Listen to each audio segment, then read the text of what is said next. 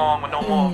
Nah, turn that up, young man. Since I came back to the town, they can't really play me, can't even tame me. No to remember me slim, all I remember is that all of these niggas was shady. Grew with the money from baby, she never met me, she already calling me baby. Can't be a saint, I got a move like Frank, like I pushing Dake in the 80s. Since I came back to the town, they can't really play me, can't even tame me. No to remember me slim, all I remember is that all of these niggas was shady. Grew with the money from baby, she never met me, she already calling me baby. Can't be a saint, I got a move like Frank, like I pushing Dake in the 80s. I think I'm the life of the party, Casamigos and shots of Bacardi.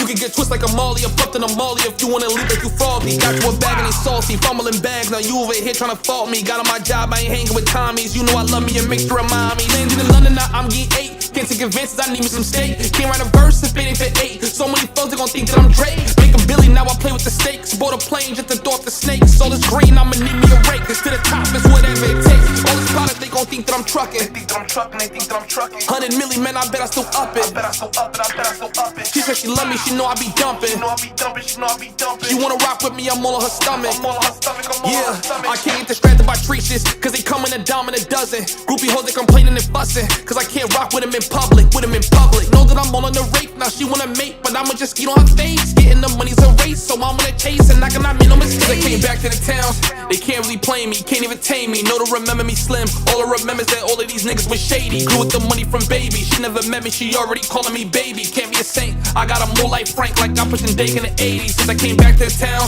they can't really play me, can't even tame me. No to remember me slim, all I remember is that all of these niggas was shady. Grew with the money from baby, she never met me, she already calling me baby. Can't be a saint, I got a move like Frank, like I'm pushing Dake in the 80s.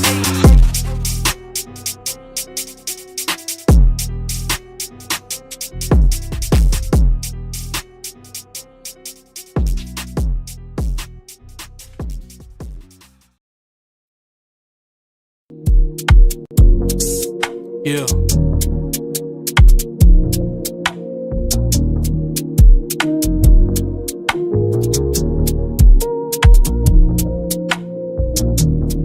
She know me as king, but today I told her she'll see me as send or a God. Bow down, it'll give me your eyes. I come before you, but not as a mirage. To be the answer to all of your prayers. Get it now instead of waiting on later. Need a man that isn't stricken by greed. I'm only stricken when you get on your knees. Girl, don't pray for me, you can pray to me. It's blasphemous if you don't believe, cause I bear the fruit, but not off the tree. But I bear the fruit to show you you're free. Don't pray for me.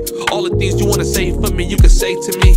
Activate my inner savior. Can't watch you act on your inner nature. I can't watch you slide down that pole. Watch new niggas take you home. I'm here to save your soul and purify you with that bro. I can't just sit back and just watch you. You got a heavy burden, I'ma spot you. You feeling sick, I'll be a doctor. I want you to love me. I want you to love me like a God that you ain't never seen. I wanna be the heaven you ain't never been. I wanna purge 11 that's been meddling. Life's a trip, keep you pedaling. Let my love just settle in. I write you letters in cursive. Just let me be the one you worship.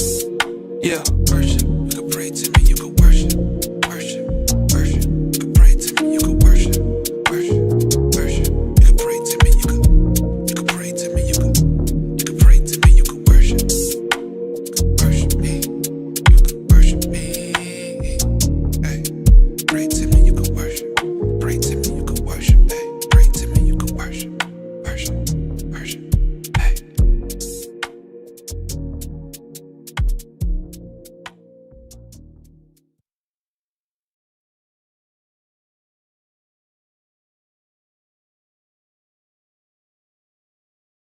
What up? What up? What up, chat? How is my audio sounding? Put a 1 in the chat if y'all can hear me. Put a 1 in the chat if y'all can hear me. I know it's late night, right? What am I? Right now it's 9:36 a.m. in the morning for me, so I would assume it's like 9:36 p.m. at night for some of y'all. 8:36. Some of you guys in Cali, it's about 6 o'clock. Whatever time it is, you just coming off work, you winding down, whichever one it is, come in here and hit the like button. I will be dropping the link for those of any of you guys that have any smoke for your boy. You are free to come in. There is a lot to talk about, a lot of videos that I want to react to. I don't want to keep the stream too long, but I know I haven't been streaming like that, so I just want to make some quick announcements and shout outs. First and foremost, shout out to my guy Eric Travels. Eric came in with the $10 Cash App before the show even started. So I did want to say this to those of you guys that's on stream, and I will be doing this when I stream, right? If any donation you send, if it's $5 or more, will grant you membership in the Homies Hub ecosystem, right? So it's not just the mobile app, or the app. It's not like you're gonna get access to the exclusive content. Your name's gonna be purple in the Discord. I'm calculating all Cash App donations because it's what's going into building the platform. It's paying for servers. It's paying for development time. It's paying for the AI that we're trying to build in there. So if you guys want to support the platform and you want it to mean something, like you want it to tally up, please feel free to send a Cash App to $Homies Hub. And with that being said, hit the like button on your way in, chat. Let's basically get into the conversation. Right now we got 31 in the chat. I'm assuming more people won't flood in at some point, or the live stream might stay low. Doesn't matter. So a couple things that I wanted to just get out the way before we even start the show. Number one, I'm very aware of everything going on in the travel space. As you guys know, or maybe you haven't been paying attention, I've been dropping a lot of videos consistently, basically just covering travel news, content creator news, things like that. Ultimately just getting back to my old style of content, right? So basically, yeah, so we're back to doing that. Now, somebody commented on one of my videos and he was like, yo, you didn't say anything about NYC the Future. And the truth is, if you're in members, you guys know that I had already addressed everything going on in the travel space. When it comes to NYC the Future, I have a lot that I want to say, and this is why this is going to be a smoke show. I don't really know what to feel about NYC the Future, other than I just want to remind you guys at home, you guys don't know us. Those of us that are content creators and we get in front of this camera and we talk and things like that, you don't know our personal lives. You don't know us. As much as you guys think you know us, you don't know us. You don't know what certain guys are doing behind the scenes. You don't know how their brain is wired up. You don't know what they're doing for views. You don't know what they're doing for clicks. You know what I'm saying? And you don't know if they just doing weirdo shit, right? So when it comes to NYC, I don't condone you speaking to an 18-year-old girl when you're 44 years old, let alone you talking to a girl who is actually 17 and you admittedly said on your own live stream that she looked like she was 16, 17 and you still went for it. Bro, you smoked yourself, bro. You know what I'm saying? So that's just kind of how I feel about that. That's kind of self-explanatory. There really is nothing else for me to say about that. I wish him the best. I hope he clean up his act. I hope he get his shit together. Brody, I hope you stay away from young girls. You know what I'm saying? Everything going on with Future right now, if I was in his camp, I would advise him to do the opposite. I would never advise you to have moved to DR or even live anywhere in South America. I would never have advised you to lose your job you have for over 15 years to go chase content when in reality, Brody, like you feel like you're chasing box. And now your box chasing has basically gotten you to the point where you're dealing with minors. So so this is a horrible outlook on the travel space in general. And I'm going to break that down because I see what a lot of you other YouTubers do. And I guess it's just the name of the game when it comes to media. Everybody's using each other, right? Like I was just on Primo's live. If you guys been in the Homies Hub for a while, you know me and Primo had some smoke. It was never going to be nothing serious because let me just say this too. I am never taking any of you niggas from New York serious because we can really run into each other. So this YouTube shit, if it's really some smoke, I'm gonna hit you up and find out if it's really some smoke. Outside of that, I have no animosity towards New York niggas, no matter how much shit they talk, no matter what they say about me, no matter how much live streams they do about me, because we can meet each other in real life. So with that and I'm not beefing with nobody from the towns for you niggas that live in fucking West Bubblefuck. Like, we're not doing that shit. So I just want to make that clear. Do I have some kind of favoritism towards niggas from the towns? Yes, I do. So with that being said, I don't have no smoke for Primo, but I do got to say something to Primo. I got to say something to niggas like CC too. I've been called this. I'm also with the crystal ball. I've been told y'all niggas that this was going to happen. They gonna lift NYC up on a rope, and then they gonna hang that nigga as soon as he's not beneficial to them. And I seen this shit with all of you niggas. I seen it with all of y'all. I called it out with all of y'all niggas. I seen this shit when Bando did it. I seen this shit when CC did it. I said all of you niggas supported this nigga to the point where if I had anything to say to that nigga, y'all was all attacking me. Remember this. This shit is documented. We could go back to YouTube. You know what I'm saying? Primo spun up a little live trying to disassociate and trying to, oh, you was on panels trying to big him up. Like, nigga, you funded that nigga. I was just telling him what he needs to do better. You actually went on to fund the nigga. Now, whether or not you were doing this shit to grow your platform or not is not relevant. You niggas all put your stamp on that nigga. You put your stamp on him. So now that shit is going haywire and going sideways, which I already told this nigga that was going to happen. I say, yo, all these niggas is using you, bro.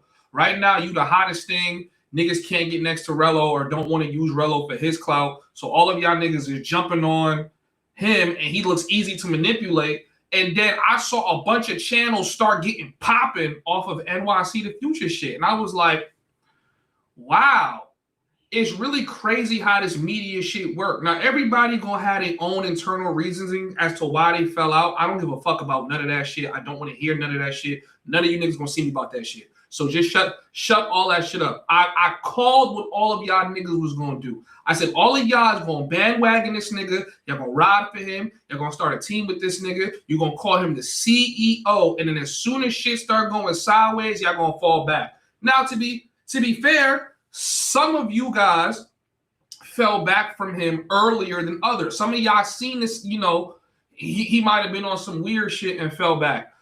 I personally fell back, even though I was never really on his team or on that. I just was just showing him love and support. When it was time for us to link in Medi, and I watched a chat talk a nigga out of linking with me when we already did a live, you know, we did a little live stream, little segment with Razor as to how the Homies Hub is going to help walk him through Medi. Niggas thought, yo, you butthurt, he didn't meet you with Medi. I wasn't butthurt about this shit. I just realized, like, okay, this is one of those content creators that think with his chat. He doesn't think with his brain. So he's listening to the chat. He's not listening. And now all of you niggas that was doing that, all of y'all that was talking, all of y'all that was saying Homies Hub using him, Homies Hub need the clout, Homies Hub need this. Okay, where is Future now? Where is Future? Right? Content, I've seen him try to ramp up the content, but it's a poor excuse for content. All of y'all that were on his team done jump shit. Y'all not even putting out content. This has become the drama space. All of this is the drama space. This is not the travel space, right? This is why I am like voluntarily moving myself away from this space. I might cover some news for the views, right? Of course, I'm going to do some. So I'm going to cover news sometimes. I'm not going to cover all the news. I'm going to cover news for the views because we trying to grow this app right now. So y'all gonna see me doing my press run and doing content and entertaining shit because that's why the whole space knows that I have an app because I'm moving around. I'm doing what I am supposed to do. But what I am never gonna do is I am never gonna act like I like one of you niggas. I'm never gonna act like me and you was buddy with niggas, and I'm never not gonna call niggas out when I see y'all niggas doing weird and foul shit. Now y'all can feel any way you wanna feel about that.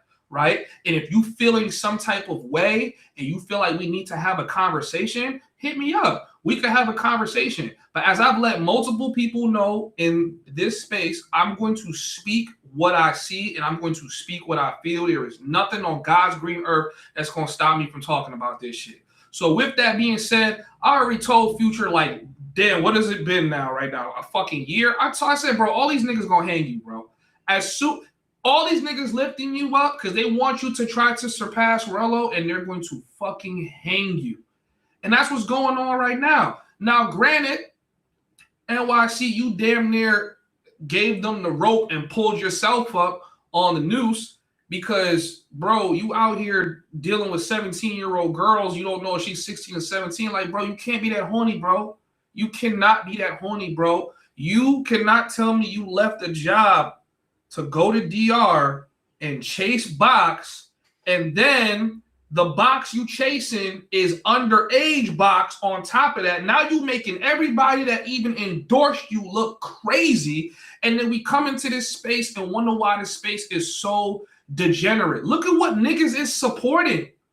Look at what niggas is supporting. Look, like, y'all niggas will spin up a live stream and say dumb shit like NYC holding a travel space down. Y'all niggas are all pathetic in your own individual right. Like, I'm not gonna lie to y'all. Y'all are literally like, I don't, let me also preface this. I don't watch NYC's content like that. I jump in his chat sometimes. I'm there for like 5 minutes. I read the chat. I try to basically kind of just measure what he's doing as a content creator, and then I back out. So the last time I was really in his chat, I think he was working out. He's trying to get his fitness thing going on. And I'm like, cool. That's what's up. I respect it. I'm just, I'm waiting for this to translate into content. I started realizing that NYC's viewership is really just a bunch of niggas that want to see this 40-something-year-old nigga do bad. They just want to see him do bad. No one is in the chat to see him do good. Like, you feel me? Like, if I go in there and give him some advice, there'll be people in the chat like, yo, man, like, yo, bro, like, shut that shit up. Niggas ain't trying to hear that shit. And I'm like, oh, okay, now, see, it took me a while to understand the audience. I thought it was a bunch of dudes that wanted to see him do better. It really is a bunch of niggas that want to see him crash the fuck out constantly. And that's how they grow their entertainment so that they can keep talking shit to him. And he don't block niggas in the chat. So now niggas keep coming in there just talking filthy, talking crazy. And then if you're smart, you hop on his stream as a struggling YouTuber and you use his traction to grow your shit. That's the name of the game when it comes to NYC. Right? He's another crash out. Now I'm seeing you 40, 50-year-old niggas, y'all backing this nigga, supporting this nigga, you funding this nigga, but none of y'all are giving him like constructive business acumen when it comes to YouTube. All of you guys are like crafting this way for him to destroy himself, right? And constantly try to destroy himself instead of just pulling the plug. Shout out to Rico, because I'm going to say something to Rico too, because Rico wanted to hop on Primo stream and say that I was defending Rello, right? There is nobody in my community that would ever say I defend. I can speak for everyone in my chat. No one in there is ever going to say, yeah, nah, most of you sticking up for Rello. Nobody would say that shit. I critically just analyze what I see about Rello. That was it. I said, if y'all niggas want Rello to disappear, he's the worst passport bro ever. He's the worst example of a black man and all this other shit. Stop talking about him. That's it. Stop talking about him. If you want this nigga to disappear, stop talking about him. But you guys keep talking about these niggas. And y'all keep talking about these niggas. And you ignore all the other creators in the space that are making dope content, that are really traveling. You guys mentioned like the same 3 or 4 niggas that's at like the top of the food chain. Meanwhile, there's other travel content creators with 6K subs, 16K subs, traveling, documenting, putting out content. You guys are not paying attention to that. And that's when I realized, like, okay, this is the drama space. Y'all want drama. That's what y'all feed off of. You guys just want to keep feeding off of drama. Yeah, this shit toxic. This shit toxic. Now, it doesn't make things better that YouTube is coming in and swiping people's channels, right? Because now this shit has become so ugly. There's things that pop off in this space that go viral because of how ugly it is, right? Like, prime example with what happened with Rello inside of Kenya. NYC went viral.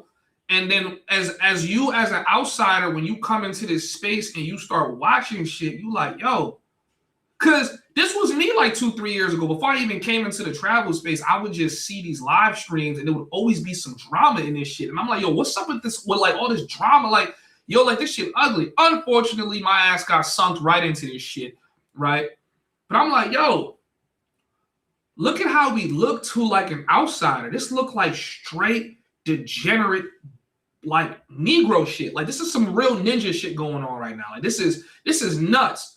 Like, you got dudes that's quitting their jobs to go chase coochie inside a whole nother country and get found with minors, right? I'm not even going. I'm gonna stop right here before I piss a lot of niggas off. But with that being said, I'm dropping a link.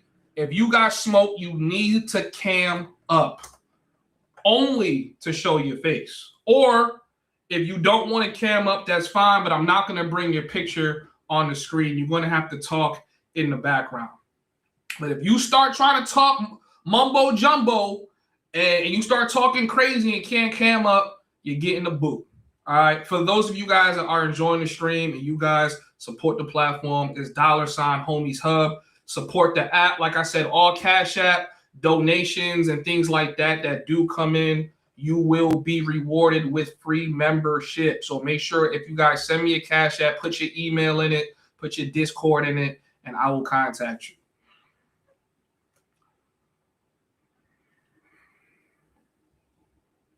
So yeah, bro. I'm telling you. Listen. I think even though I had gave myself the name, shout out to Mentuition because they the only niggas that remember this shit. I said I'm Mosa with the crystal ball, bro. I called this shit before it happens. I said they're gonna lift NYC up to hang this nigga, right? Now shout out to Primo because he dropped the news. He broke down the news as to what was really going on, right? But I also saw the live stream as nigga, you trying to disassociate from nigga you helped bring up. Now I ain't gonna say Primo put in as much work as CC did, but nigga CC is a troll, right? If you follow CC's history, which is well documented on YouTube, I don't know if CC knows this, but CC, listen, bro, me and you don't got no beef, nigga. You beat niggas with bamboo sticks when y'all niggas agree to fight. I don't want no smoke. I'm just gonna say this. You have a lot. You do a lot of fuckery to still have such an image on the net. Like niggas can still find your face. Niggas know what you look like. Niggas know all types of shit by just going through the net. Niggas see a whole history of you on YouTube. I kind of just realized like, yo, this YouTube shit is like television. Like, okay, like this shit television. It's not real. None of it's real. The relationships ain't real. The niggas coming on a panel trying to pretend like they are somebody ain't real. None of it's real. I was taking this shit personal. There was a point in time inside of my YouTube journey where I had dudes threatening to come pull up on me when I was in Medellin, right? And now I'm a very like super defensive dude. So if I feel like a dude's gonna pull up on me, because keep in mind, I'm a YouTuber. All of you guys are gonna know what I look like. I don't know what none of you guys look like. So when niggas is in my car, yo, man, I'm about to pull up on him. Yeah, man, I'm gonna punch Homies Hub when I see him. Now instead of me to be having fun, I'm standing there waiting for a nigga to get too close to me, ready to jab his shit just in case, because I'm taking this YouTube shit mad serious. And then I realized, oh, this is YouTube. None of this shit is serious. 99% of you guys would never do none of the shit you say you're going to claim you do to me in person. It would never happen. Not to say it would never happen, but it's very, very unlikely, right? None of you guys feel this anger towards me that you think you do. And a lot of you guys don't fuck with me as much as you claim you do. You don't. So I realized, I'm like, okay, this shit is a little too serious. Let's stop falling for the facade. Everybody and their mamas is faking this shit. This shit is for clicks and views. But you niggas going overseas dealing with minors is not for clicks and views. That's real. That's real life. That's real life.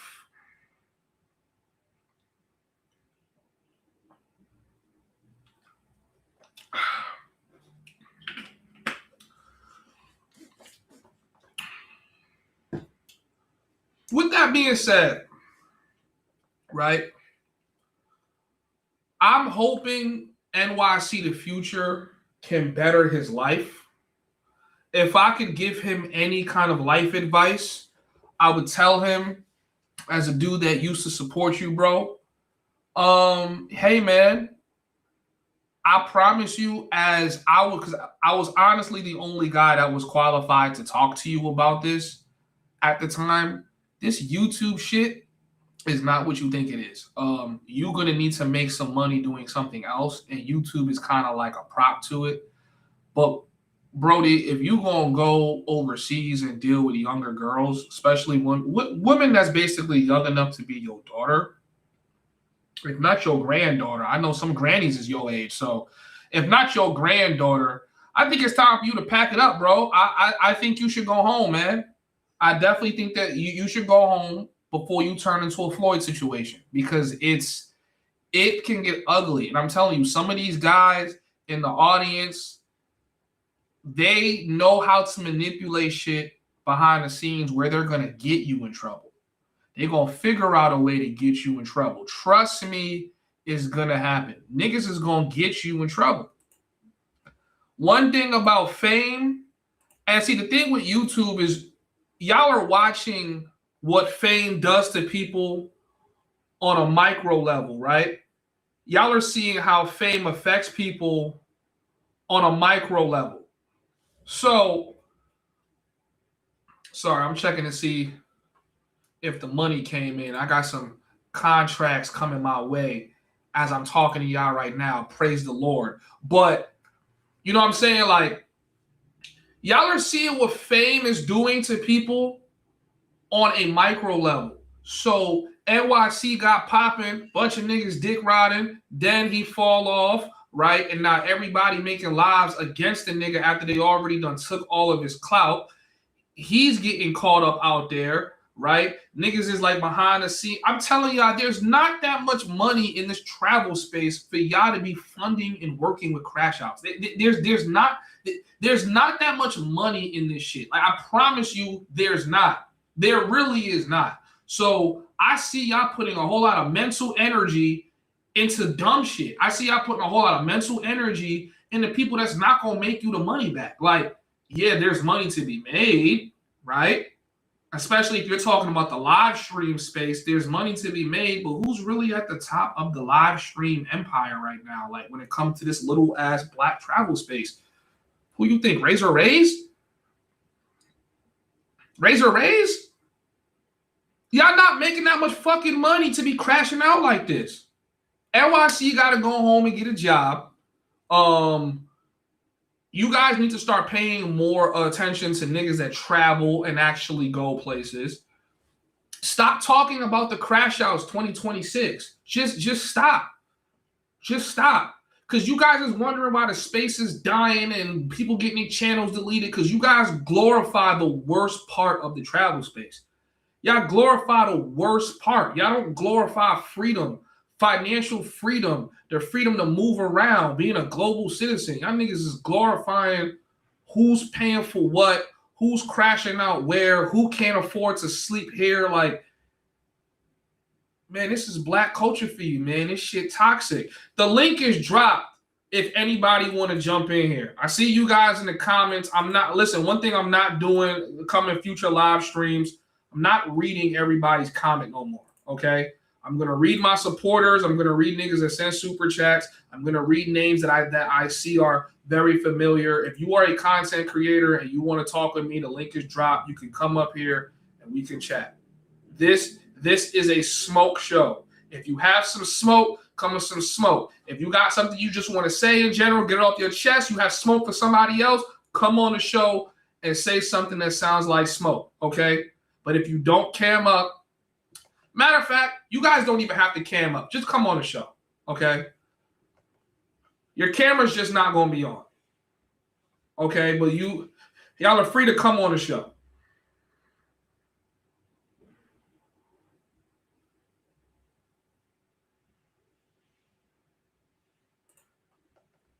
So the easy money is gone in the travel space. Bro, niggas is clowns in the travel space. I've said it from day one. You guys know that I don't live off this shit. I greatly appreciate it. I see there's money to be made. Like I said, you guys see we have the Homies app that we launching. Side note, shout out to BMT Travels. BMT, I just want to say this for the record. Let's clear the air. I am in no way, shape, or form competing with the Passport Bros app. This app is not anywhere near similar to it. It's like literally a social media app format. That's it. I just wanted to say that because I know niggas try to start these little fake beefs in the comments. You just copying the Passport Bros app. BMT, I've been working on a social media app for the last 7 years, bro. I am 29 years old. I've been doing this shit since I was 22. We finally figured out a market fit, launched the app for it. App is here. Okay, so I just wanted to get that out of the way because niggas want you copying, you copying BMT. BMT is on a whole nother level. He's doing his own thing. Homies Hub Mosa is all the way over here. Okay, sometimes we might cross over, but something totally different is going on here. Like I said, man, the link is dropped. You YouTube niggas that's gonna try to do a fucking response to my message or start sending me in the WhatsApp. So nah, come on the panel and come talk to me right here. I'm right here right now. Okay, I'm right here right now. The link is dropped. Come and holler at me.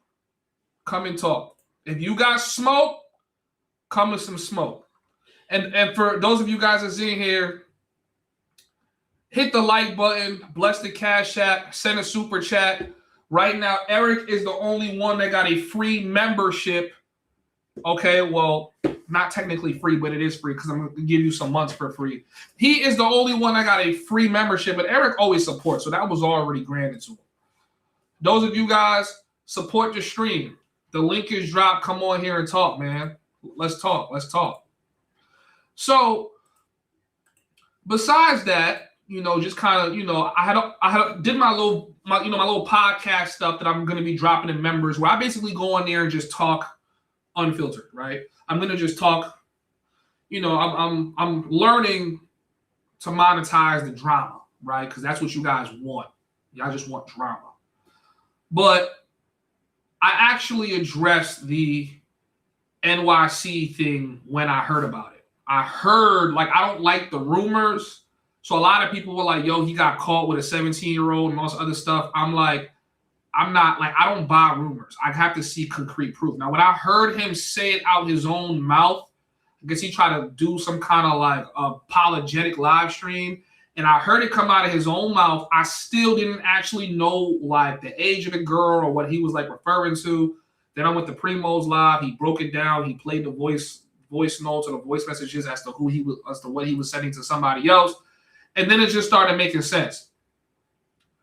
You know what I'm saying? So,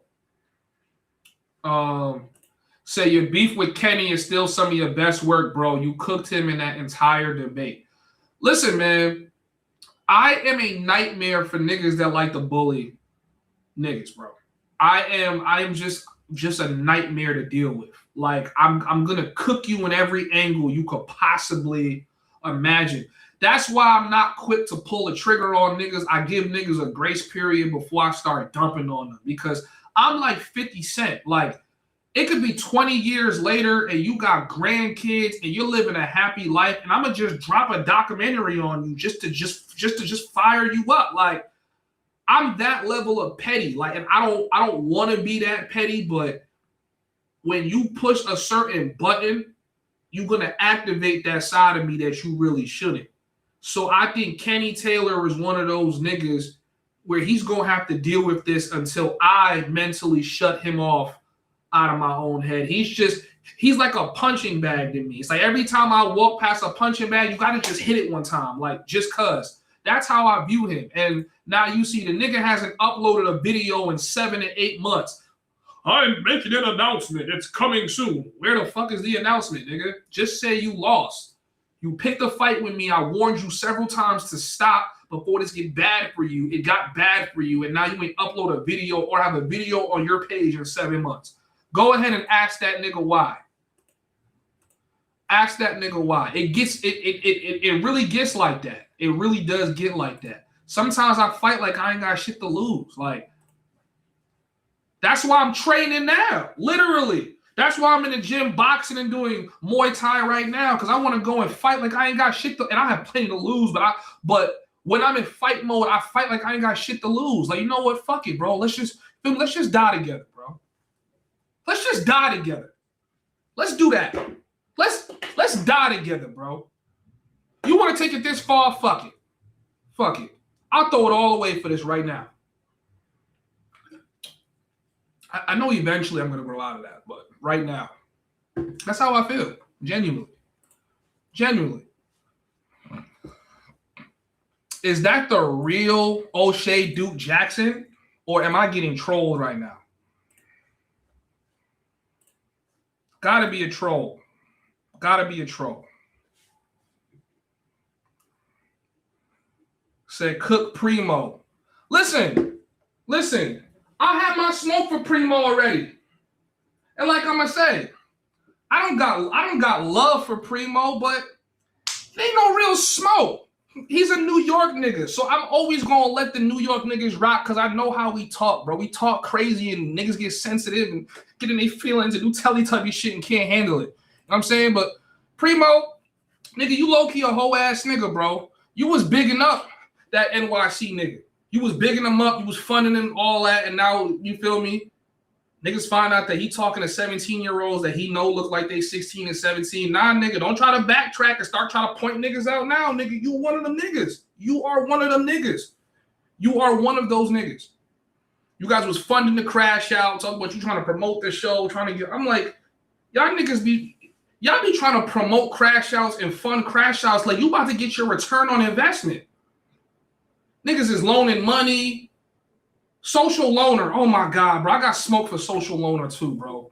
Social loaner, you have got to be one of the lamest closeted homosexuals I've ever seen on YouTube. People told me you paid NYC the Future, or no, you paid Floyd to pour milk on himself, and then you try to vehemently deny those claims. No, I never did that. Bro, you were sending men money to do all types of just weird shit. Like you were doing, like, this whole space is weird. Like I genuinely want to disconnect from this space. Like I don't even know how. Like should I just like start making like basketball content? Like how do I get away from how weird this space is, right? Let's keep in mind, the people's Floyd isn't talked about as much, right? But the people whose names get mentioned the most is Crash Out. The live stream gets spun about Crash Out. We just found out 2 out of 3 crash outs potentially, allegedly, and confirmed deal with minors. And the other one may or may not be slapping bitches in Kenya. Cool. And that's the type of content y'all say is holding down the travel space. All you niggas make me sick. All of you niggas that even share that mentality, like, make me, like, what is the point in me booking a trip, going to Japan, filming content, trying to give you guys culture for me to come back to YouTube, and y'all talking about, yeah, man, I got a list of people that's the best content creators, and you gonna name niggas that are popular for doing stupid shit. They're not even making good content. It's just entertainment.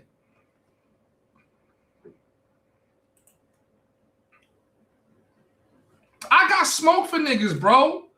It is what it is. I don't care about making no friends in this space. I really genuinely feel like it's the homies versus everybody. Oh, yeah, and by the way, I got smoke for the homies, too. Don't think that you guys are fucking exempt. If you rock with me and you know I don't rock with someone else, I'm not rocking with you. I don't give a fuck if you're a paying member. You can unsubscribe. I'm not doing that shit. We're not doing that. We're not playing both sides. Because some of you niggas be trying to get buddy so you can get some information out of me and then go give it over to the next creator. We're not doing that. We're not doing that, bro. That's not my vibe. If you with the homies, you with the homies. If you with the other side, you with the other side. It is what it is. It is what it is. Go stay on that side. Don't come over here because I'm not. Y'all know what it is over here. We are intelligent men that hold our own. We think about how to make the bag.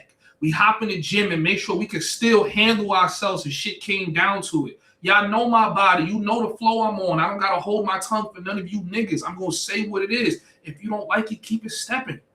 Stay on that side. You know what I'm saying?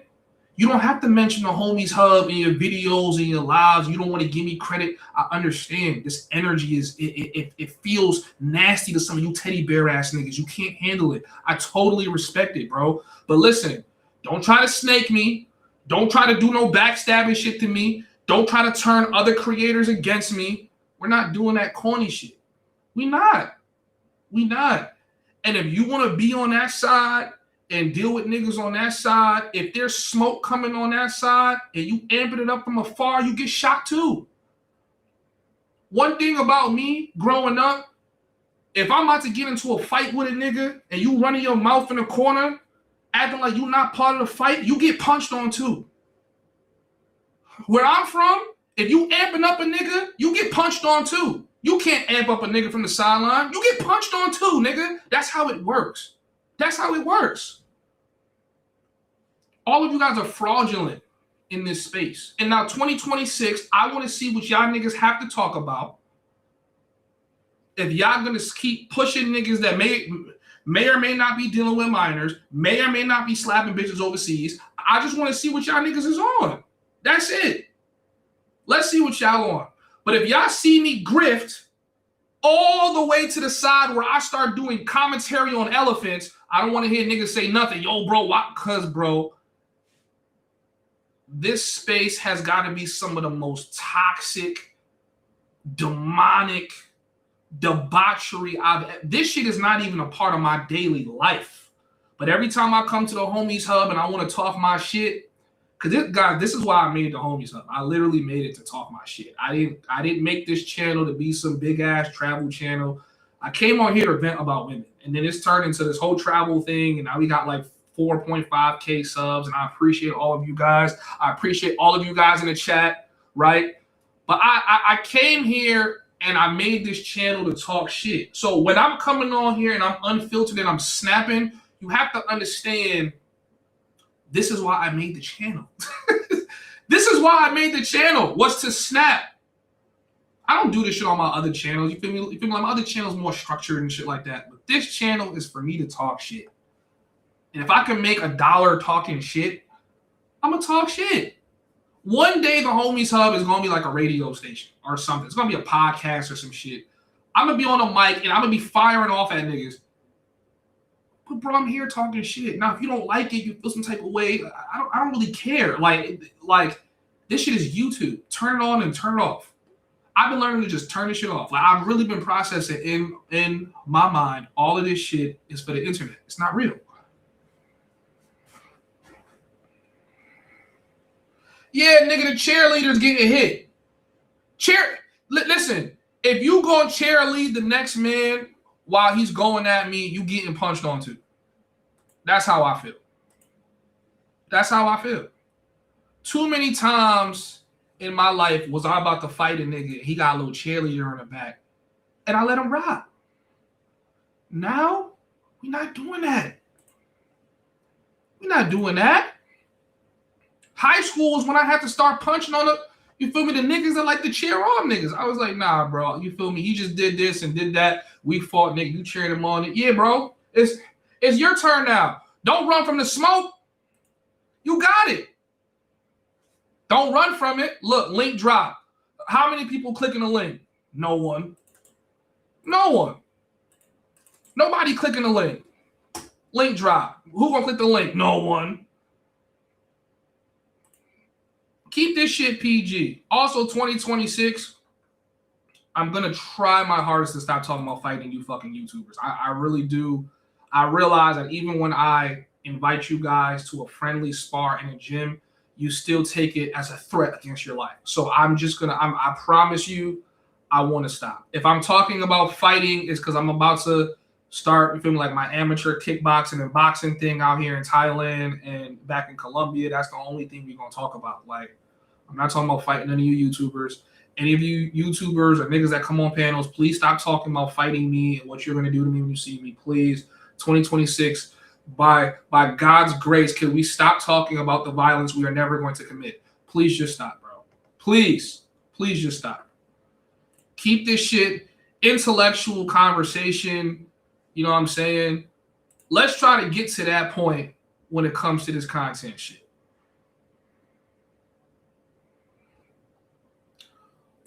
Listen, Rello is entertaining and he's funny. I never said that he wasn't. I never said that he wasn't. Okay? But I already, stated my whole opinion on him. I stand firm on that. There's no smoke.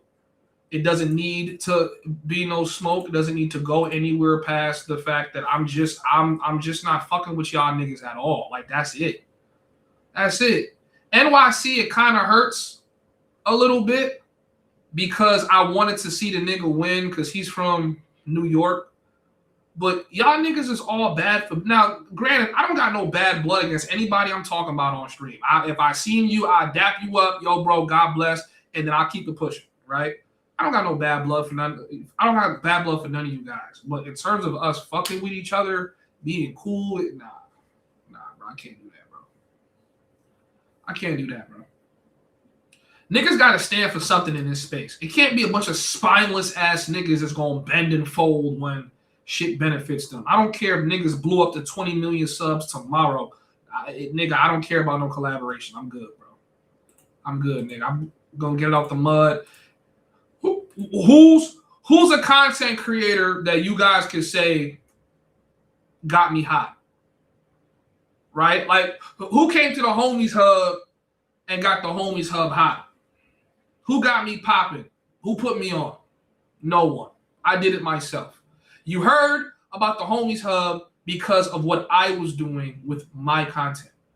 I wasn't crashing out.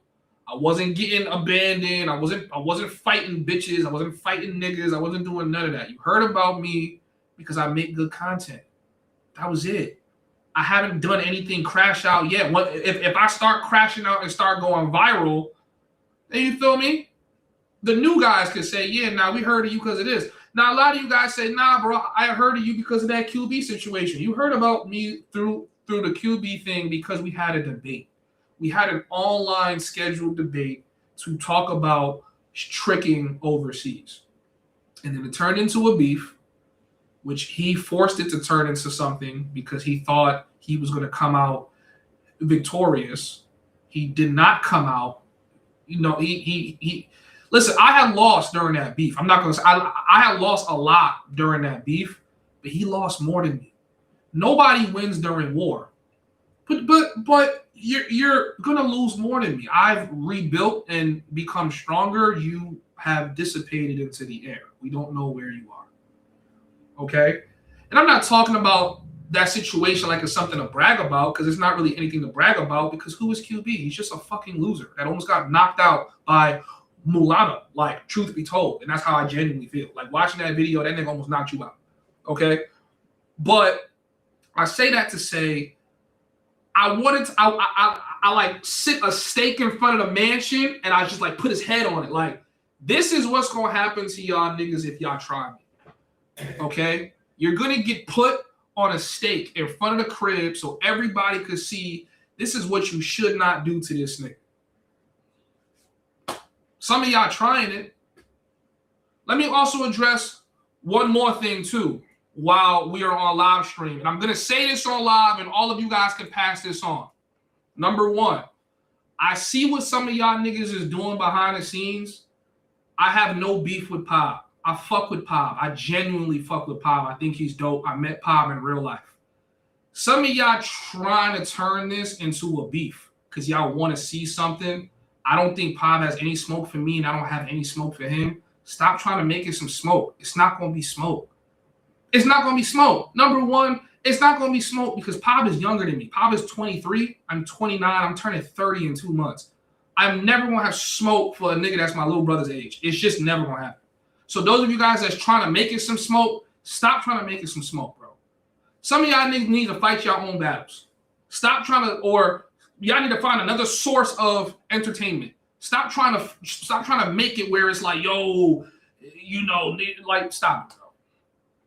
If you see me swinging, I have no punches directed at Pop at all. Now, if Pop wants to get involved and hop in his bag and start trying to fire shots off for niggas, I highly recommend that he doesn't do that. You feel me? I just like, don't ever become a nigga's gunner. I'm just gonna say it like that, nigga. If you from the hood, then you know what I'm saying. Don't ever become a nigga's gunner. Let that nigga gun for himself. Don't become no nigga's rider. Don't become his left hand. Don't, you feel me? Don't be his right hand. Because I'm telling y'all right now, shout out to the guy that just subscribed for the $100 yearly membership. Shout out to you, my guy. Appreciate the love. Look, bro, we gonna throw some spice and throw some toppings on that for you, bro. I appreciate that, bro. We gonna hook you up, okay? Yeah. Listen, niggas don't like me in this space because I'm too real. I say things I should have just kept to myself, and that's always been my problem, right? That's why it's hard for me to like get along with like supervisors and shit like that, because I'm like, I'm gonna tell a nigga like, yo, bro, you not even tough. Like, you not even tough. Like, what are you talking about? Stop it, bro. Don't become no nigga's gunner, okay? Papa's a tough little dude. He can handle himself. Let that nigga rock and mature on his own. I see what some of y'all doing. You think you slick, but I see through niggas. I see through niggas. You got to remember where I just came from 2 years ago. I'm around a bunch of niggas that's trying to finesse and trying to put. Nigga, I see through you. And then for those of you guys that's bored at home and y'all trying to start some shit, I see what y'all do. You try to do the little shit with, oh, nigga, you trying to copy the Passport Bro app. Oh, you trying to. Stop it. It's corny. I'm saying it right now on live stream so that y'all could go play it back for those of you guys that watch this shit. I don't got beef with none of y'all niggas. If y'all don't make it no beef, it's no beef. I'm chilling. I'm going to make my content. I'm going to travel. I'm going to still build up the app. Just to announce it, we are having a Homies Hub meetup, Medellin, last week of March. You want to find out the details, join the Discord. Simple as that. Seats are extremely limited. This is not going to be a big-ass party. I really don't even want more than 4 to 6 homies there. You know what I'm saying? Maybe I might make it 10 or 15, but y'all can meet me, shake my hand, man. If you've met me, y'all know I'm solid. I stand on what I stand on. I don't really talk OD like that. This is the most you're going to see me really talk. In person, I don't even really talk like that. I be chilling, bro. I be chilling, but it's a live stream. I'm a show host, so I know how to talk and talk to my audience and, you know, make shit spicy. But I genuinely feel how I feel. This is genuinely how I feel. I feel like I've let this space bother me a little too much as to some of the shit I see. And it's not just the YouTubers. Like, the YouTubers kind of amplify shit. That's the only reason why I talk to YouTubers. It really be you niggas that be trolling. You feel me? It be the trolls in the comments. It be the trolls that like penetrate my Discord. It be a lot of little weird shit. You know what I'm saying? Like, nobody got nothing nice to say about the Homies Hub. Or, you know what I'm saying? Like, only sometimes, like, people that really rock with me like shout me out. But a lot of people got a lot of negativity. Now, shout out to the other content creators, because if I'm going to give smoke, I'm going to give love to. Shout out to Razor. Shout out to Zoe. Shout out to BMT Travel. Shout out to everybody. KBS, fucking all these big-ass YouTubers that's been showing me love since I had like 2K subs. Like, shout out to y'all niggas. Y'all are real niggas. I really do appreciate y'all niggas that was showing me love while I was a small YouTuber. Shout out to Keith, too. Keith was showing me love when I was a small-ass YouTuber. So, shout out to him for that, too. You know what I'm saying? Even though he be on some teddy bear shit sometimes. Shout out to all of you guys that have showed me love when I was a small-ass YouTuber. Because a lot of y'all niggas don't even got 20K subs, and y'all be acting like y'all like the biggest YouTuber ever. This shit is fake, okay? Look, I'm dropping a link again. I still ain't see a single nigga hop on here with no smoke. Hit the like button. Hit the like button. What happened on NYC? Is that the real O'Shea or is that a troll? Can somebody tell me? Is that a troll? I can't see it from the restream. Oh shit. Let me see. Oh shit. Shout out to O'Shea Duke Jackson, man. I fuck with O'Shea. Basically, to recap, NYC The Future got caught up with a minor inside of DR. And He basically buried himself because he had confessed that the girl looked like she was 16, 17. He was still dealing with her, even though she lied and said that she was 18. He claims that, you know, long story short, he was with a 17-year-old, and I guess he didn't have the money to smash. So because he didn't have the money to smash her, it didn't happen. So he technically didn't smash. But all of us is kind of like, nigga, if you had the money, then what you would have did. You know what I'm saying? So, you know, that's kind of self-explanatory on its own. NYC, man, I say this too. I don't want you feeling like I got malice towards you or I'm angry at you or nothing like that. I kind of just really feel sorry for you, bro, and I feel like you need to do better. I feel like all of you YouTubers that hear me talk like this, I'm from New York, bro. This is how we talk. Please don't be sensitive. And if the homie stuff got smoke, I don't got smoke with none of you niggas. I'm just calling shit how I see it. I think he needs to go back home. I think he need to get his life together, right? You know what I'm saying? Like this travel shit, the mangoes, the shorties is always going to be here. For those of you guys that want to quit your job and come do this, make sure that you got income. Like once I get off this stream, I'm going to take a nap and we about to go back to my sales calls and, you know, selling software. Like this YouTube travel shit is what I do as just leisure. I get to train. If you guys been following me, you guys know I've been wanting to train for a while. I've been training really hard as of lately. We might start a little amateur boxing up, some kickboxing. I don't know if I'm ready for Muay Thai yet, but we train in Muay Thai anyway. And this is what I wanted to do in my life, man. But don't throw it all away chasing box, bro. I'm telling y'all this shit, like being out here now, being overseas for a year and a half, traveling nonstop. And I picked these places like Thailand. I love Thailand now. So, you know what I'm saying? I like to stay here for a while, but I ain't going to throw away my whole life to go chase some box. And it's not even like you chasing nothing fire, nigga. You in DR. No offense. I know DR got some shorties, but nigga, go crash out in Colombia. I feel like that's more justified. DR? Or come to Thailand and throw it all away. Like, you'll be good. Like, the Thai shorties will probably take care of you. Don't throw it all away in the Sioux. Don't throw it all away in Brazil. What are we doing? At this point in time, let me tell you guys what the realness of the space is right now.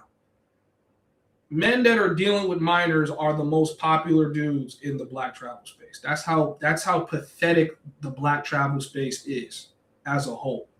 I want nothing to do with this shit. I might start making videos on Yu-Gi-Oh cards. Like, I'll do anything to get away from this shit at this point. Real talk. The only thing that keeps me here is really like the membership. It's the guys like the guy that just bought a $100 membership, bro. Shout out to you. It's guys like that really like, all right, you know what? Even though there's a lot of filth, you guys still are here for the content. I try to give you guys the breakdowns, the dating, the living remote, the just like what it is. I'm giving you guys my real life as it is. I feel like there really is no better travel channel like channels like my own. I give you guys a real personal, like, yo, this is really how shit be. Yo, this really is how shit is out here. I'm not retired. So if you're not at the retirement age and you still working the job, just basically take whatever you're doing right now with your 35 or 40-year-old self and put yourself out here and then start trying to navigate this. That's basically what I'm doing. All right, we got one guy up here, Stoic. Stoic, you don't got a cam up, but you are on. Talk to us, bro. What's up? Uh-oh, hold on, bro. Hold on. Yeah. Oh, yo. Is this drop specifically for airing your grievances, or you could just ask questions? Nah, bro, do whatever you want, bro.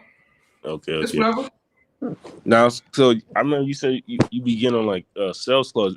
Are you a SDR? Nah, bro. I have my own tech business. I basically have my own tech consulting company. And what I do is I build software and I try to sell it, or I build websites. Okay. So you basically just kind of pushing your own services as a developer, Yeah. and then you market yourself type shit. Yep. What kind of process do you go through to like marketing your own services? Because that's kind of like where I'm at now. I got skill sets, but I'm trying to figure out how to like market them. Without giving too much away, and just because I'm not trying to get off topic, I basically am. I'm a stone cold DMer, bro. I DM, I message, I have conversations with people, and basically I find out what somebody needs, and I build it for them, and I try to put them at a price where they keep coming back to me, and coming back and coming back. So let's say you got I got one person, she has a tour company where she wants people to actually book through her. I'll build out her site. Then I'll charge her for like web services. I'll charge her for this. By the end of that transaction, she might have paid me maybe $3,000, but she's paying me a couple $100 a month. I just try to get like 5-10 people like that. And then I have these one-off contracts that might give me $40K to build an app. So the latest app I'm coming off building was like a $40,000 app. I have another person that was paying me $5,000. So it adds. I'm not making crazy tech money, right? But I'm making enough to like chill out here. So I'm doing things really difficult. I would not recommend anybody do what I'm doing. Like literally, don't. You know, if you could get a job, then get a job. But I mean, right now I got one contract that's been holding me. But it's coming towards the end of this one, so I'm kind of. Bro, I'm in the same. I'm literally in the same boat as you, bro. My contract is also coming to an end too, so that's why I'm saying I wouldn't recommend anybody do what I do. Like if you got something stable, keep it stable. But the thing with having a contract, which I'm sure you know, is you have way more freedom. Way more freedom. Yeah, that's what I like about this contract life. You know what I mean? But you know, it is what it is. But the link is dropped. If y'all want to come on here, come and holler at me. As far as the topic now, what was the topic about specifically? The whole future shit, or just in general that the black travel space is fucking ass. The black travel space is ass. You know, and real talk. It's not necessarily the black travel space. It's the drama space. It's where all the like certain people's live streams spin off drama, right? Yeah. And sometimes I'll just like be listening to people's live streams, and I be realizing like some of you guys focus a little too much on crash out niggas. No one's focusing on people that's doing positive, good shit. Everybody is focusing on who's doing dumb shit, right? And I get it. Drama sells. But in this situation, it's bad because the people that are making news lines and headlines in our space, I don't really even know how to say it without super offending people. Like the people making headlines in the space we're in are making headlines for dealing with minors or possibly putting their hands on bitches. What the fuck is that? That's what we're talking about? What do you think about what Esky was saying? He's saying check Ace, Austin, Richie Mack, Lord, Don Banks, Travelversity. Nobody spins up live streams about them niggas. Nobody. I have not seen a single live stream get spun up with somebody talking about Travelversity, where somebody talking about Lord, right? With someone talking about Dom. I don't see niggas spinning up live streams on that. Maybe it's because they feel like they don't want to glaze niggas, so they don't talk about when a nigga's doing good shit. I would love for us to start. I would love if we even switch this shit over to pocket watching. Can we start pocket watching YouTubers? Instead, like, cause I get that sound crazy, but I'm like, yo, some of you guys wanna live overseas and travel and do shit. Why don't you figure out how some of these niggas have been doing it for so long? And why don't we spin up constructive live streams like that? Why is it always some BS? And then that shit becomes the topic of everything. And it's like, yo, now here's the problem. I get it. Drama sells, monetizes. I've been running up thousands of views talking about niggas, but really a lot of my views is coming from talking about the white Passport Bro side of things, because I barely seen a single black traveler cover that until I started talking about pro-life traveler Vitali. Nobody was gonna cover that news, but we keep covering the toxic side of black shit. Fuck all that. 2 niggas just got deported. Now we on a 3rd. Shout out to Mentuition and Razor Rays because they broke the news. 3 Passport Bros, white niggas, just got deported from the Philippines. Why don't we talk about that? There was another one that got arrested a couple yesterday, I believe. I forgot what he did, but it was on Asia Now. You know Asia Now? Yeah. I've been watching his stuff too. Yeah, it seems like the Philippines are not really playing with these YouTubers right now. Like any little thing they gonna get you through there. But I don't like to compare this space to the actual black travel space personally, because I feel like the black travel space is a little bit more broader. And when we talk about the controversy within this particular niche, it's really the monger space within the because I wouldn't even call it Passport Bro space, because the Passport Bro movement is a little bit more broader. It's mostly guys like, you know, the J Rellos and the Futures and the Floyds. These guys are mongering full time. They don't show anything else but mongering content, and you know they get you see the after effects of what's going on now. And then Skylar got his channel taken down recently as well. So I mean, I don't know if that's because he makes a lot of content about Brazil and shit, but it seems there's a pushback. I think Skylar will be back. I just talked to Skylar. Skylar's one of the few YouTubers that got my number. I think his channel will be back soon. I think it's kind of similar to what like Giamo said on Game Abroad's video. I think they basically trying to look for reasons to clip these channels. I think they are doing this because they're trying to send a warning to everybody else to clean it up. And that's basically what this stream is about. Like this stream is like, yo, this whole space is nasty. When you like look at it from the outside, the space is disgusting, right?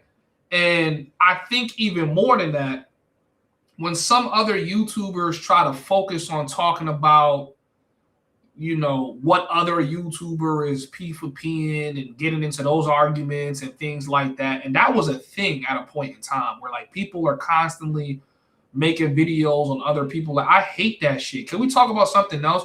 Most of the niggas causing drama in this space don't even travel like that. You see what I'm saying? Like when you start breaking it down, like most of the people that speak drama, talk drama, carry drama, they don't even travel like that. They're not traveling. So it's like almost like to make up for the fact they're not traveling, let's start doing drama, or let's start pushing drama content. You see what I'm saying? And I just feel like, okay, there are 2 sides of YouTube for every creator, especially if you drop videos and you make content. We got 135 in the building, chat. Hit the like button. Hit the like button. Let's get it. Let's get it. You got 2 sides of YouTubers. You have the guys that drop videos, and you have the guys that live stream, and then you have some of the rarity cases where you have guys that do both.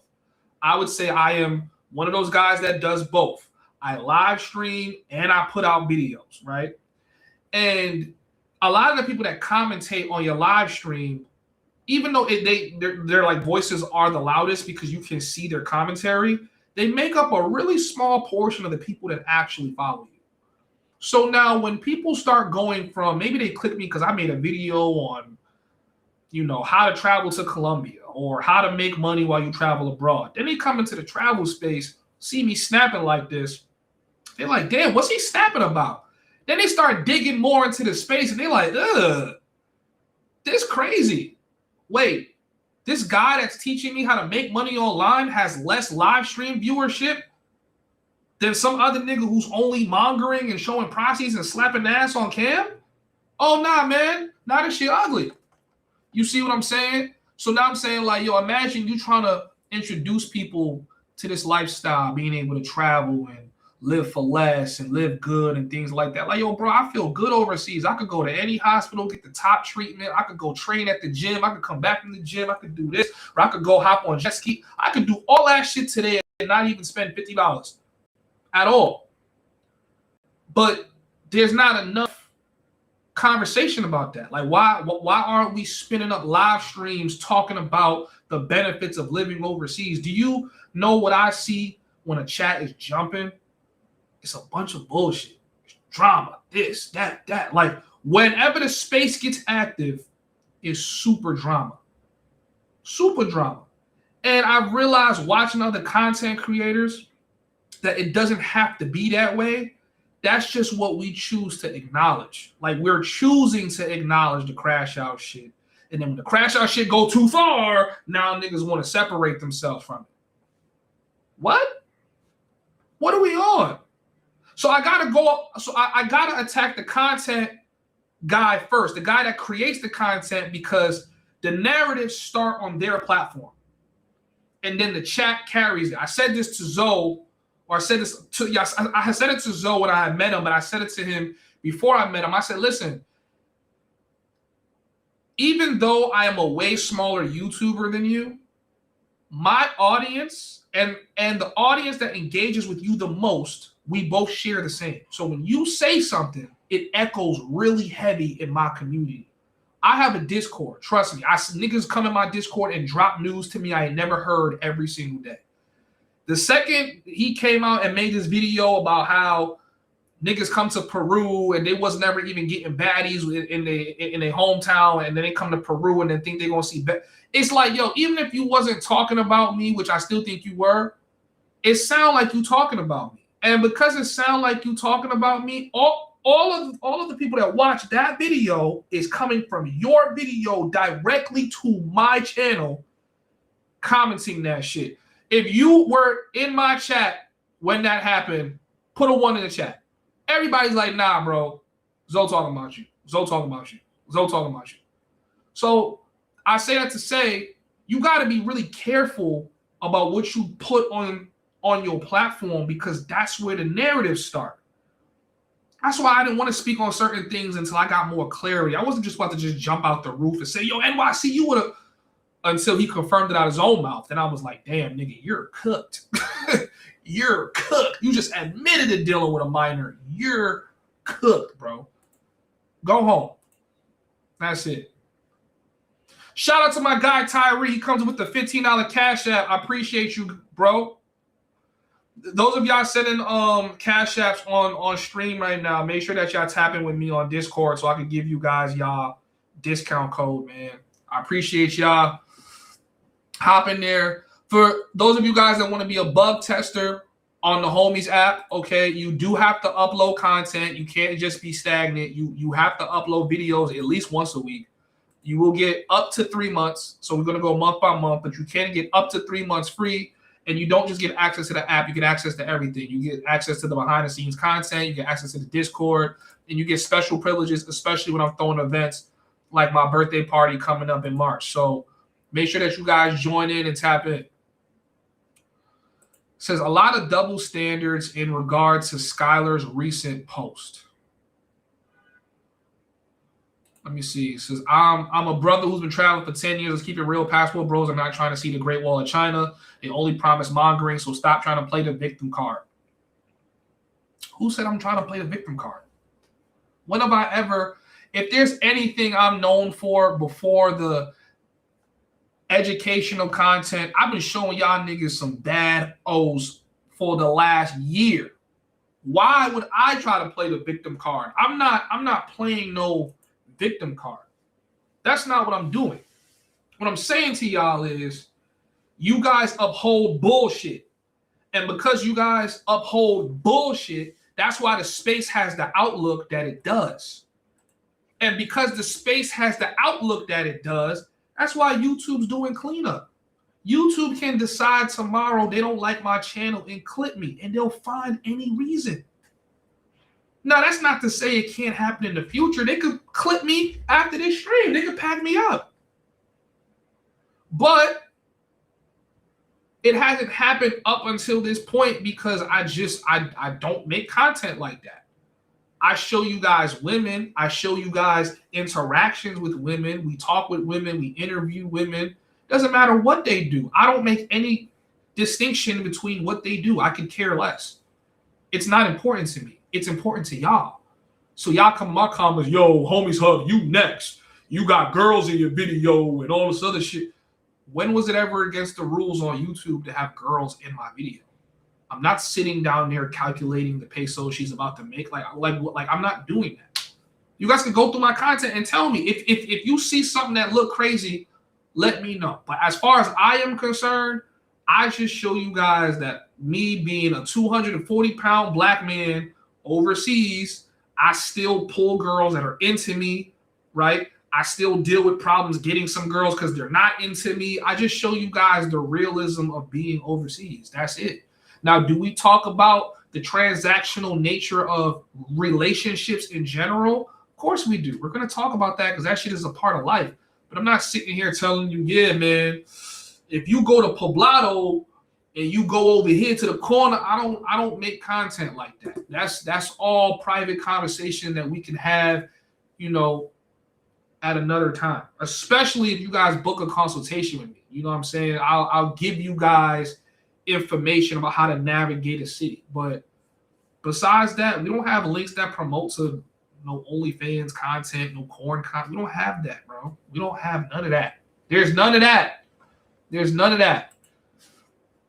You pay to see the behind the scenes. You get whole vlogs that I don't got to trim out the music. You get real interactions. You get real interviews with certain girls. If you guys watch Members, I do breakdowns way more in depth. Like I really tell you how it is to be over here and be overseas. Like I was telling a lot of you guys last year, when you come to Medellin and you know what you're doing, a lot of girls are going to like you and they're going to bang with you just because you're there and they see you. You don't got a trick. You don't have to. You're going to do it, but you don't have to do it. Like, you don't have to do it if you can sit in the pocket. There's a lot of really pretty girls that'll just mess with you because you're you, because you're tall, because you're American. And it's not like Asia, right? Like, Asia is probably a little bit more like judgmental on your body type. Inside of Colombia, none of them niggas have nice physiques. Only like the top 1 or 5% of dudes is really in shape. A lot of them niggas is big belly niggas and they bagging baddies too. You could do the same shit. That's really what my content is really about.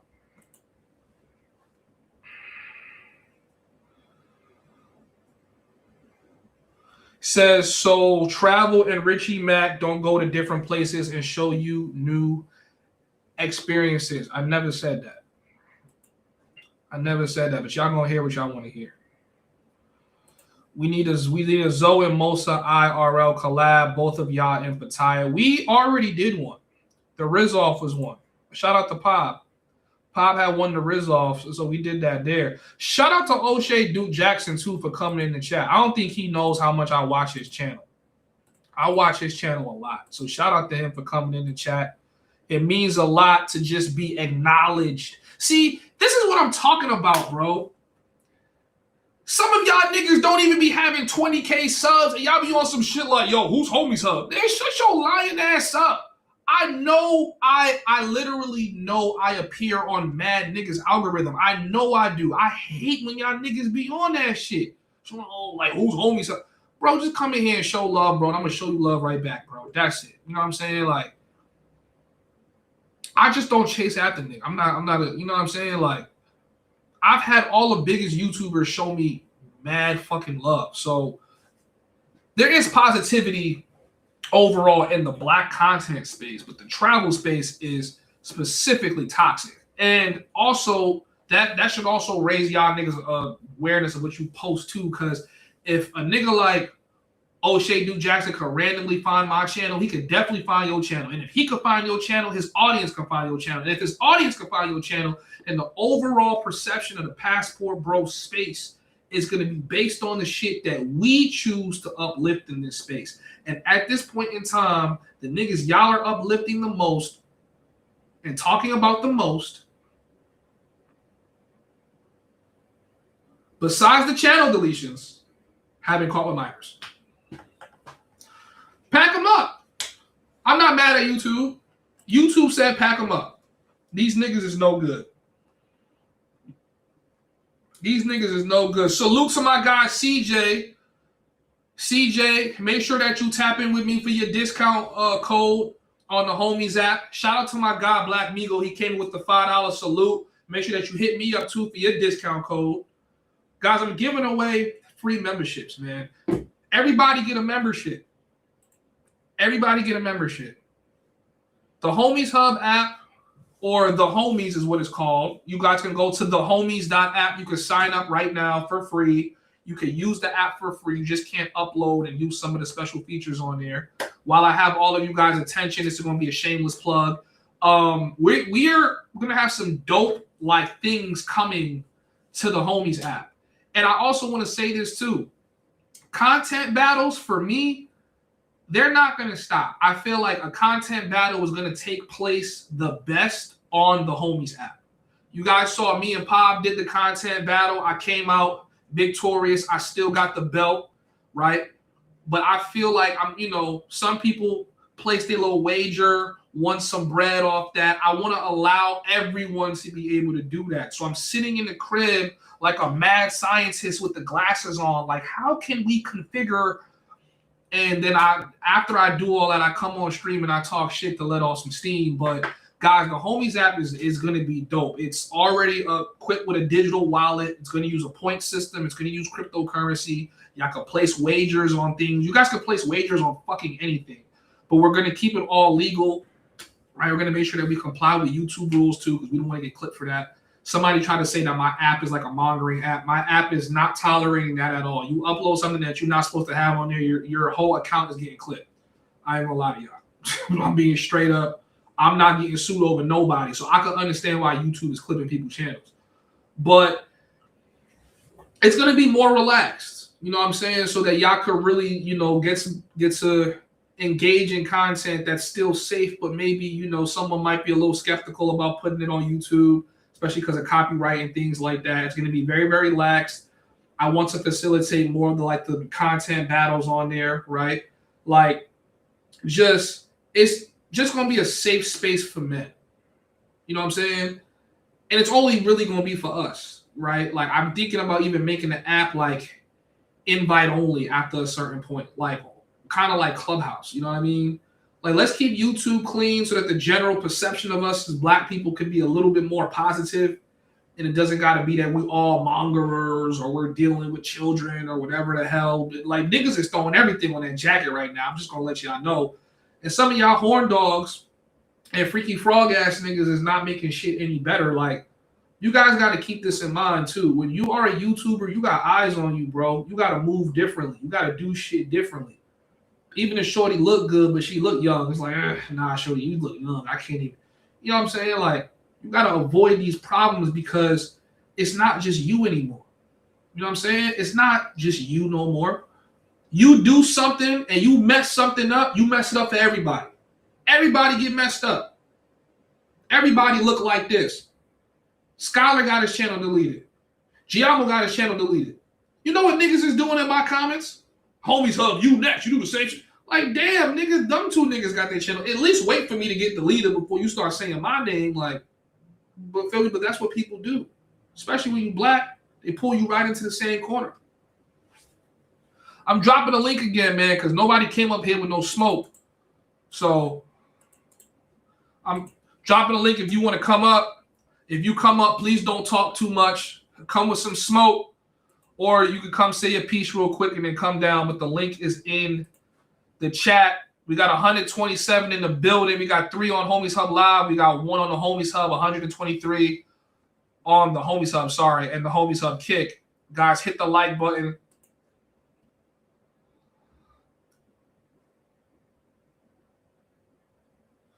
Say y'all should have approached a regular woman instead of... Yo, listen, that was my first time really on Walking Street. I didn't know Walking Street was only like worker central. Like, I didn't know that. So when I'm going up to girls, I didn't know, like, oh, you could just, but even then, you can still get curved on walking street. That don't mean nothing. Just because they, you know what I'm saying?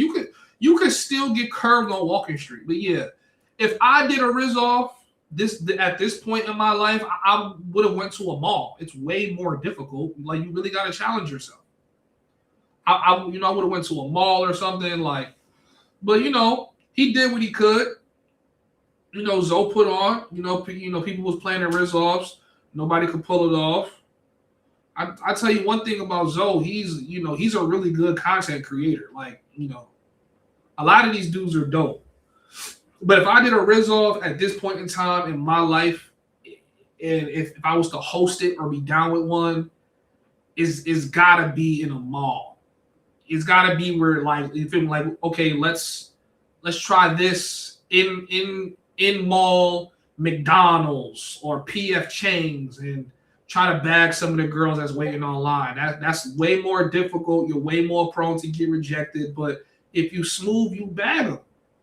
I don't care what y'all say during that Riz off. I had girls spinning around for me. I had girls doing everything. A nigga just too smooth. You can't, what I'm saying? You can't beat that. I'm too smooth. I'm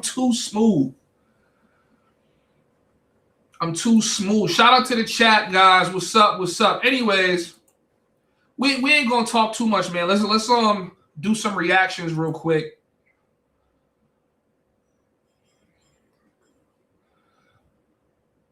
So I wish you and Pop would have invited me. I might have won.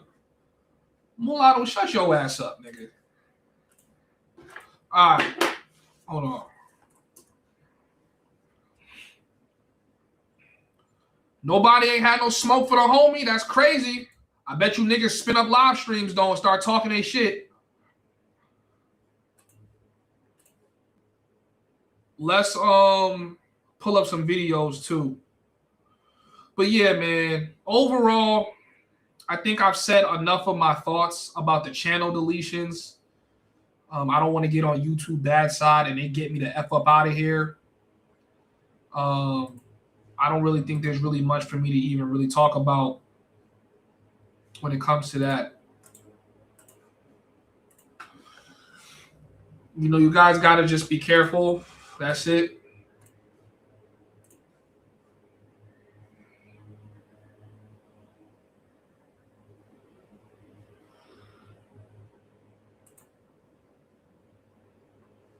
All right. Let's pull my guy up real quick.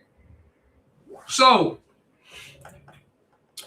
this is my guy, Max. I met Max in Medellin. Max probably does not remember me, but I met him in Medellin, right? And he just put out this video. So let's watch this video, and then I'm going to give you guys my personal thoughts, because I know a lot of you guys are going to be like, bro, what the fuck? But just wait. Let's first listen to what he has to say, and then I'm going to go into how I feel about this. I just got robbed in Bogota, Colombia. Now, let me tell you this. I've traveled South America for many years. I've lived in Colombia for months, okay? And this is the first time that this has happened to me, and they have successfully robbed me. They tried to rob me in the UK before twice. They've not succeeded. And this time, unfortunately, my time has come. So let me tell you how it happened, okay? I was actually collecting a package from DHL, and I had a package in my left arm, and I was texting in my other arm. Now, usually I text with both of my hands and I hold the phone really strong. Now, this time, I've made a mistake. I should have just gotten straight into the Uber, but I didn't. It was a nice day, so I thought, let me just have a walk. I only live like 5-10 minutes away from here. And that's when these two guys on a motorbike came out of nowhere, grabbed my phone and drove off. There's nothing I could have done.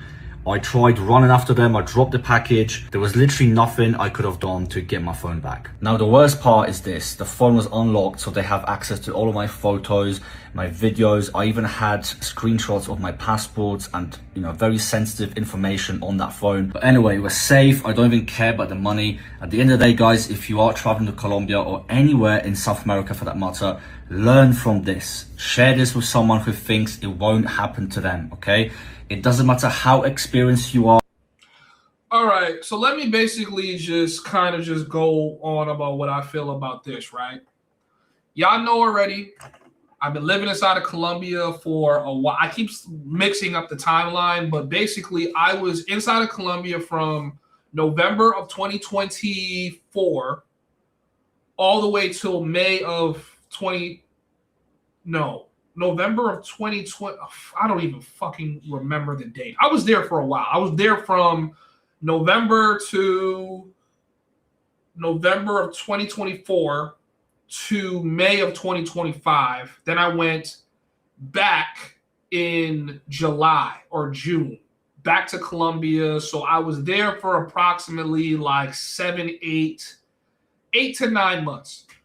I lived in Medellin. I've been all over Medellin. I've been all over CTG, Santa Marta, Barranquilla. Colombia is dangerous, bro. I'm just gonna put it like that. I know a lot of you guys were asking me, yo, is like Colombia dangerous? Is it dangerous?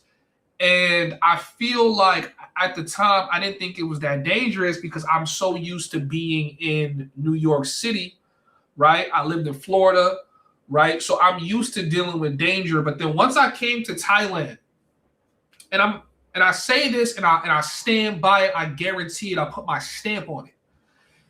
If you've lived in Thailand, you cannot jump from Thailand to go live in Colombia. They're totally different worlds, and you will get got.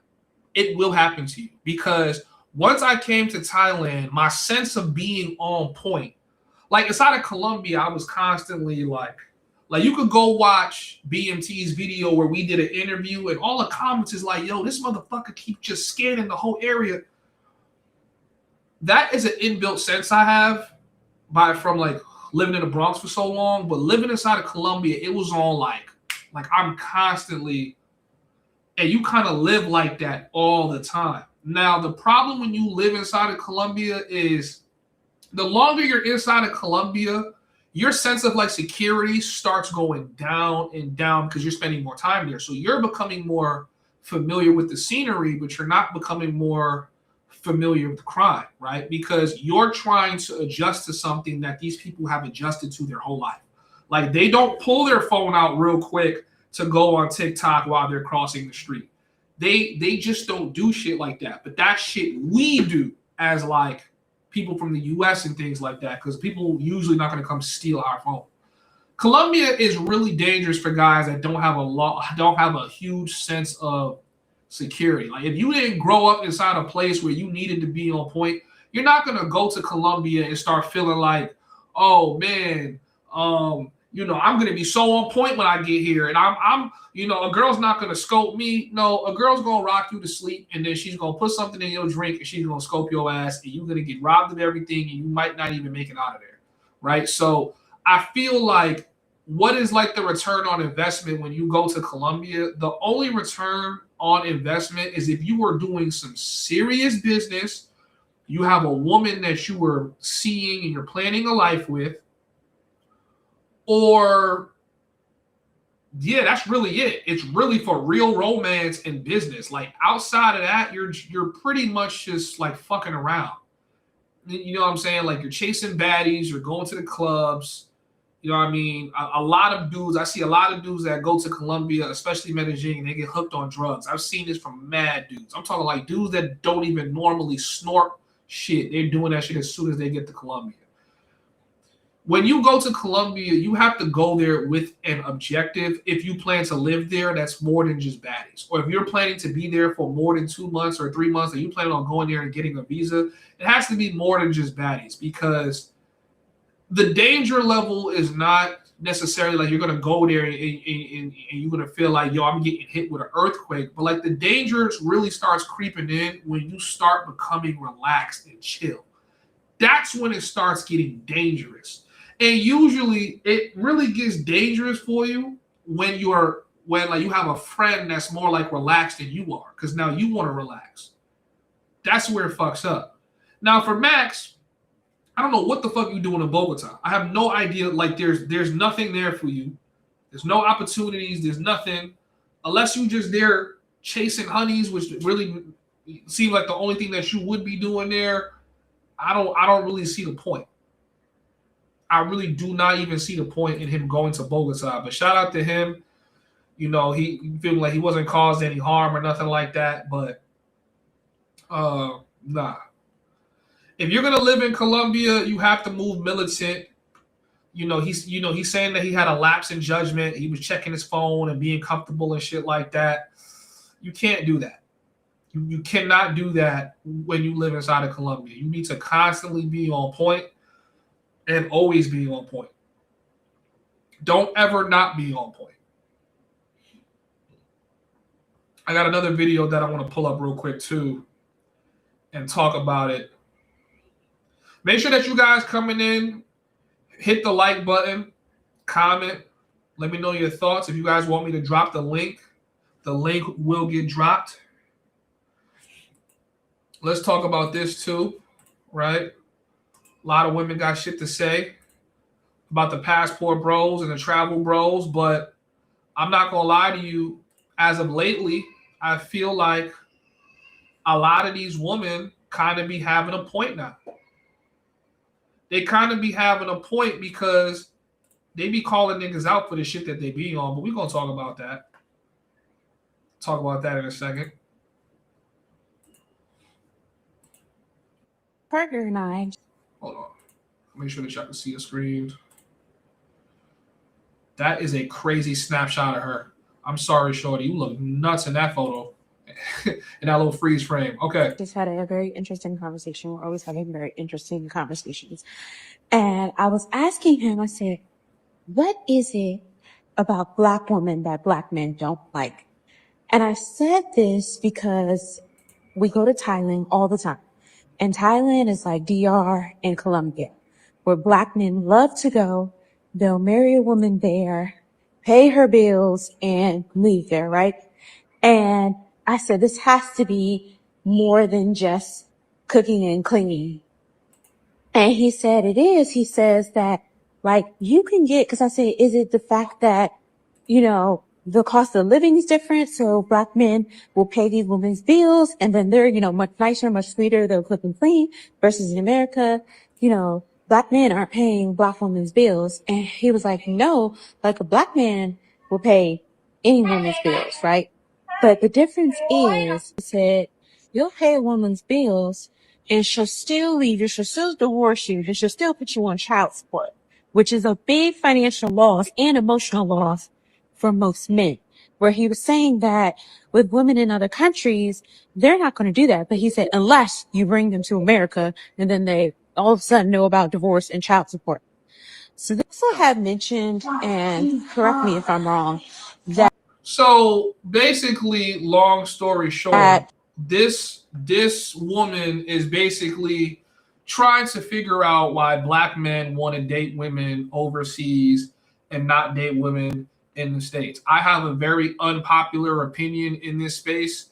Like I have told you guys many times before, I think most men are going to find their wife in the US. If you're from the US, you are going to be way more compatible with a woman in the US. Now, if you marry a woman and you keep the power position in the relationship and she respects it, then you coming over here to find a foreign wife will work for you, right? But the unfortunate thing is a lot of dudes come overseas to find a wife and they end up just finding a really clever gold digger. And they're not even prepared to know how to deal with that gold digger. So because they're not prepared to know how to deal with that gold digger, they don't be like women gold dig in these countries for some of the dumbest shit. I'm going to give you guys a prime example.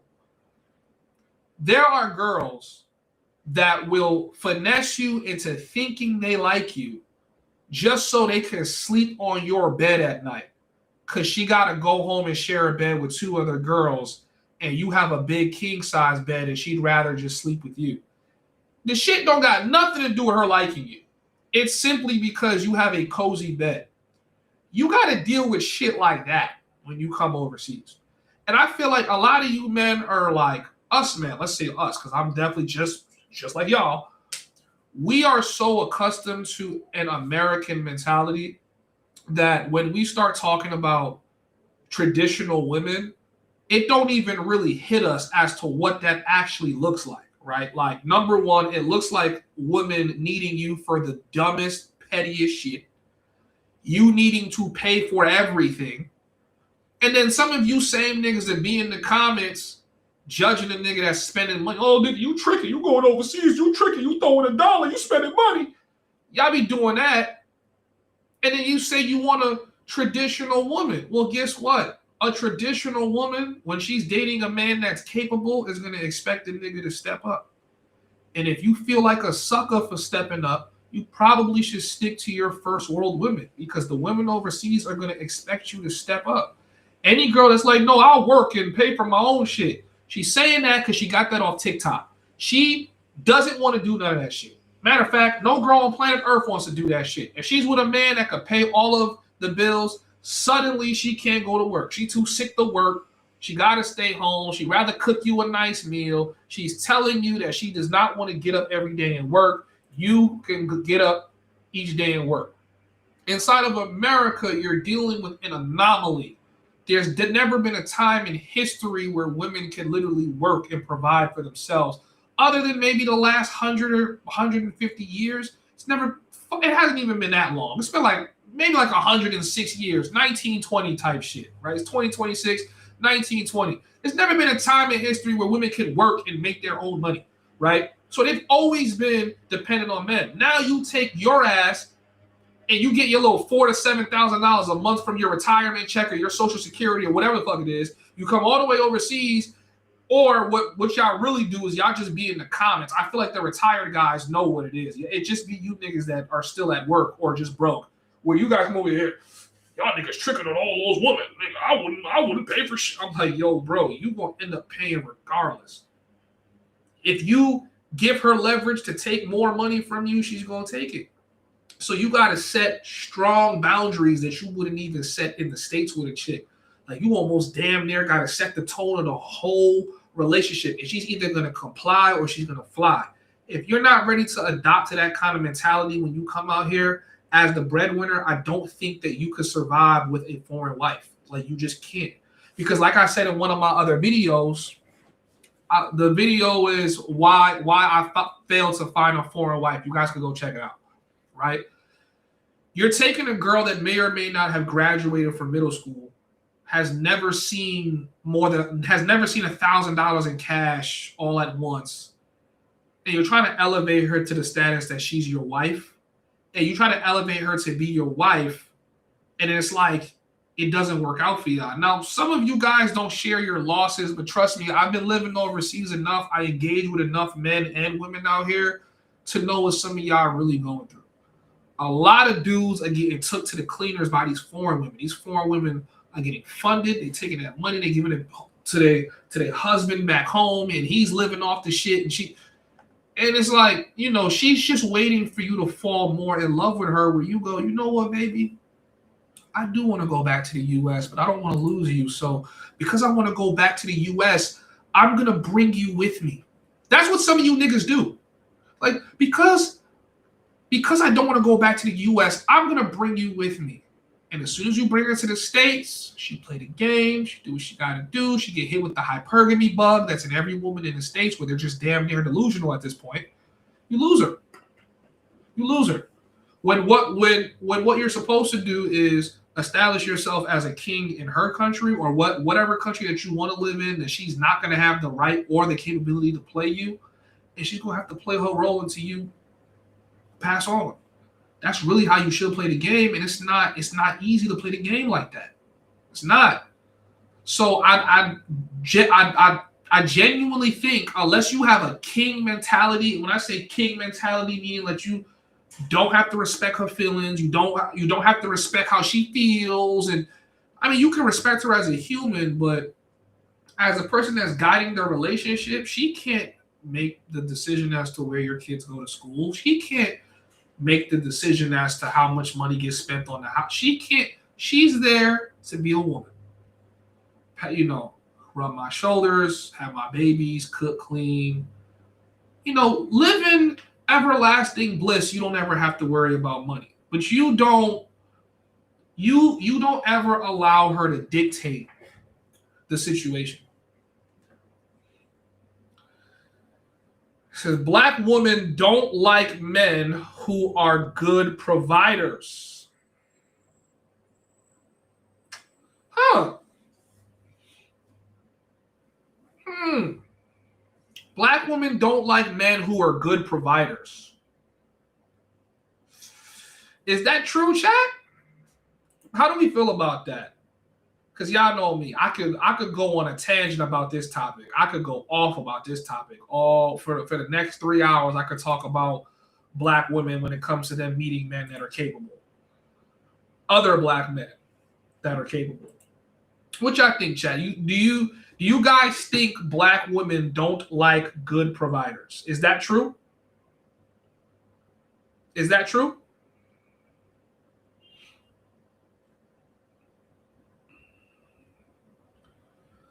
And if you guys have any other videos that you guys want me to respond to, just make sure that you guys send those in.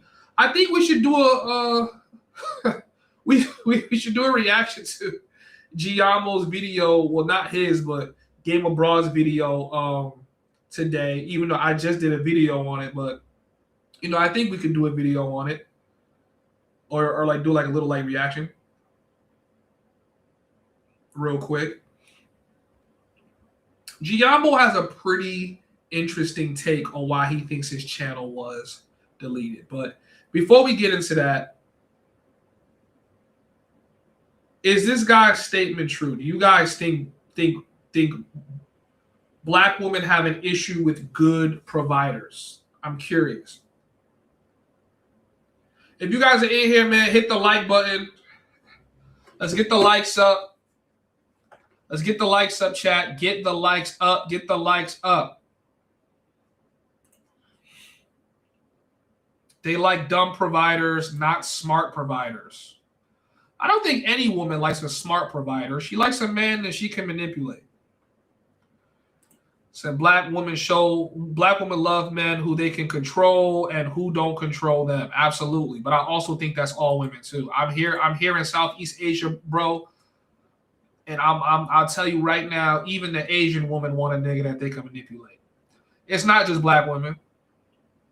Don't ever make you hate black women for shit Asian, white, and Latinas do. I haven't been to an all black country yet. I've been in Colombia. I've been in Asia. Like, you know what I'm saying? Like, I've been in South America and Asia. I'm gonna tell you this right now. All of these women do the same shit. They just look different.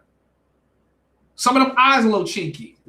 Some of them got the bad little Paisa accent, but they all do the same shit. It's the same shit. Especially when they know that they got a little body on them. Oh, yeah. Oh, nah. The entitlement is literally insane. Literally, Thailand got to have some of the blackest Asians I've ever seen in my life. Like, I ain't never seen no Asians this black. Like, I'm talking like I've gotten popped on out here by Thai chicks. You would think they little black bitches. Like, oh, like, you know what I'm saying? Like, they are no different. They are no different, bro. They are no different. I don't think trying to get away from the black woman is the key. I think getting away from black American women will definitely do you some justice. But I think black women in general, guys, keep in mind, there's black women all over the planet that don't even think like American women. Try them out. But you're not going to get away from the manipulative tactics, though. They all do the same shit.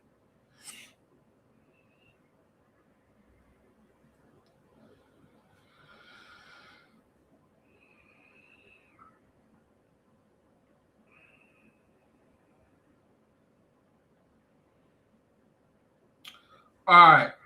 Uh-oh. Patrick got a comment. Hold on, Patrick. Is that a white man or is that a black man? I got to put my glasses on. Patrick, black women don't like men that they can easily exploit, have a backbone and a pair of balls, and be willing to say no. It really depends on your status, how that works out for you. I don't think that works out for everybody the same way. If you some fat, chubby, you barely making it financially, and she gave you some sympathy pussy, and now you over here trying to put your foot down and trying to act like you run shit, nigga, she gonna laugh at you. Truth be told, she's not gonna respect it. She's not gonna respect it. Ultimately, I've I've come to realize a lot of my woman hate that I had, a lot of the anger that I had when it came to dealing with women really is because I needed to check myself. That makes sense? Because women only get away with the shit that you let them get away with. They can't get away with shit else.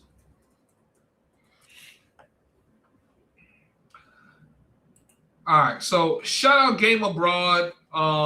We about to pull up his video real quick.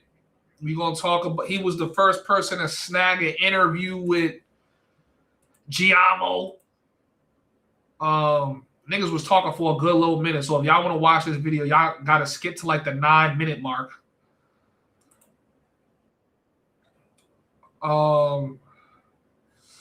Let me share this with you guys real quick. So if you haven't seen the video yet, I will pull it up on stream. So let Strictly Travels join. I've dropped the link 50 times. I'm not gonna sit here and wait for niggas to join if y'all don't join. But if you join, the sound does go off. Join the stream if y'all want to talk y'all piece, man. Come on here and talk. If you got smoke for me, come on here and talk that smoke. Don't be in the comments, yo, Mosa, you be overseas paying for, like, bro, shut your ass up, nigga. Come on stream and say it to me, bro. Let's talk about it. Let's have a civil conversation like grown men. Huh?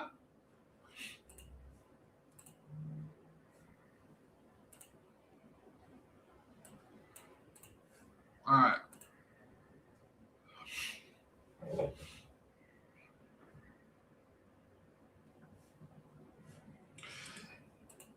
Yeah, man, I had to check myself, bro. A lot of anger I have with women is really me.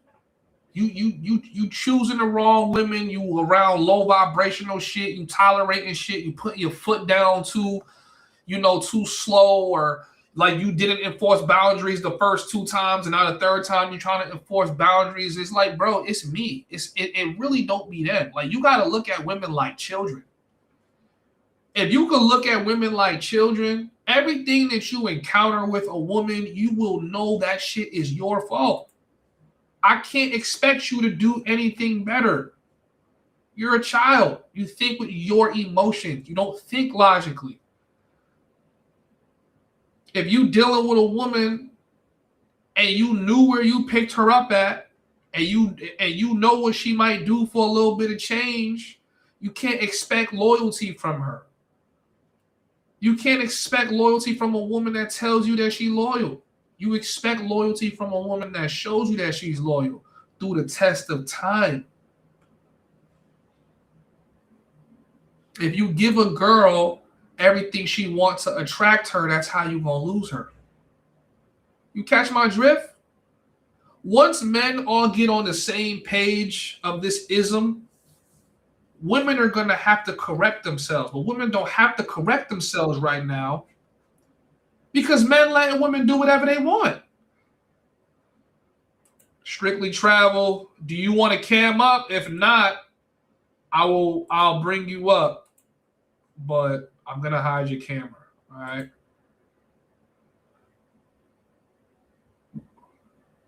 What's good, Strictly Travel? Talk to us.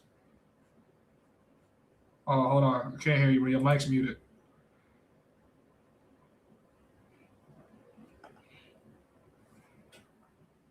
Mic is muted. I see you, but I can't hear you. Can you hear me now? Okay, yeah, you're good. What's up, bro? Yeah, what's good? Nothing much. Was just listening to you stating that they're all the same. What changes pretty much location, and I agree with you. Yeah. Yeah. I've been all across the globe, and dealt with dealt with women from different continents, and they're all the same. What could be different is the way they ask for money can be slightly. The methodology could be different, but the end is the exact same thing. Mm-hmm. The exact same thing. What women are looking for is security, as you said, especially if you feel like she has nice butt on her, she knows she will feel entitled. That's a fact. No, there's no. I mean, it's a fact. I mean, if someone thinks they Yeah. can get away with it, it's impossible. Impossible. And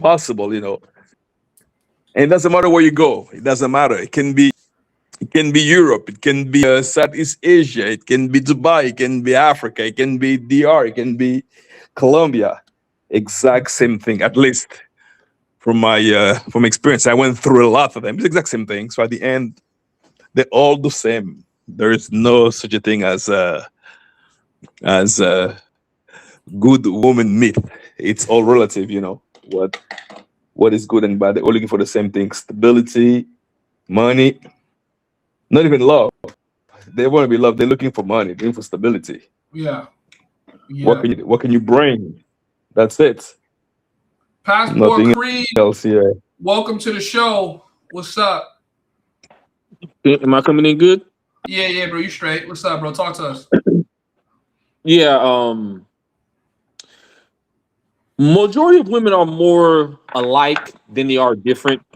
They're always, emotional, and they're always gonna, at the end and in the middle and damn near in the beginning, always looking out for their own self-preservation. So I don't think that there's nowhere that you're really gonna go in the world that you're gonna think that she's gonna be completely different. She might have more of like different phases that she's probably going through. She can't provide for herself. She doesn't have probably the best opportunities or anything like that.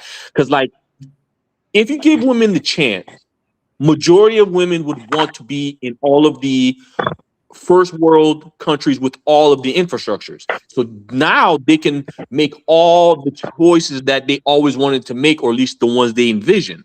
Mhm. Then they can date who they want, make all the mistakes who they want, and then double back and circle the block on who they want. But now when they don't have those opportunities, now they're just looking for the best option at the time. And this is where men need to put themselves in the best position to be able to capitalize on those opportunities. Because either she's getting over on you or you're going to be getting over on her. So if you want to bow down and let her get over on you, you're going to be stupid, because as soon as she's able to get her ducks in a row, she's going to take off with somebody else. So you better off just go ahead. Bro, sorry to cut you off. It's those phones, bro. It's these phones. Yeah. It gives them more Y'all might opportunity. think that shit sounds simple, but let me just give you a prime example of why it's these phones. You'll be laid up with a chick.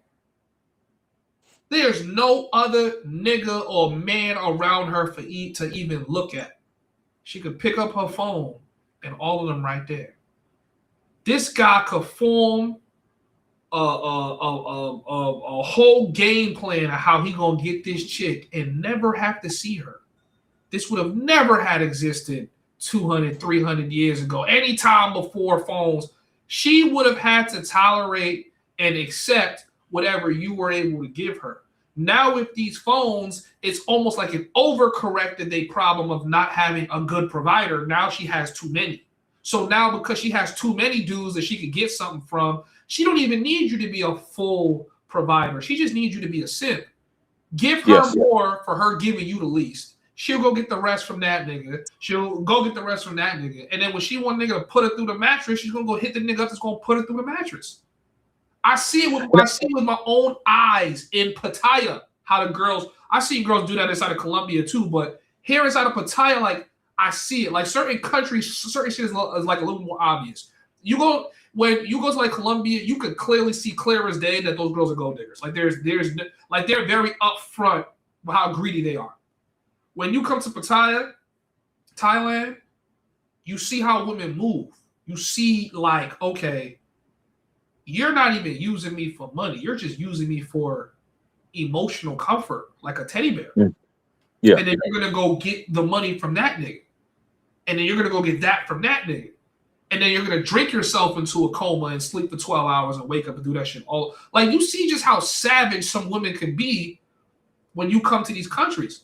So I'm like, yo, guys, if you ain't never been out the country, are you sure this is what you want to come into? Because you gonna be trying to pick your woman out the field, or if she's not in the field, you gonna have to go pick her up from the fucking province somewhere where now you've come into her life and you're a blessing, but you're now expected to be a blessing. You know, my Buffalo Chic, my Uncle Chic, nah, I need money. Like she like it's like, okay, you know, you found me. I don't pop my coochie for everybody, you know, who got a couple bot, but are you gonna step up and take care of the family? Like, and I'm not saying you have to do that, but that usually be the expectation.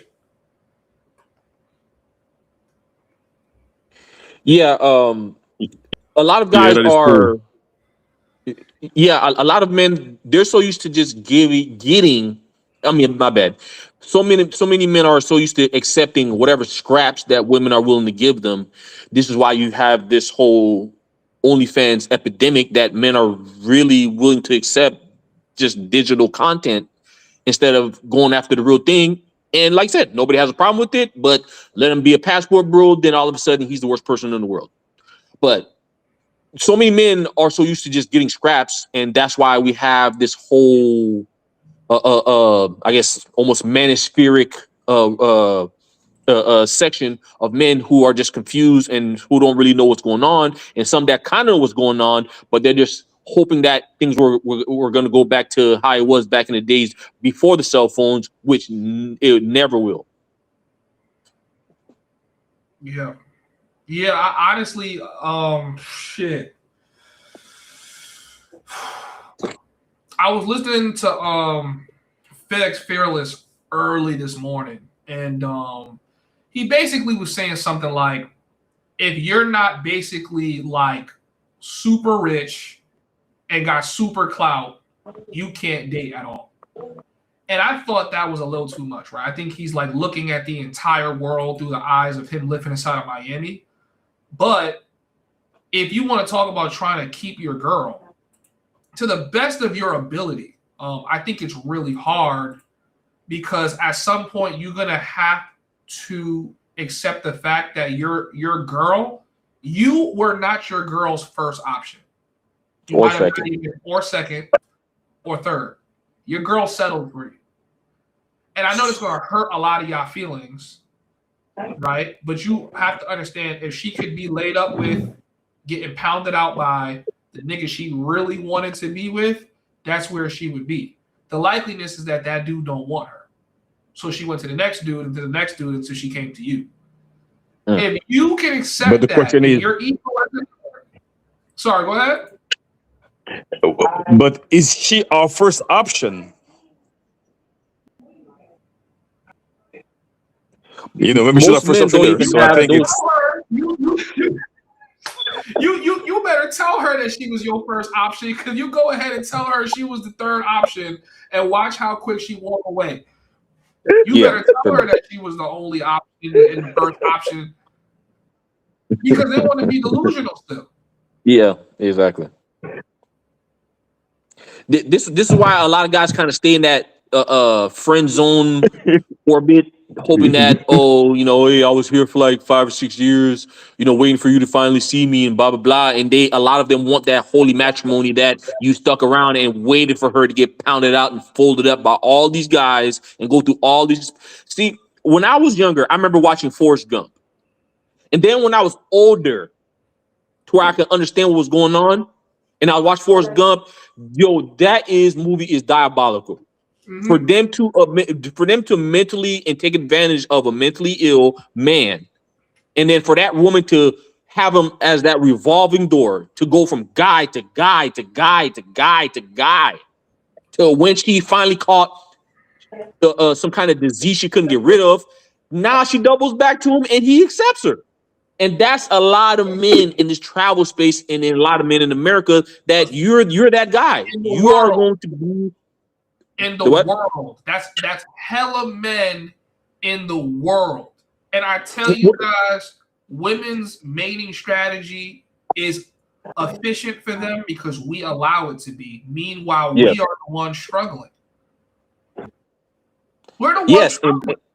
and this is why what a lot of people do, they try to manipulate you for you to not use your leverage.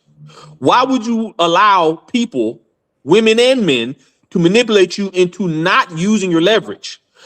Moses good at Muay Thai. Why would you go and fight somebody in a style that you never fought before to give them the competitive advantage? That makes no sense. If I'm good at boxing, I'm not going to go and grapple and do some MMA. No, come to the boxing part so I have the competitive advantage. Right. It doesn't make no sense for a lion to go into the water and fight the alligator when the alligator can force when the lion can force the alligator to come on the land and have the full advantage.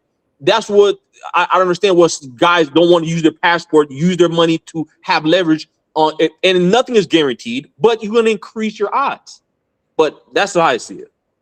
I think you got to put your foot down with women in general, even before you get a passport, because if you can't set boundaries in the States, you're going to have a hard time setting boundaries when you come overseas, because they almost act a little bit more entitled here, depending on where you go, because they're so used to meeting foreigners, and because they know you're probably more generous than most of the men that they come across, they're going to expect you to do things that you never really had an expectation for before, right? Like, and that's not to say it's super different than women in the States, because I know there's some leech assholes in the States that's going to leech you too. Mm-hmm. You know, you need to practice just setting boundaries and dealing with it. If you saying no means she's not going to give you no pussy, then just don't get no pussy, bro. That's it.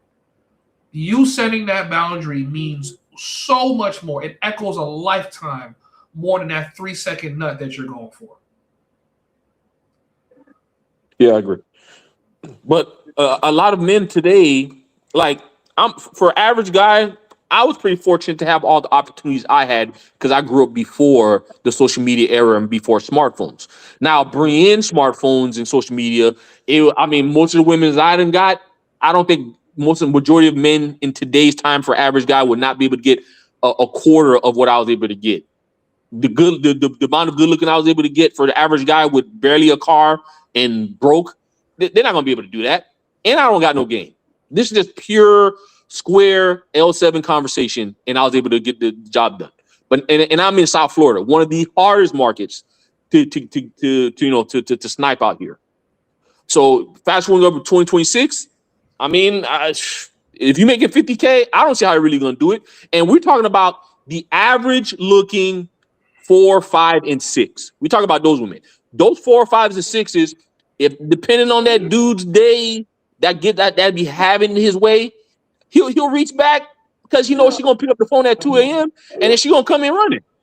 I mean, that's just how it is today. Hey, Strictly, do you have any commentary for that? It's right when it comes to that. In my time, it was easier. We didn't have any smartphones, so in my case, I've learned the old school ways, so court a woman, so I pretty much I know what women want. I know how to fake it until I get what I need, then I'm out. So, I got what I need, and if she was real about it, I have, so from afar, I know who's who. I can talk to a woman after 5 minutes. I know exactly what she wants. And I have the means to get her where I want her to be, to get what I want, and be on my way. I've done it multiple times because it's based on experience. But as I'm saying now, nowadays, if you don't have the financial means, or like you say, if you don't have lots of cash, literally, it's hard to date. It's harder to date. To find like a genuine woman who likes for who you are. Nah, nowadays doesn't. They just look at bank account, because I've seen the ugliest dude with the right amount of cash, and I've seen the handsomest dude with less cash. Didn't get anything, in the same setting. So nowadays, unfortunately, when it comes to those women, it doesn't matter where you go. It's money talks. I'm telling you, it's not the same anymore. So now they don't like it for you. It's like about what you can actually provide. Once you leave high school and college years, it's over. That game, it's over. It's about what you can actually bring on the table. That's it. That is it. Yeah. Oh, yeah. I definitely learned that as soon as I got out of college. It was all about what I'm willing to do. Shout out to KBS Travel. So I did want to go over this video as it pertains to Giamo. I don't want to get off that real quick, but those of you guys that still here with me, man, hit the like button. So he's gonna go over why he think he lost his channel. And then y'all can basically tell me what y'all think, right? So I'm gonna play this video. Like I said, shout out to Game Abroad for covering the news. Damn, chill out, okay? So I don't like getting handled like that all the time, you know what I'm saying? So that's what's up, that's what's up, that's what's up. So previous to that, they were just talking about how women are always asking for shit and, you know, trying to basically just like demand it out of them. And, you know, I don't know how long Game Abroad has been abroad. I don't know how long he's been in Colombia. I don't know how often that he's visited it, but it definitely looked like from like seeing a little bit of his live streams, he's still getting acquainted to like, you know, just their culture there. All right, Jumbo, so what everybody want to know, man, you know, you and a couple other guys been the talk of the space. You know, your channel got deleted, man. You know, we all kind of shook. I know I was kind of shook. I'm like, damn, you know, what they doing out here? They cleaning the house? Yeah. So, fair use. Man, just go ahead, man, and spill the beans. Let everybody know why your channel got deleted. Yeah, so, I mean, the most basic short story is that YouTube deleted my channel because they believed I was making content with the intent to sell, I don't know, illicit services or illegal services. I'm just going to say this. I honest to God believe that this is an excuse from YouTube. I'm just going to be honest with you, right? I think YouTube is already looking at your channel, thinks it's not good, and they're trying to find things to clip your channel, because this is not the only channel I've heard say this. It's not the only YouTuber I've heard say this that had something happen with their channel or got a swiped or whatever it is. So even me, I gotta make it very clear as day. You know, the homies don't have none of that. As a matter of fact, when you come to the homies app, you can see every video that's on the platform. You can see it's not none of that, right? But you know what I'm saying? If it even looks suspect, looks like you could be trying to, you know, they'll clip you. And they have board meetings behind this stuff. So, but granted, and like I said, I'll let the chat tell it. Y'all seen Giamo's channel, bro. That's right, illegal services. So, and if you go on YouTube and you look at their policies, there's like a whole list of illegal services. Some of it's related to drugs, some of it's related to firearms.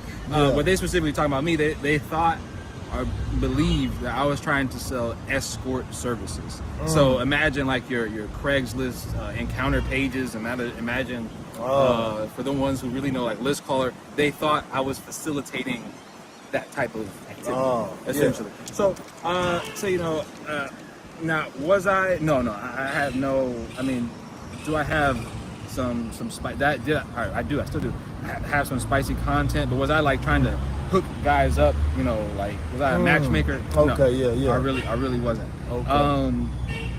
Does anybody know what Giamo does for a living?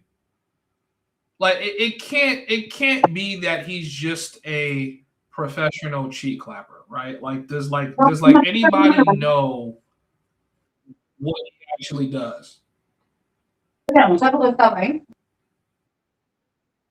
on, let me put y'all in the back real quick. And can someone comment, like, do they have the history on him? Is he like a remote worker or something? Like, what does Giamo do? Because I'm gonna tell you this nigga can't be broke. He can't be broke. Like you know what I'm saying? He's been in several fucking Latin countries over the span of just a few. He's been jumping country to country. One day he's in Costa Rica, he's here, he's in Colombia. Like, I don't know if he's like pre-recording these videos and then dropping them, or he really just traveling a lot. But I'm pretty sure he wasn't getting hella money off YouTube, right? So I'm like, he's got to be doing something. I know the corn business doesn't pay that much. What does he do? I always try to figure that out when I'm like watching a YouTuber. Like, what do you do? Like, you got to be, because I'm like, man, this YouTube shit ain't. Listen, unless you O'Shea and you posting as much as that nigga post videos and you really raking in that AdSense, it ain't no fucking way you making that much money, bro. Especially to constantly be on the road.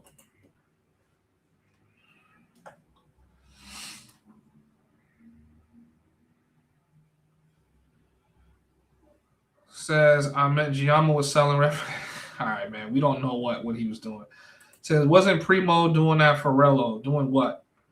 It says he's an instructor. I was doing that last year. So some of y'all might have caught a live stream where I went live by mistake and I was teaching some kid. Nigga, I be pocket watching too. See, here's the only thing about pocket watching is when you pocket watch too much, niggas start watching your pockets. Like, damn, Mosa, how much you making? Nigga, I'm broke. That's why I'm pocket watching, because I'm broke. So don't think I have it. I don't. I don't have it. I do not have it. I think he's an English teacher or something. Okay. Giambo has a Spanish class, content, and some other stuff. Yeah, definitely would have made that the forefront of my content. But I understand, right? Like maybe, I don't know. Like my whole thing is now that you lost your channel, we have to now calculate how much money have you made off the spicy content and was it worth it? If he was bringing in a couple bands a month off the spicy content, I guess you could say it's worth it for him to lose his channel. But, you know, because he had to basically eat off that. But if not, nah, not worth it. Do you guys want to know what I realized about YouTubers and just YouTube in general? A lot of the shit we do as YouTubers, television networks and shows were built off this shit, right? They were all built off this shit. But the difference between television networks and YouTubers was they understood show business. Us as YouTubers, we're figuring out something that was probably written in a book 50, 60 years ago. You gotta sell what you're selling in a way that it's not even obvious. Like it's obvious, but it's not really obvious. It still has a very strong, justifiable, plausible deniability. When you just put link to Mega Yams here in every video, all a nigga gotta do is, if a nigga could scroll past your shit for 15 seconds and figure out that this channel shouldn't be on YouTube, you're doing too much. You're not saucing shit enough. Like I said, clapathons and teaching. That's funny as hell. All right, y'all niggas is going crazy in here. I can't even show some of y'all commentary. Anyways, whatever. Let's get back to the video. These ads are, you would think I would use some of this AdSense money to get premium, right? Jesus Christ. I'm really, really considering it now with these double ads. Spicy content, but was I like trying to hook guys up? You know, like was I a matchmaker? Okay, no, yeah. I really wasn't. Okay. Now the reason why that happened, I do believe if the whole Floyd situation had not happened, I think I would still have a channel. I think that when I heard him say that the first time I saw this shit, I was like, nigga, get the fuck. And then I thought about it. I was like, oh, he might have a point. He might have a point. I was like, okay.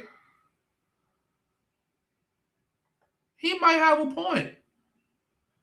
The Floyd situation did put a target on a lot of people's backs. I'm pretty sure they're combing through my channel trying to find something.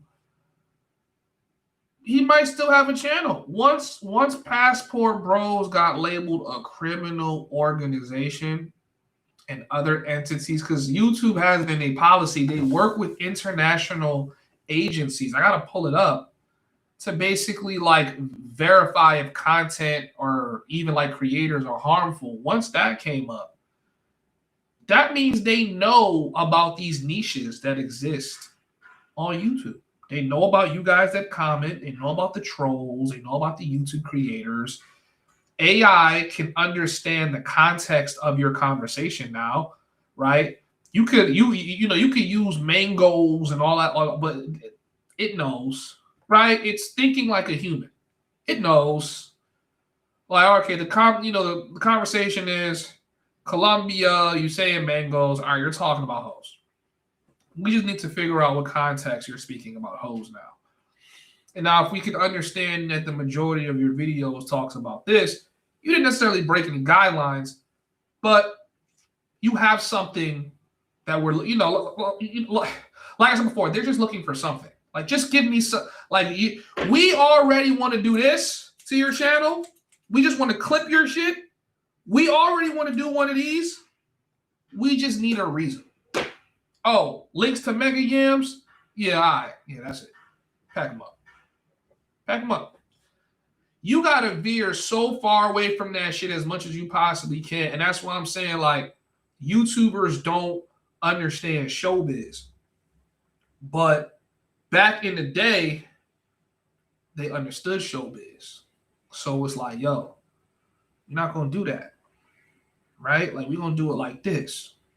Because if you do it like this, they might have a reason to pull us off the networks. You need something that could play in front of the kids, and it's clear as day what it is to the adults, but the kids have no idea what they're looking at. They're just watching TV. That's how it was in showbiz, and I think a couple YouTubers got to pick that shit up.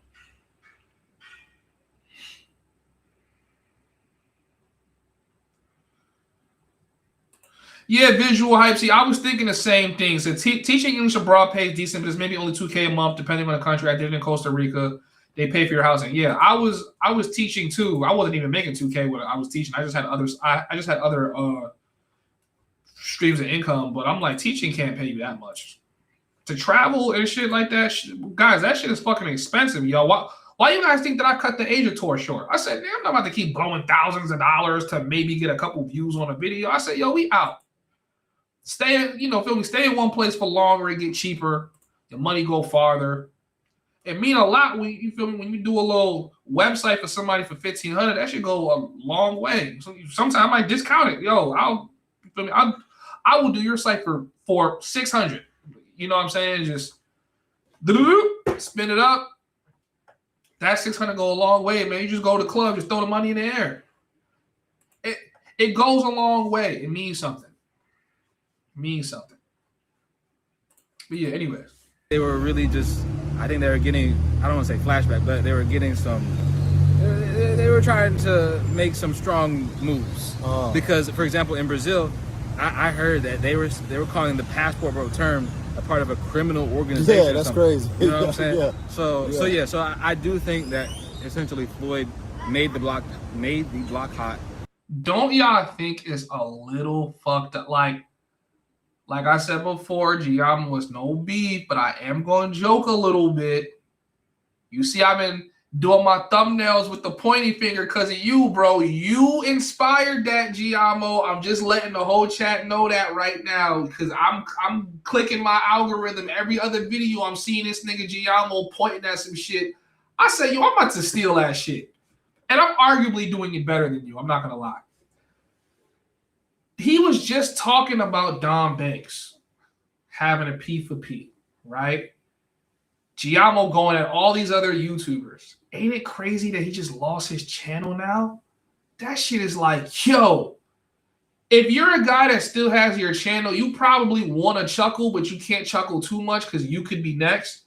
But it's like, yo, oh man, Giamo. I hope they reinstate you, bro. You know, I don't think you should give up the big fight. 84,000 subs is a lot of subscribers to lose. I know it took years to build that up.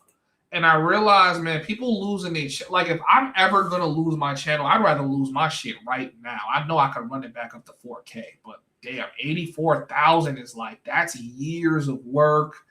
Algorithm touches that you're just not going to get again and looks and things that you're not going to get again. That would kill me. Shout out to those of you guys that joined the memberships.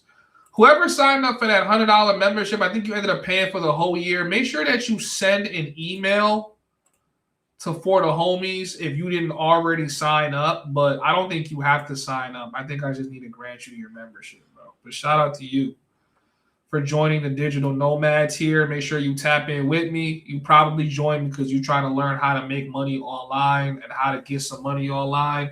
For those of you guys that would like to join the Digital Nomads here, before I go on, and just to tell you guys a little bit more about the Digital Nomads here, 2026 is going to be a year of money for me. So what I'm doing is I'm trying to bless the community with access to my network. And basically how this works is I'm building software and I'm selling software.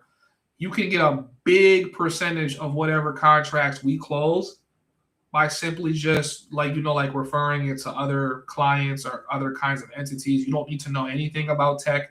You just need to be active on your phone and know how to talk to people and sell software. Now, this is something I only really offer to my digital nomads here for those people that want to work with me.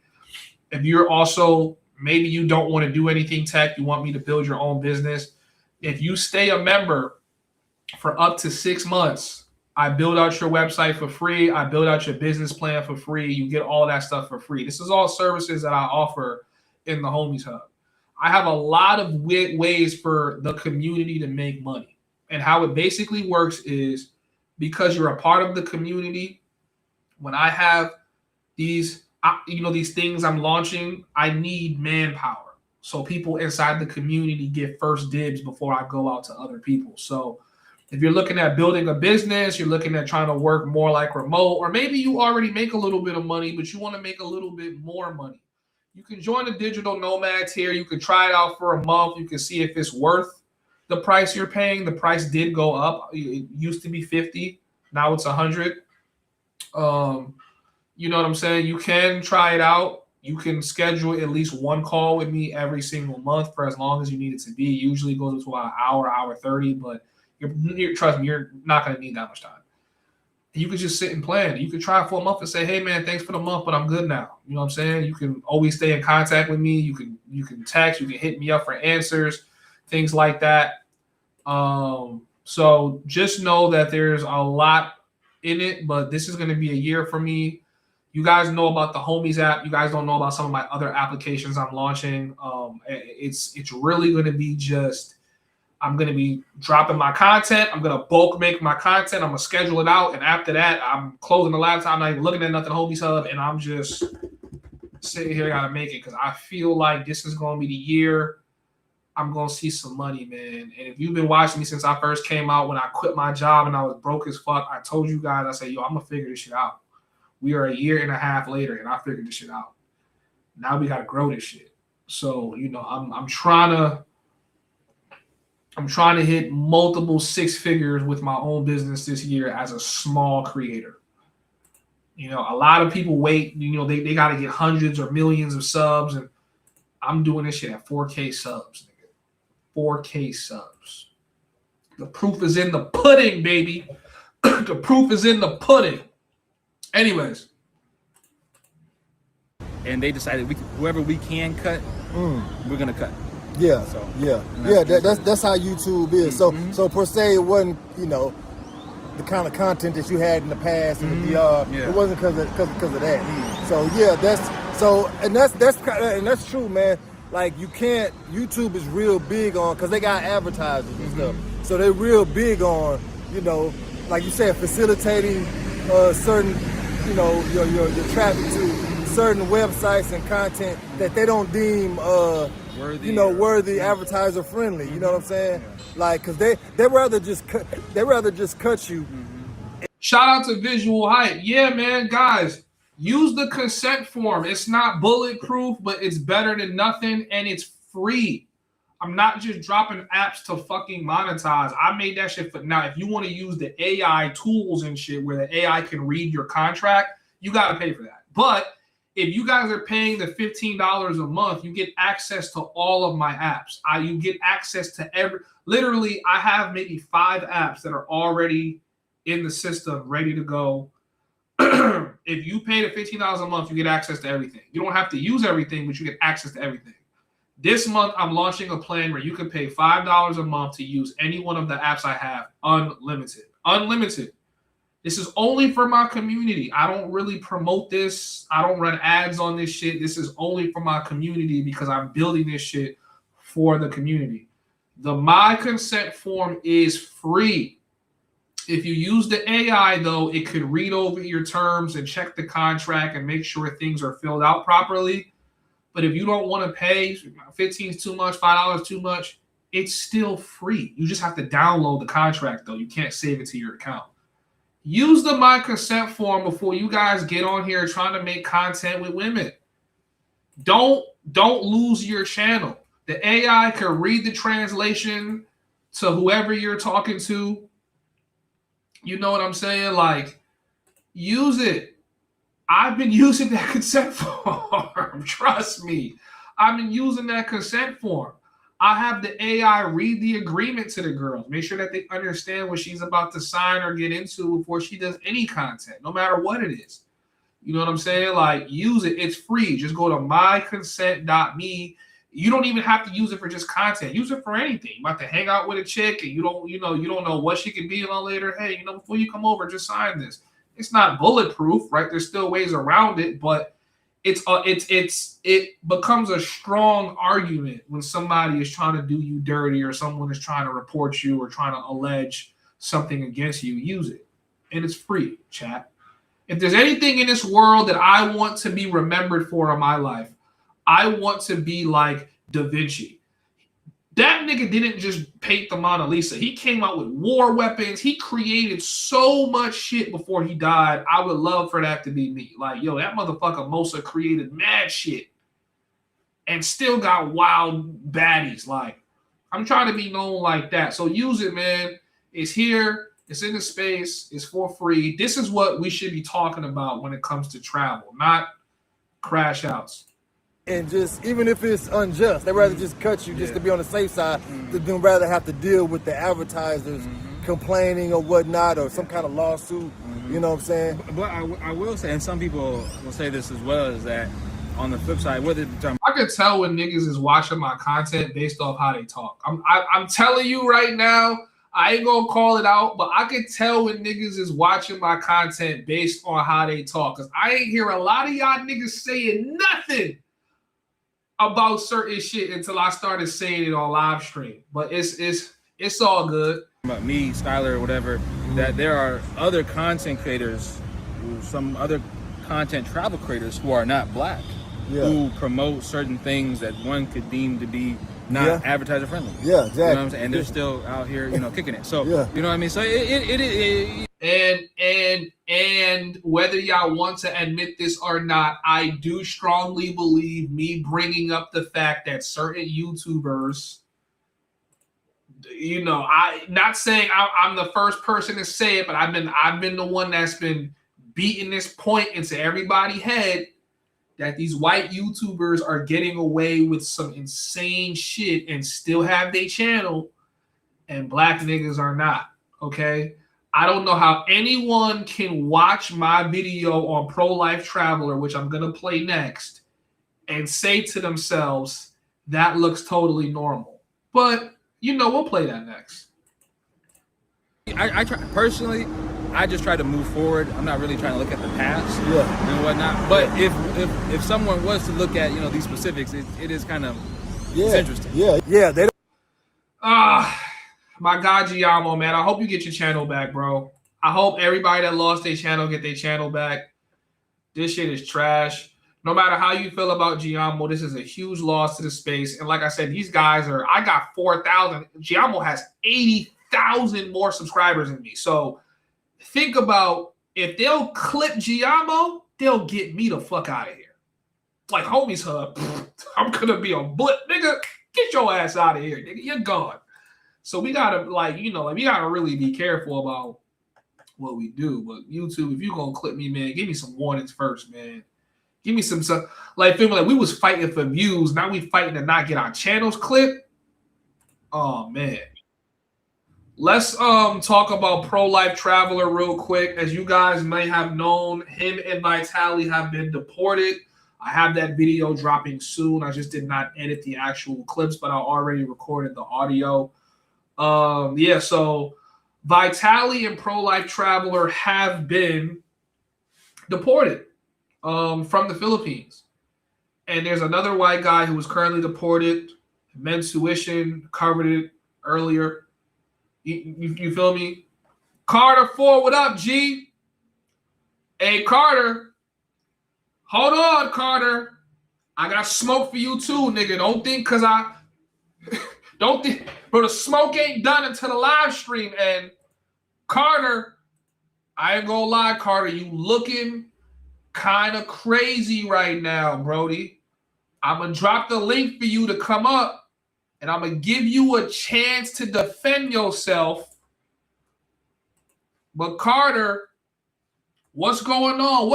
Let me ask this question before we get into this, right? Carter, what is going through your mind when you might be managing a guy who is talking to women that he thinks in his head believes is younger than 18 by how she look, but finds out she's younger than 18? Like, you feel me? Like, what goes through your, like, I can kind of understand him, because there's some women that I talk to where they're like 32, they're older than me, but they look like they're like fucking 21. Like, yo, you look young as shit. But I could kind of get away with that. I'm in my 20s still. When you 44, I don't think you could talk to anything that look like it's younger than 25. So Carter, man, the link is dropped.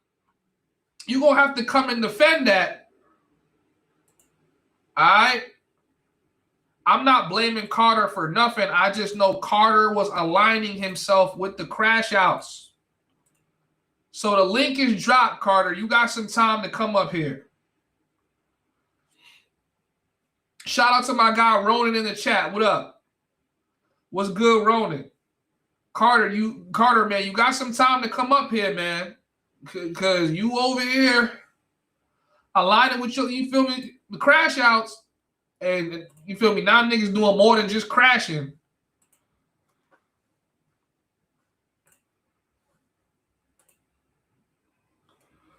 I don't want to hear nothing, yo, homies bullying. I don't want to hear nothing like that. Y'all niggas better keep my name out your mouth if you gonna call me a bully. I'm just calling shit out how I see it. Homies I'm not bullying nobody. A nigga he said that shit out his own mouth. Like, I was sitting there on some Chat GPT shit. Like, yo, Chat GPT, am I bugging? Like, did he just say what I think he said?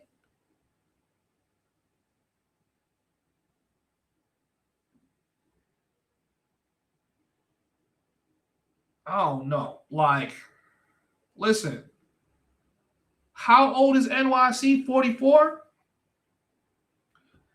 If a bitch look like she 18 to me, I'd be like,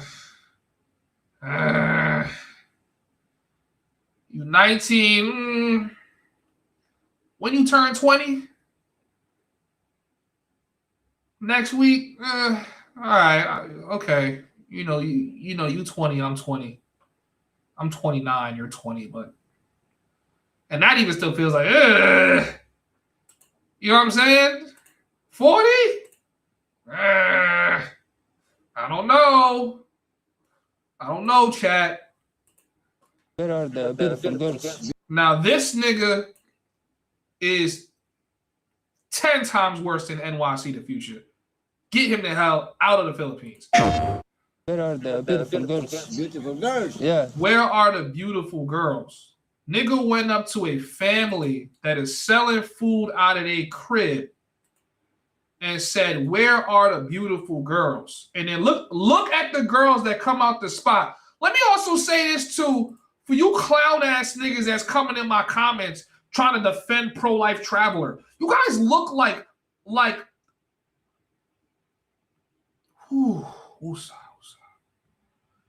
y'all look like y'all support this shit. If you go see that video, you will see how many comments is coming at me in that video, bro. Go and check that video. They love men. They love simple. Come here. Single. Mingle. Look at how young these girls look.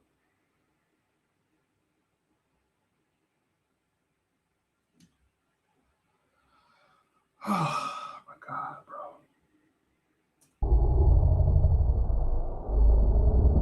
It gets worse. What's there? What's there? What's up there? How are you? Are you living over there? You want to show me your home? You want to show me your home? Where you gonna go in that girl's house to go film, nigga? Yeah, pack this nigga up. What are we talking about? Ain't nothing to talk about. Pack this nigga up. Pack this nigga up. Are you living over there? You want to show me your home?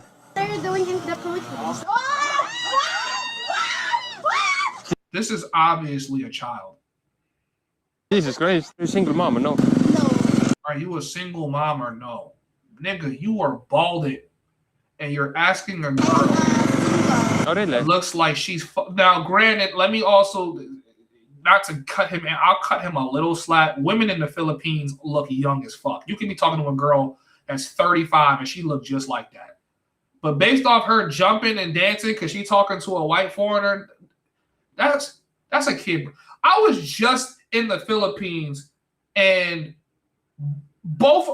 every shorty I was with was over the age of 28. Like literally the first shorty I saw me with was 28. The other shorty that ended up coming on my live stream was 28. And then the shorty that I bagged that was coming out of the hotel is 36. She's got like 7 years on me. I almost hardly ever talk to young women. Like it just doesn't really happen. Right? I know some girls gas their age and then like you gotta do your own. Like I'm a yo, shorty, let me see your ID type nigga. Cause once I start feeling the energy, let me see your ID, because you giving me young girl vibes.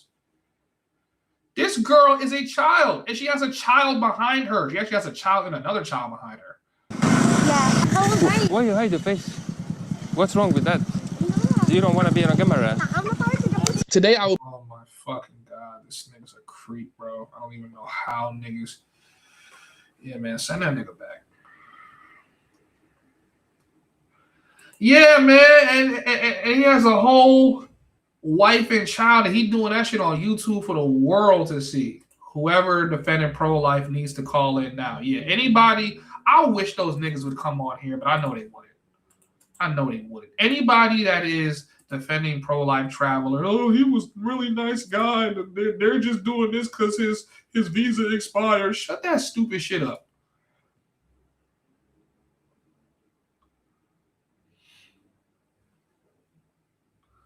Carter, come up here. You see y'all niggas be ducking smoke, but then y'all gonna jump on somebody else's panel and have a lot to say. Come up here, Carter, man. We waiting for you, bro. Let's go. Let's go. Let's go.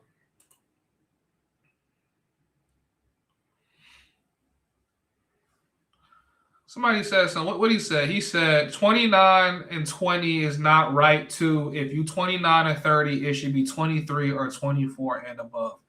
SSG, I'm sorry. I desperately disagree with this comment. Because now you're age gating people that are legal. That doesn't make no sense.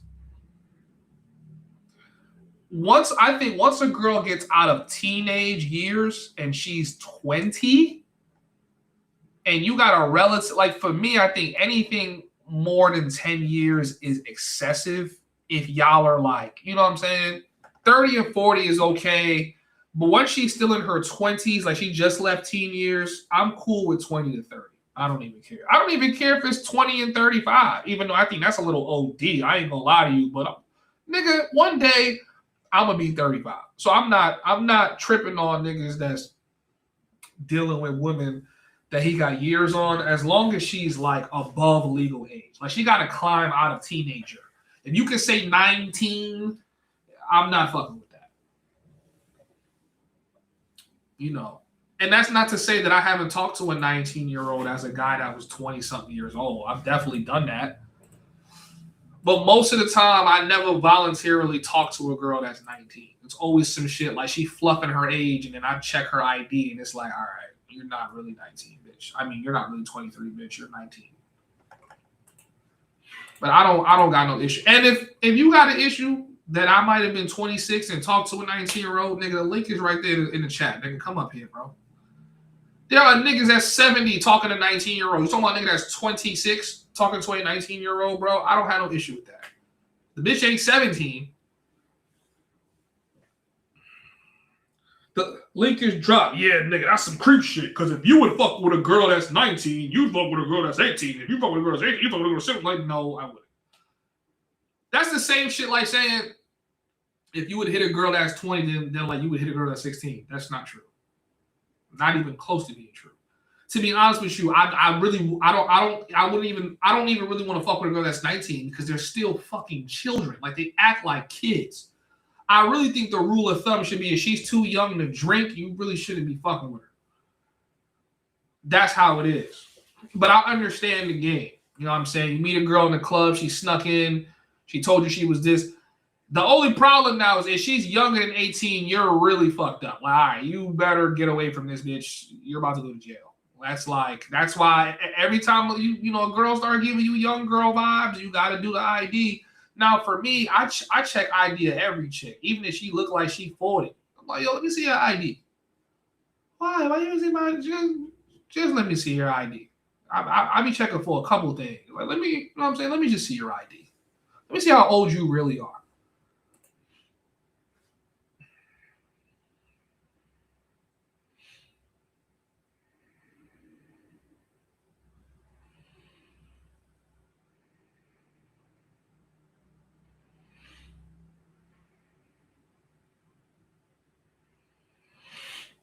If you 40 and above, shorty should be at least 28. It's not really realistic. I'm gonna say this as a 29-year-old, I don't even understand how dudes be having the patience for a girl that's younger than 27. Because from 21 to 26, 21 to 25, that girl fucking out of both pantyhose. Like she's letting everybody smack it down. She thinks she could. She thinks she could flash Jesus and bag him if she was given the opportunity. That's like for me. I don't want no girl that's hot and ready like Little Caesars. And that's how all the little 20-something-year-olds be acting. And I'm 29. But I also don't want no 40-year-old chick that's like hella entitled and mad wrinkly. You know what I'm saying? So for me, the sweet age for me be like 26, 29. Like, you kind of already ran through and you going through your shit when you about to start slowing down. You see the little 20-something-year-olds is better than you. Yeah, shorty, we could work because you still sexy. You just a little ran through. But you still young. But niggas done ran through it. Niggas done ran through it. So I'm like, all right, it's cool. So if I'm 40, I'm probably gonna want the 28-year-old. I don't know if I could do the 21-year-old. I don't really know if I could. And I'm not like an ageist. Like I don't care if like as long as she's over, I really prefer you older guys not go for 18-year-old girls. Like please go for 20 and up. And as long as she's 20 and up, I don't care what you do, bro. Carter, what up, man? Hold on. I don't know if that's you, but I'm going to let your audio shine, though. What's up, Carter? Talk to me. Yo. Carter, you in the hot seat, boy. Nah. You in the hot seat, boy. This ain't K9 Live. I ain't in no hot seat. Salute to the chat. Salute Welcome the to the homies. chat, though, bro. Listen, I wanted to say something right quick about the channel. Yeah. They called you Mowosa Elijah Mosa. Mosa Elijah Wan, because your pivot game strong. Pause. So, but as far as I think I heard you, I don't know everything you said. I was trying to get onto this restream. It's different than StreamYard. So yeah. I was having a tough time. I had to upload a whole nother picture. So but I heard you saying something about manager, right? So I've always said, I don't know if you've ever been over on that other channel, but I've always said I'm just helping out. I'm really not the manager over there. You know what I'm saying? So when CC stopped doing what he's doing, I was modding, and then when CC stopped doing what he's doing on the channel, I just helped out a little more. So that's my guy. Wish him the best, but I can't stand next to some of the stuff he said out his mouth, and you know, that's his story to tell, and you know, I just move on from there. You know, that's it. That's it. You know, nothing crazy. All But right, I so was watching your stream. I was enjoying your stream. I wasn't over here for that. I was over here because I nah, was actually I enjoying the know, stream. I know. You know what I'm saying? I'm not doing this to pick on you, but this is a smoke show. You know what I'm Okay. saying? So what's? I personally have questions for you, me Go personally. ahead. Sure, it's good. You know what I'm saying? So when you say helping him out, in like what sense? So all right. So since October 31st of last year, when I got over there, you know, I seen him. He was in DR. I don't know if he was in DR October 31st. He probably was in. The problem is, homies hub, I don't really watch a lot of the streams unless I'm really like in there modding.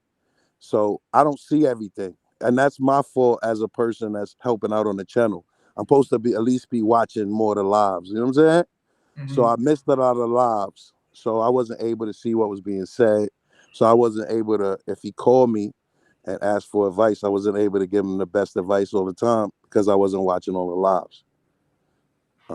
So I was helping out. Same way I help out with Razor Rays, mod the chat. Only thing is when he I don't know, something might happen with his Cash App. Because you know, people send like dollar just to try to mess up on your Cash Apps and stuff like that. I don't know if you ever faced that. No, I So haven't. I haven't. yeah. So when you're doing fundraising, right? Just to give you a insight to that, some people when they don't want you to get a mag, you getting donations on your Cash App, they'll send you $1, $1, $1, $1, and they'll think it's a scam and it's like fraud. You feel what I'm saying? Because it's $1 at a time. And people run scams with that little $1 at a time stuff. So his Cash App wasn't rocking. So he's like, yo, Carter, I gotta get some food. You know what I'm saying? I need to get something to eat. I gotta get this rent paid. I'm staying. So he's like, yo, could I use your Cash App to get the donations in? And I said, go ahead, brother, no problem. I didn't get paid for accepting that. I just did it because I seen a brother needed to get something to eat or needed to get but I always tell travelers, man, you gotta pay your own poo-poo bill, man. Subs can't really, you know, they can't raise them funds. I always said that with every creator that I've worked with. You know what I'm saying? So for So me, that's the capacity that I helped them out, yeah. modded the channel, and you know, that's really about it. So how did you And feel when you my heard the intro play news? over there. You know, when Yeah, the yeah, music yeah. play over there, it's a I publishing. definitely So get your intros too. Yeah, but the intros but is nice. losing my publishing on that, you know, it hurt my pockets a little bit, but you know, the intro no longer over there anymore. So, you know, So business is business. how'd you feel when you heard the news? Uh so all right. So I was receiving December 28th, and I can't go into too much detail. Like I said, this that man fighting for his life and his story to tell. You feel what I'm saying? I really don't it's not my story to tell really, but for me, December 28th, I got sent like a thumbnail, a mock thumbnail. And you know how this space is now. It's like, I don't know about your inbox, your Instagram inbox, but I get like 20 inboxes a day, 10 emails, and they sending me clips telling me things that's going on in the space. Do you get some of that? Yeah. Right. So they sent me something, and it came from somebody that was associated with the first person that came at you, that come at travelers, and do roast shows, and it came from somebody that was closely associated with that guy. So I didn't take that seriously. This incident happened with NYC January 2nd, so that was something else that they was trying to put on them beforehand. So that I got that thumbnail, and I really paid it no mind because of how it came and who it came from and their association. So this situation that happened on January 1st, January 2nd, at the beach, when I first heard it, it kind of came through. I think it might have came through Future, but it just sounded like pressure from. I just think about it like it sounded like pressure from some people that was working on this channel, that came to him with it. So when he brought it to me, I think he also explained to me some. I don't know. I think he explained to me like he was out of his apartment. I didn't know, whether he was out of his apartment or not. I missed like 2, 3 lives because they was going on late nights, and you know what I'm saying, I had to get rest. So when I heard, I was disgusted just that being that the Floyd situation happened in Brazil, and I specifically told everybody who I work with, like, this ain't the time for shock jock talk. This ain't the time for doing anything crazy. This is the time for checking all IDs. You know, gotta be, that's what I was advising all the bros. So, you know, I felt like, betrayed a little bit. So they got you on audio. I can't exactly remember what you said, but it almost was like you were trying to get Future to stop talking because he's about to bury himself, which he did. Because he kept. Whoa! Stop talking. Where? Me? It was me.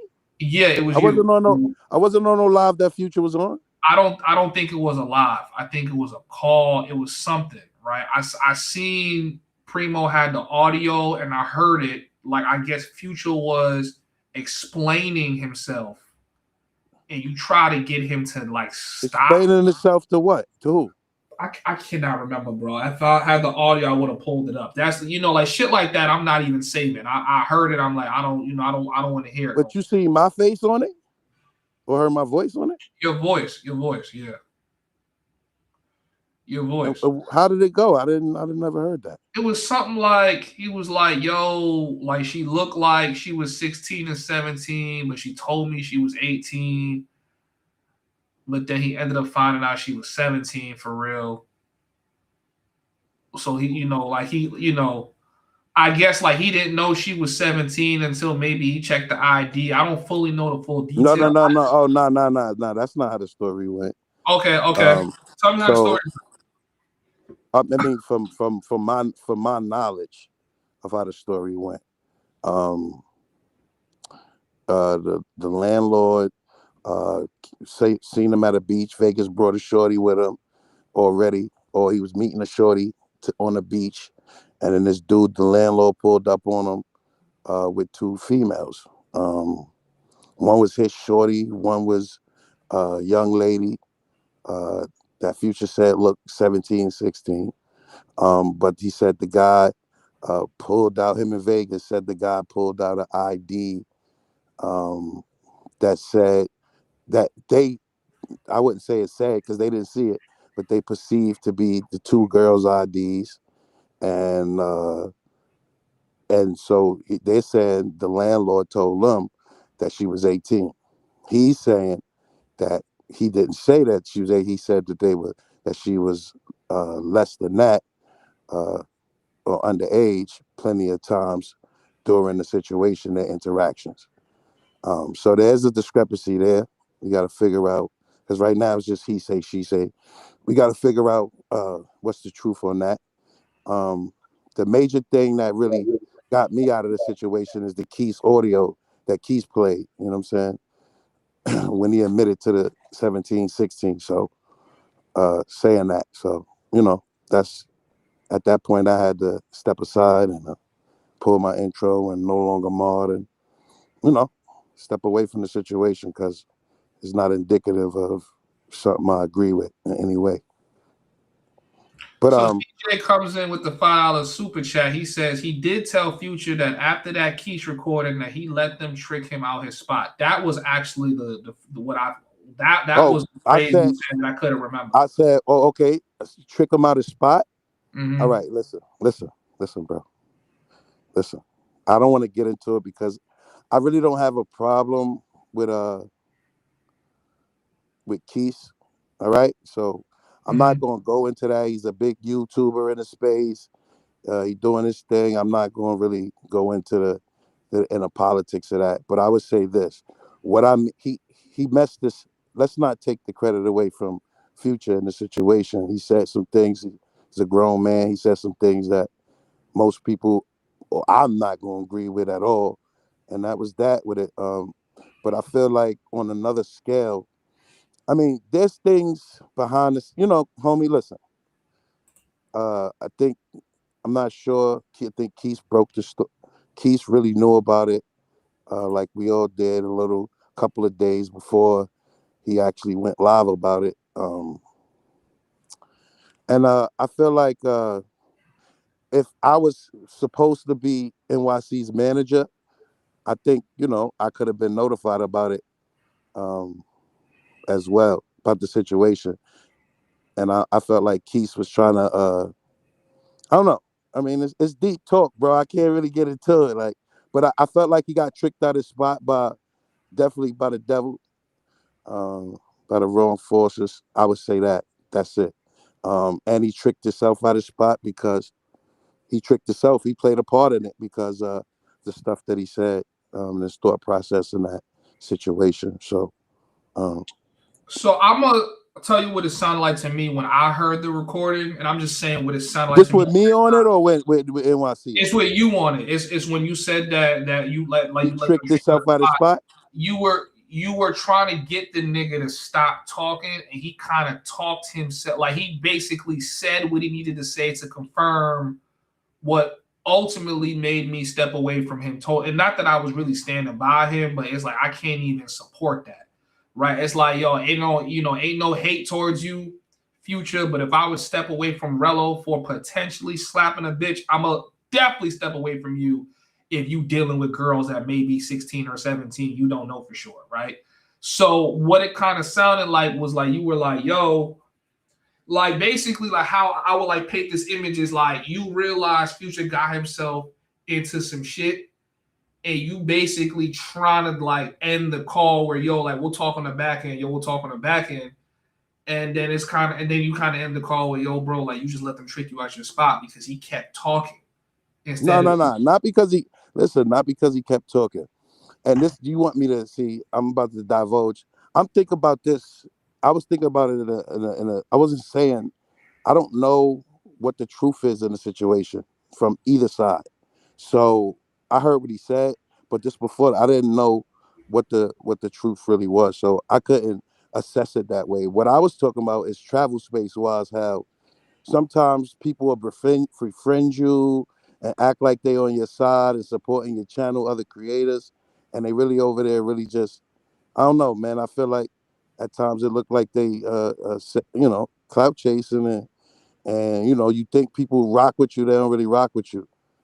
So like I felt like with the recording that Keith did a Future, I feel like he did what he had to do because he was on panels as well and donating. So he felt compelled to step away from that in the manner that he did. Some was just louder than others. For me, I just choose to go away quietly from the situation and keep it moving because I'm real strong and passionate about situations like that. And I'm not trying to express my opinion fully on a manner until I find out all the facts. That's all.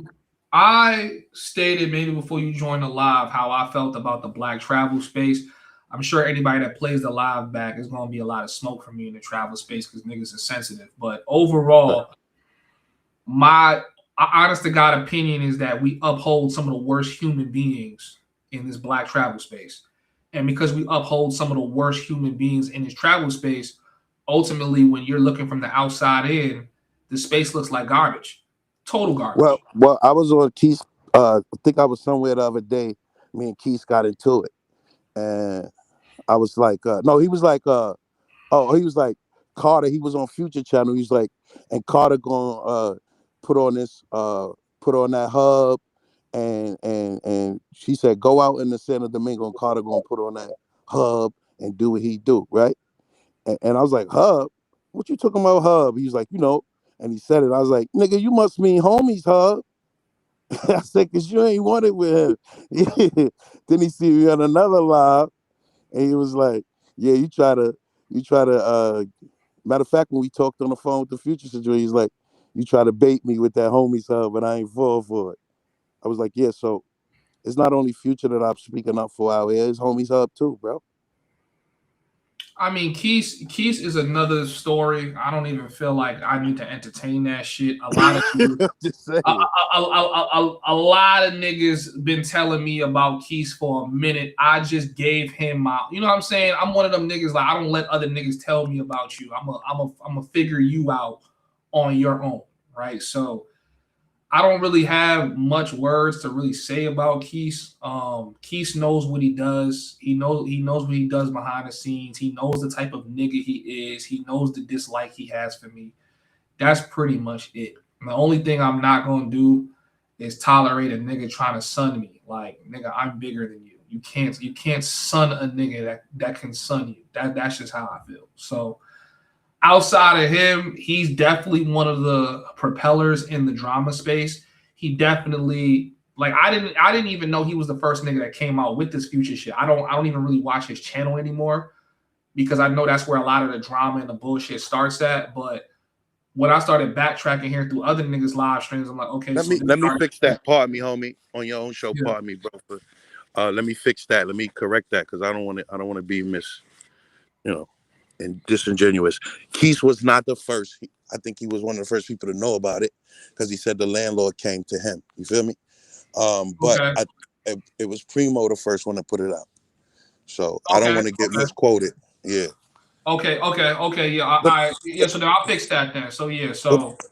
But my bottom line, homie, on that is I don't know. Yeah, I don't want you to. Sorry to cut you off on your own show. I don't want you to get it twisted. Like I gotta hear the audio, and I can tell you the full context of it. Because, homie, in the situation, I really didn't get involved because when it's dealing with kids of any, I got kids of my own, so I can't help out or really, get involved with that situation. So, it is what it is. That's what it was. I didn't really represent him in the situation at all. I just told him I had to step back. So I got one more question before I let Passport Creed come up here. I'm sure that he want to say something, but sure. So now that you've seen 2026, what the crash outs is doing, right? And just whoa. Hold on. Crash outs. That's what we talking about, homies out. Yeah, bro. All this shit stems back to the crash outs. I think you crashed out when you stayed too long in Thailand, in my opinion. How can you even compare something like that to I'm talking about but you talking about a crash out as far as arrests, as far as what niggas did to women, mistreatment of women, and I'm talking niggas crashing out and being the topic of conversation in the space. I have seen Carter Ford slather his name and stamp this shit like it was blue magic. And if you want more crash out, blue magic, that's crazy that you said that. State. All right. So check it. So look. Nah, that was it's a smoke show. I get it. So we say you do your thing. Salute to the chat. So check it. So the bottom line is, right, in reality, it's like this in show business, right? If these guys are going to remain in a space and they're going to get the casual viewer in, right, then there's got to be somebody there that's ushering the casual viewer to other channels like Homies Hub, Mentuition, K9, No Fear Travel, so that's part of the role that I play. As far as the Rello channel, as far as NYC, the Future channel, as you can see, Bando came off the Future channel, T Will came off the Future channel, Super Trooper came off the Future channel, Primo came off the Rello channel, 3 more came off the Rello channel, Carter 4 came off the Rello channel, K9 came off the Rello channel. And so there you have it, most of your new crop of content creators. So that's what we've been doing, man. It ain't about just individuals, and I always said that it's about the space on the entirety. It's about a balance. It's like don't tell me I can't be entertained by who these people feel is suspenseful acts when I still got Homies Hub, Keys in the Streets, K9 and others making content, Lord Williamson, Don Banks, Yeah, Intuition. but Carter, but you not standing by us the way you standing by them niggas. You damn near is getting They into a managerial role. all When it right, comes so to them look. niggas. So look, check it. Nobody, your chat is a great chat. Nobody even picking on. I don't even see no bad comments towards you, bro. You got this under control. You got a business model. You promoting your website. You understand the game. You don't really need Carter 4 over here for real. You just need me and being a viewer and a fan of your content, bro. You feel what I'm saying? But if you ever reached out to me in a dire situation or you needed help in any way, you could always holler at Carter 4. And that's how it's been. They just holler at Carter 4 before you do. Okay. Passport Cream, what's Razor, up, man? Talk to yeah. us. You know, for somebody that's been in the space for a while, Wait, hold you on. know, Is that Mr. Charles? you remember everything. I know your voice. All right, Mr. Charles. Yeah, have at it. Yeah, don't forget. You know, I guess I'm a social learner, the anti-social learner. But yeah, you know, for somebody to be I guess a proclaimed channel manager, you know, Uh, it seems like the two guys who have some of the most negative past are under your watch, and this, you know, is not a coincidence. I think Mr. Charles is actually one of Rello's biggest fans from season 1. Just to let y'all know. What does that have? I don't know what that has to do anything, but go ahead. And a former big donor on the Jay Rello show as well. I'm broke. So now, shout out to Mr. Charles. But yeah, man, I just want to say that Rello gave me the channel manager name. I was just a nigga from the chat that was donating money and wanted him to bring the content. And Primo and them had left, and nobody else would stand up and say, "Hey, you entertaining, but we gonna need some content for the bread we giving." And so Carter 4 stepped up and he said, "Hey, listen, Carter 4, I like what you did. It made me more transparent to the people, and I want to better the situation so I could collect more funds." So I was just part of trying to get the content out, man. And it just, and then I did an intro, and then it just, I got, niggas was gunning for my head because I was helping Jay Rello. But I also went to Keith before I started helping Rello and offered him the position to really help him out. And every client that I've worked with in the streets with Keith is somewhere around, got their other ear. So y'all don't So blame me. okay, so what do you do for these for your clients that um I guess that well, I'll let you answer it. So what do you All right. exactly do for your clients? Well, I wouldn't say they're my clients. You just said they're I your clients. No. I wouldn't say they're my clients, right? You Because just you just said that for that my that would client. that would mean I'm actually being compensated.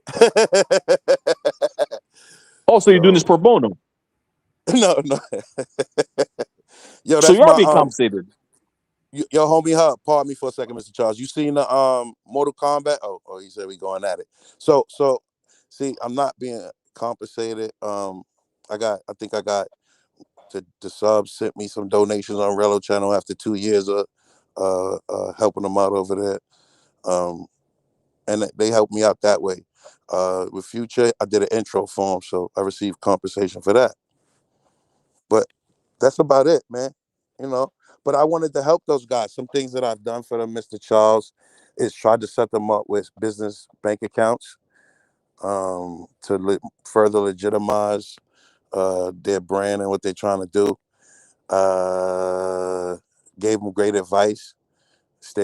Try to stay out of trouble. Don't be a magnet for negativity all the time.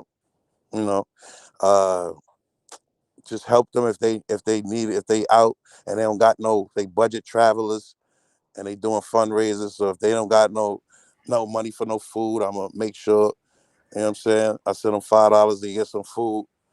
If it's a fundraiser, I might be the first one to start the fundraiser off and give them $10. You know? Carter.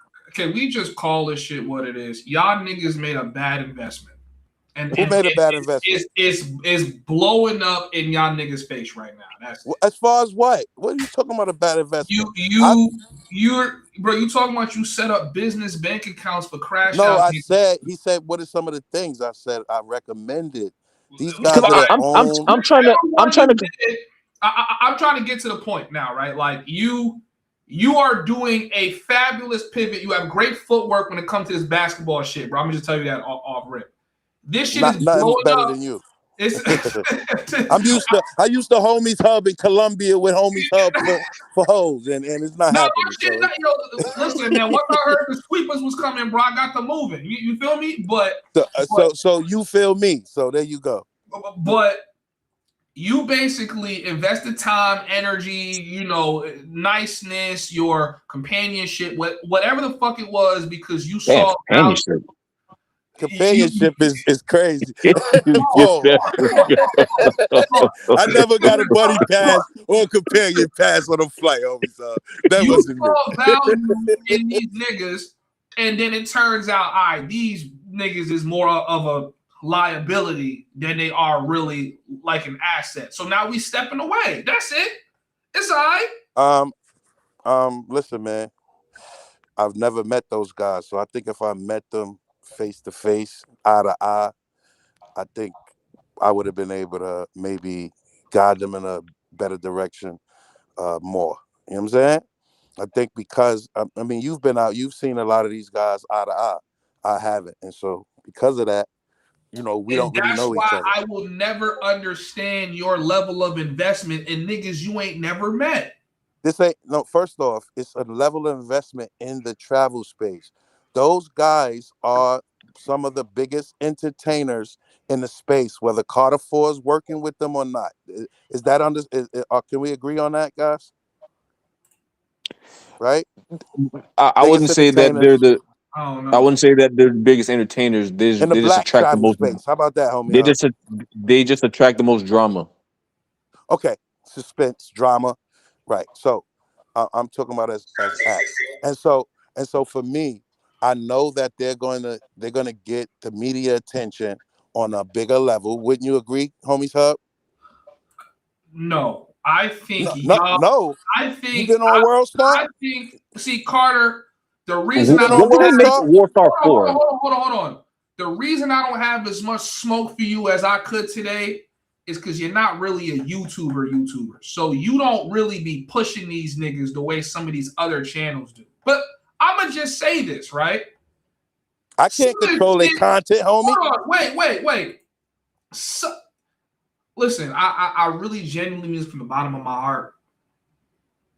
I don't really have okay, now I'm lying. Niggas like Keese, when he start talking about content in the black travel space and what's good to watch, that shit irks my fucking nerve to the core of my soul. Because he is one of those niggas that will start talking about television and the best niggas to watch in the space. And in his head, the entire travel space are only the niggas he watches. He don't talk about other YouTubers. So then that narrative starts and is birthed on his platform, whether he notices it or not.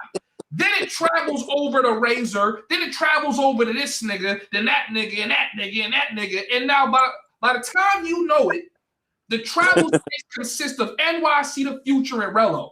Y'all are ridiculous. Yeah, and Homies Hub and Paul. That versus battle was fire. That versus battle was where the space needed to stay. And I got scorned for trying to start another one. That was the best thing Keith did all year. Was that versus battle?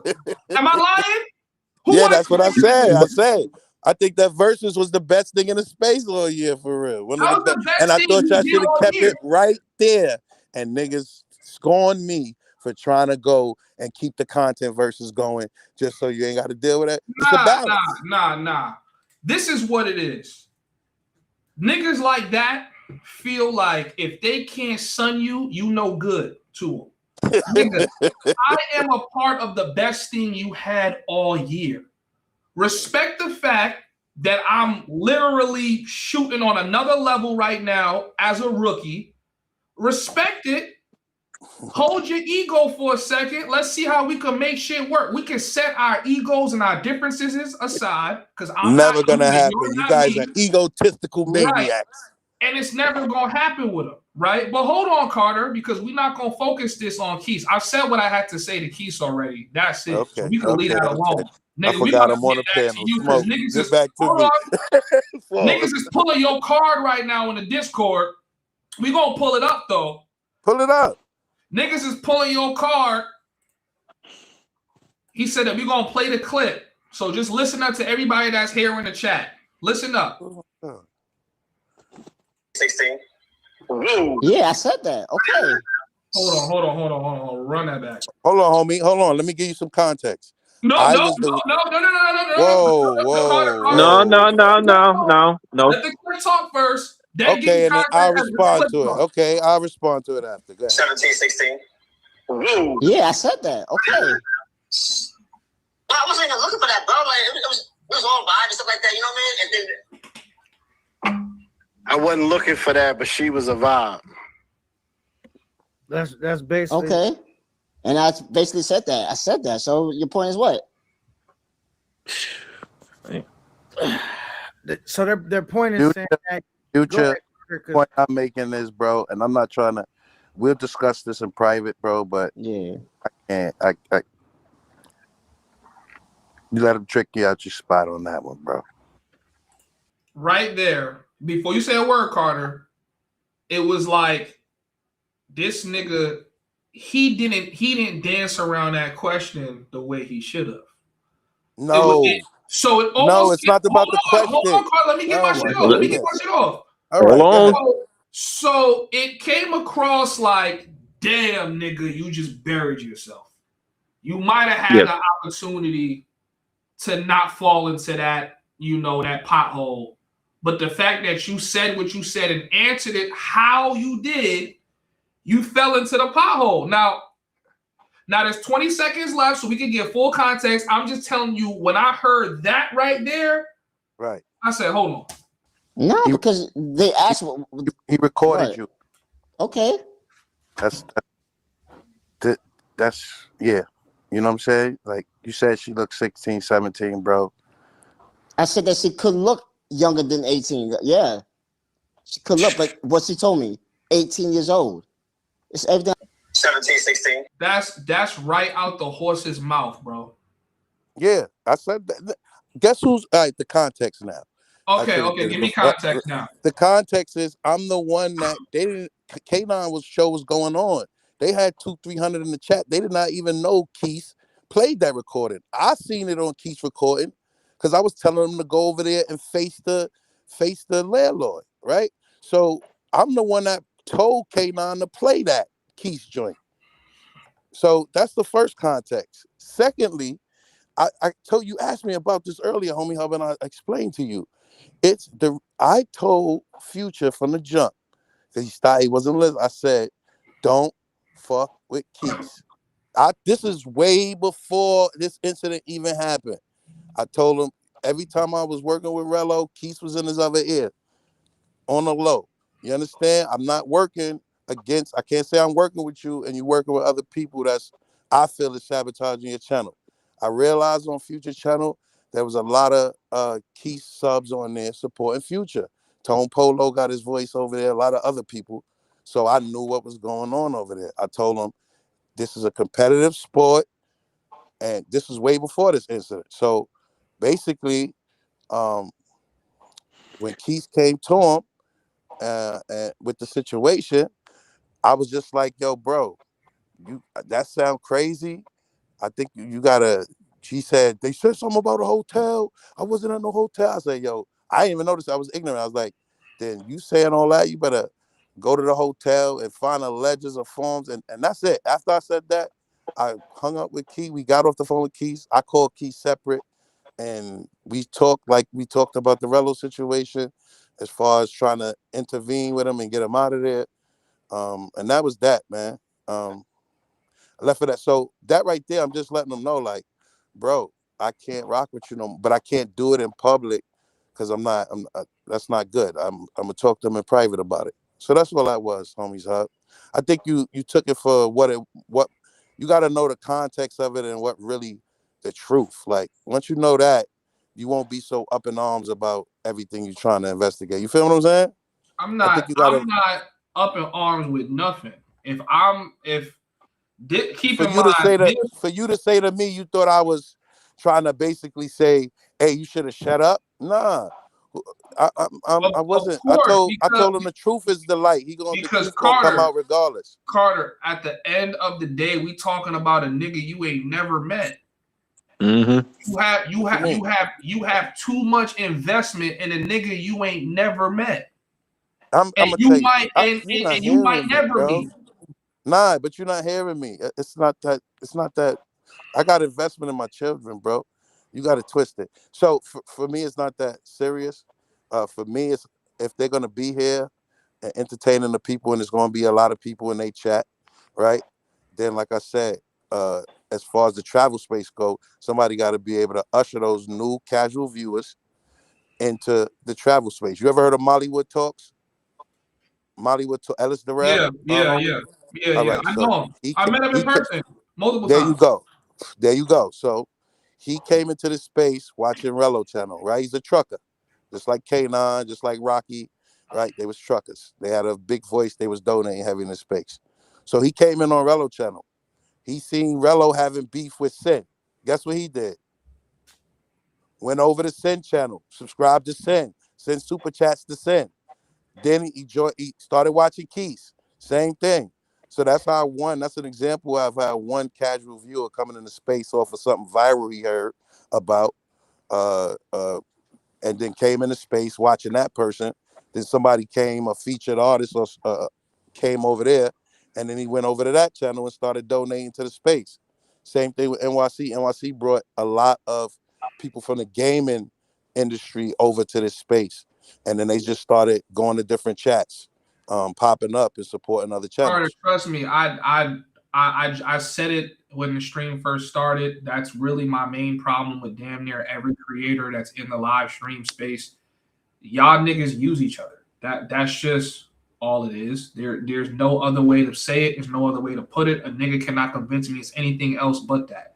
Niggas use you for what you good for, and then when they done using you and they feel like they done ran their streams up or got their numbers up, they fucking hang you with a rope. Primo did it. I see Bando do it. I don't know.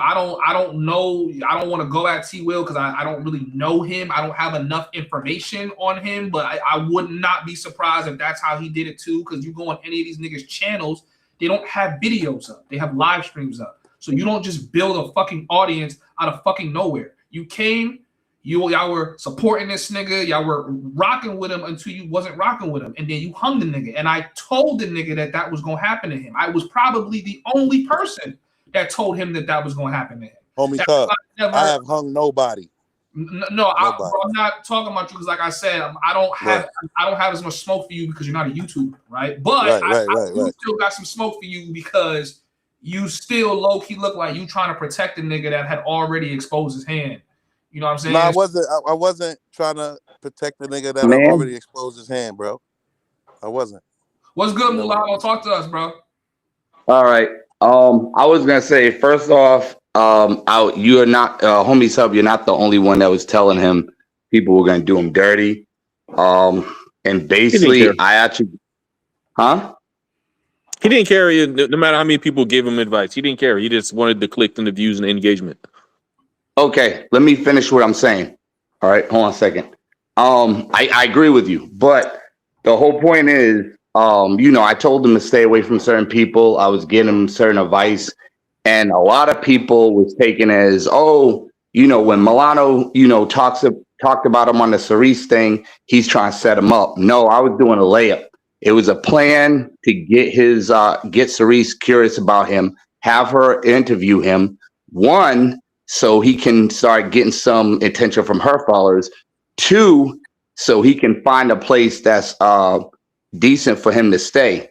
And a lot of times when I was there with him, showing him around Puerto Plata, I put him on to non-pros, non-working chicks so he can afford to move around there without, blowing all his money, but he messed it up twice. He had a bartender girl, and then he had a chick that was a real estate agent. The real estate agent, she ain't gonna be all easy and greasy like that. Like, you gotta meet the family, you got work into it. If you really want a wife or a girlfriend, that's the type you want. And I told him, he was like, nah, she ain't trying to let me do nothing on first day. I said, yo, be patient, man. If she doesn't, keep her as a friend. She's a real estate agent. She could get you a place for free. For cheap.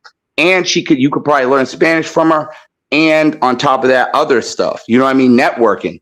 He was like, nah, he didn't want to listen. He wanted to put her and her homegirl on to everybody else, like Bando and them. And I'm like, bro, you need to keep this for yourself, because if you want to live over in Puerto Plata and everything, this is going to be a plug. He didn't want to listen.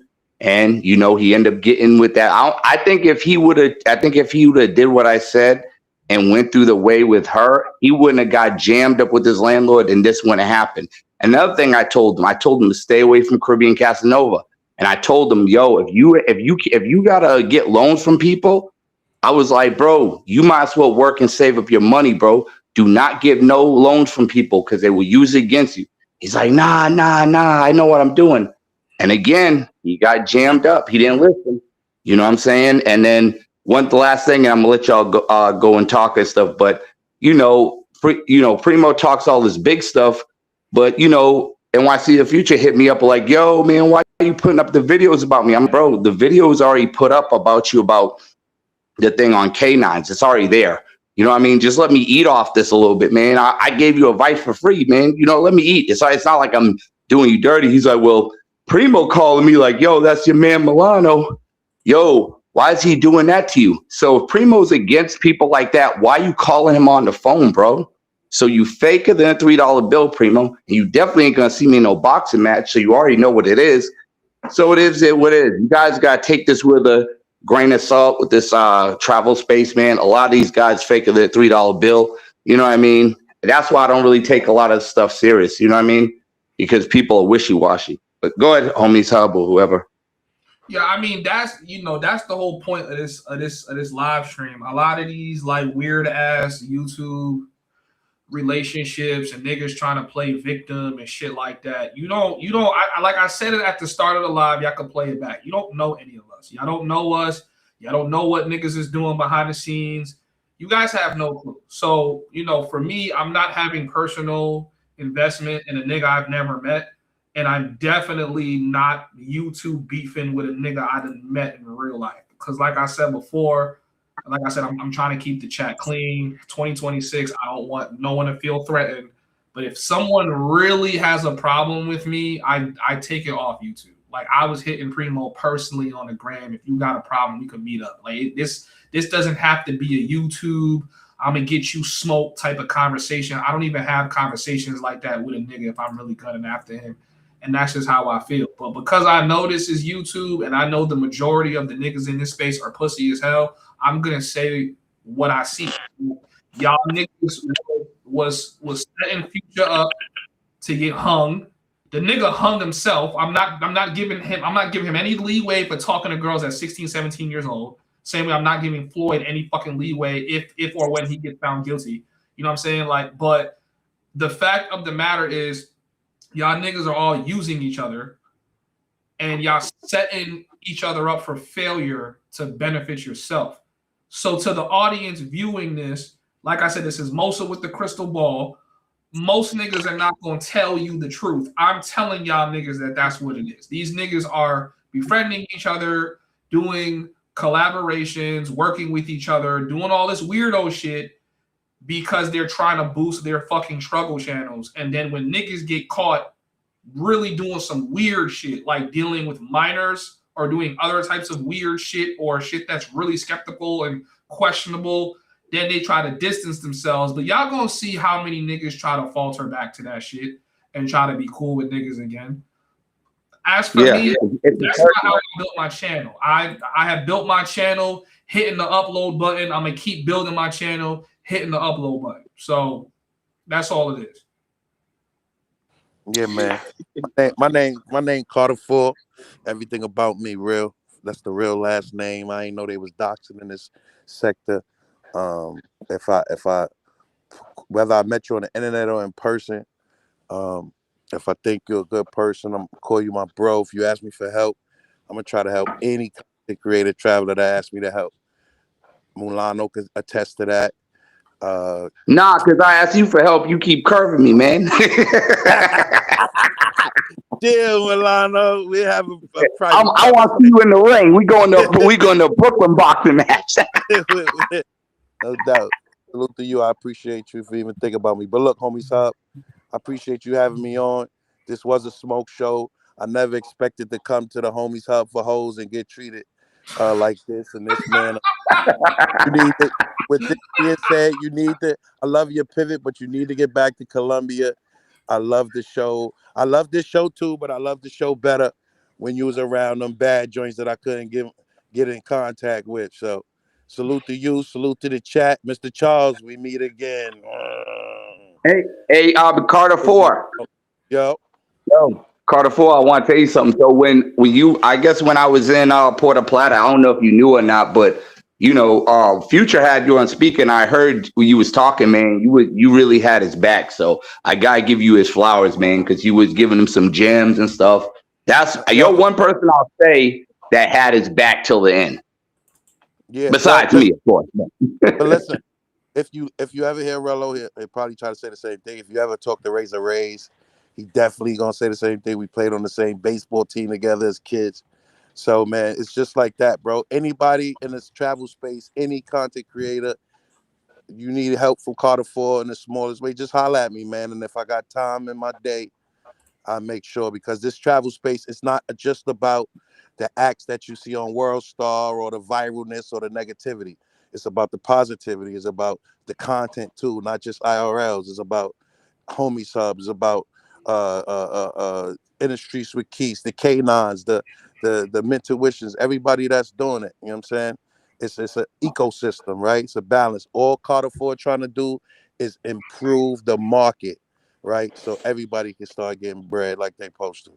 Bro, you gotta partner yourself with niggas that ain't doing shit like this. I want this. Yo, there are niggas really traveling. Like, yo, Shu is black. I know he don't be in the live stream, but he is a wonderful fucking travel content creator. I've heard niggas say, I don't consider certain black niggas a part of the black travels, but like we need to start looking at niggas that actually travel, bro. Travel is really moving around and doing anything. Like it's so much bigger than these degenerates that we keep giving all this fucking attention to. So I know you don't want to hear my top 10 because you're gonna say I'm messing up the space. You was in the top 10 for 2025, homies Hub. Right. So first was KBS Travels. Why? Because he don't gotta act like no personality. He ain't gotta show his face. Niggas gonna watch KBS Travels videos. Second, number 2 is Lord Williamson. You know what I'm saying? People talk about his edits and everything he doing. Scripts and his personality on the thing. I don't be glazing Lord like that. But they say he number 2. Number 3, Don Banks. And they finished off 2025 crazy on a boat party with Mentuition. Number 4, I think I had Austin Holloman, 2025. He still was able, he kept his name in the tabloids. I had I think I had Rello, just because he kept things going. So you see, I had 4 people before Rello. Then I think I had like NYC, Homies Hub, Mentuition, and Paul. That's my top 10. So those are the people that I watch. Not just Rello, NYC. I watch plenty niggas. Oh, Razor Ray's up there too. Of course. You know what I'm saying? So those are the people I think are very talented. I had some runner-ups of 2025, but you know, that's my top 10. So that's who I watch. That's who I'm watching their channel, seeing what they're doing, and seeing any way I can help them in any way, just better the market. So, homie Sub, your name was mentioned because of that versus battle and the Riz on the streets in Thailand. You put your music out. You had the Colombian Jones, and you still was able to go to Thailand and rock out with a group. So that's why you made the list. and I watch that channel. You need to worry more about what niggas watching over here on the Cash App Homies Hub and not nobody else. You heard? Because that's where I'm at with it. That's why I'm over here. But salute to the I chat. am always going to pocket watch because if I could make 30% more, I'm going to pocket watch a nigga. You know what I'm saying? But I appreciate that, bro. Thank you. Telling the truth. He got his pocket watch it glasses on. Pocket watch it. Salute Milano. Salute Passport Creed. Mr. Charles. Salute Homies Hub. It's your boy Carter Ford. And I'm out. From what I've seen from this space overall, I mean, this space is just addicted to and identify with most of the struggle crash out personalities of the space. It's not about traveling, because how many times we done seen the same spots. So it's just about what can this person do in the buffoonery in these spots, because most of the unknown travelers that actually travel to new spaces, majority of people will say that, oh, that's boring. But this travel space is not really about travel. It's more about drama, clicks, views. Carter was talking about everything with Warstar, but everything that would happen to go viral or on Warstar is negative. Floyd went viral, negative. Rella went viral, negative. Future went viral, negative. What Passport Bro or travel guy has went viral for something positive? Yeah, that's what I'm saying. And yeah, well, I'm out. I just wanted to say that, homie club. I'm about to be out. All right. Thank you, Milano. I appreciate it, bro. All right. Shout out to Carter Ford, man. That nigga so smooth, man. He came in here and danced around shit. He pivoted around shit to the best of his ability. Even the outro was smooth as hell. I'm like, all right, man, you got it, dog. You got it, dog.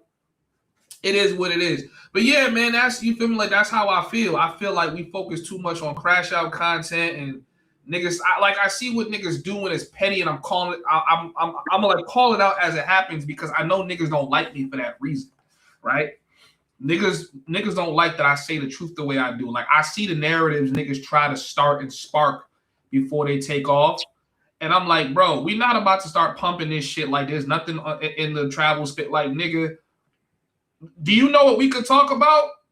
We could talk about how the Homies Hub done gained 700 subs in the past 3 weeks. We could talk about how I've been putting out videos sometimes twice a day. I've been traveling. I've been going all over. I just did a Japan tour. All right, fuck Homies Hub. If you don't like Homies Hub, nigga, you could go watch Shoe. That nigga all over Asia. You want to go see Asia? Go and check out Asia. Matter of fact, we could talk about Game Abroad. Game Abroad just left Thailand. Now, you feel me? Now he's in Colombia. Like, there's so many more content creators in the Black travel space, but in this drama space, we only focus on the creators that come with drama. You see what I'm saying? And I'm like, yo, I'm not fucking with that, and I'm starting to see some of the sources in which this start from. Like, I'm not talking about Razor when he covers drama, because he's just covering the drama. I'm talking about the niggas that are igniting the drama. I could see it. I see it. And it's not just one person. It's multiple of niggas that start fucking, you know, igniting drama on these platforms because they don't travel. There's nobody who's traveling that's focusing on igniting drama. The only niggas that sit on panels and ignite drama on their panels are niggas that don't travel. I'm in Thailand right now. The only reason why I am even addressing this is because I haven't gone live, because I'm too busy editing videos and putting them out. And before the vlogs come out, I'm going to just give you guys something to watch until the vlogs start coming out. But I'm putting together movies where I'm at right now. I'm really doing this shit. How can niggas say there's nothing to watch? What are we talking about? How can niggas say, yo, these are the, you know, they have the highest viewership? This is how I look at crash out content.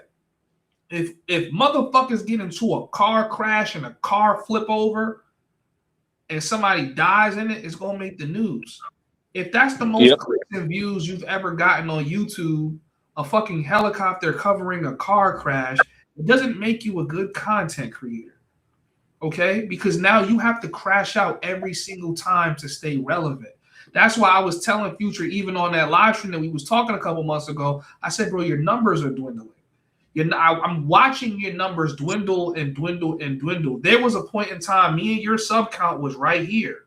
Now I'm here and you're still here. How is that possible if you have more niggas in your live stream than me? Here's the difference. I'm hitting the upload button and you are not. You are dependent on running a live stream and now the money's drying out. And now everybody that was helping you get your shit together after they done milked you for everything, they left to go start their own shit and go make money on their side and go showcase their talents. And now you trying to figure out how to get this shit together. Can niggas say I'm wrong? Can you niggas actually hate me for saying the fucking truth? Okay, I get it. Truth tellers always get crucified. So y'all niggas want me to be quiet? Cool. This is probably going to be one of the last times I'm ever going to address the space in its entirety. This shit is fake. This shit is fugazi. None of this shit is real. None of these niggas is real. None of the smoke niggas half with each other is real. All of this shit is for clicks and views. It's a bunch of woofing. But the problem is you as the creator, you really get damaged behind some of this shit. You really have to suffer the consequences for some of this shit. It really does take an emotional toll on you. So when I was talking to Future, I know he's going to listen to me now. And, you know, obviously, bro, I got to show you tough love, right? And just let you know, like, listen, bro, I wish you the best, but I cannot rock out with you because you are definitely the type of nigga that would risk it all and put it all on the line, bro. You would put it all on the fucking line because you're thinking with the wrong head. You're not thinking like you ain't thinking with this up here. You thinking with what's down there, and what's down there is going to get you locked up. And these niggas will get you locked up if it's going to mean clicks and views. Remember that.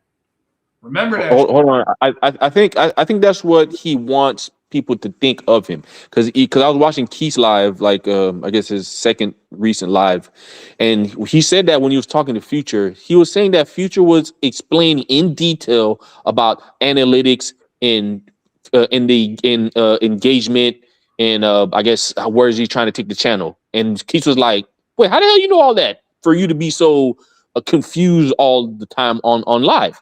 So he wants to portray like he doesn't know what he's doing and all stuff like that, because even before all this travel stuff, he was doing a 2K NBA 2K content for gamers.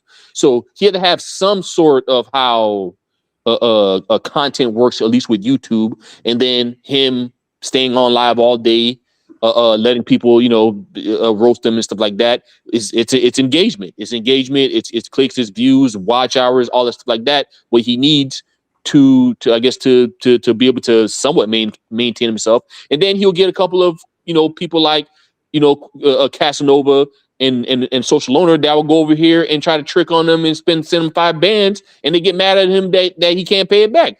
I mean, like I said, he is a narcissist, master manipulator, but it's working for him. And then I don't see, so nobody in the chat should be upset about what he's continuously giving you if you are still tuning in to watch. Because if I don't like something, I just find something else to watch. But I'm not going to keep watching something that I don't like. That was exactly my point. That was my point. And I'm gonna be honest, because I know Future watches my channel, so I don't want him to feel like I'm bullying the nigga. But Future, I can't watch your content, bro. I can't watch your live streams. I don't like it. Sometimes I tap in to kind of just, get some information and see how you doing or whatever. But besides that, I'm like, bro, I can't watch this shit. Like, I don't even know how niggas watch this shit. And it's but what would you be getting from his? For I don't know, for the people that watch the live, what are you really getting out of his live? Because it's not really showing you nothing new. He barely even show you. See, Mozo, at least with your channel, you will actually give commentary, views, food, females.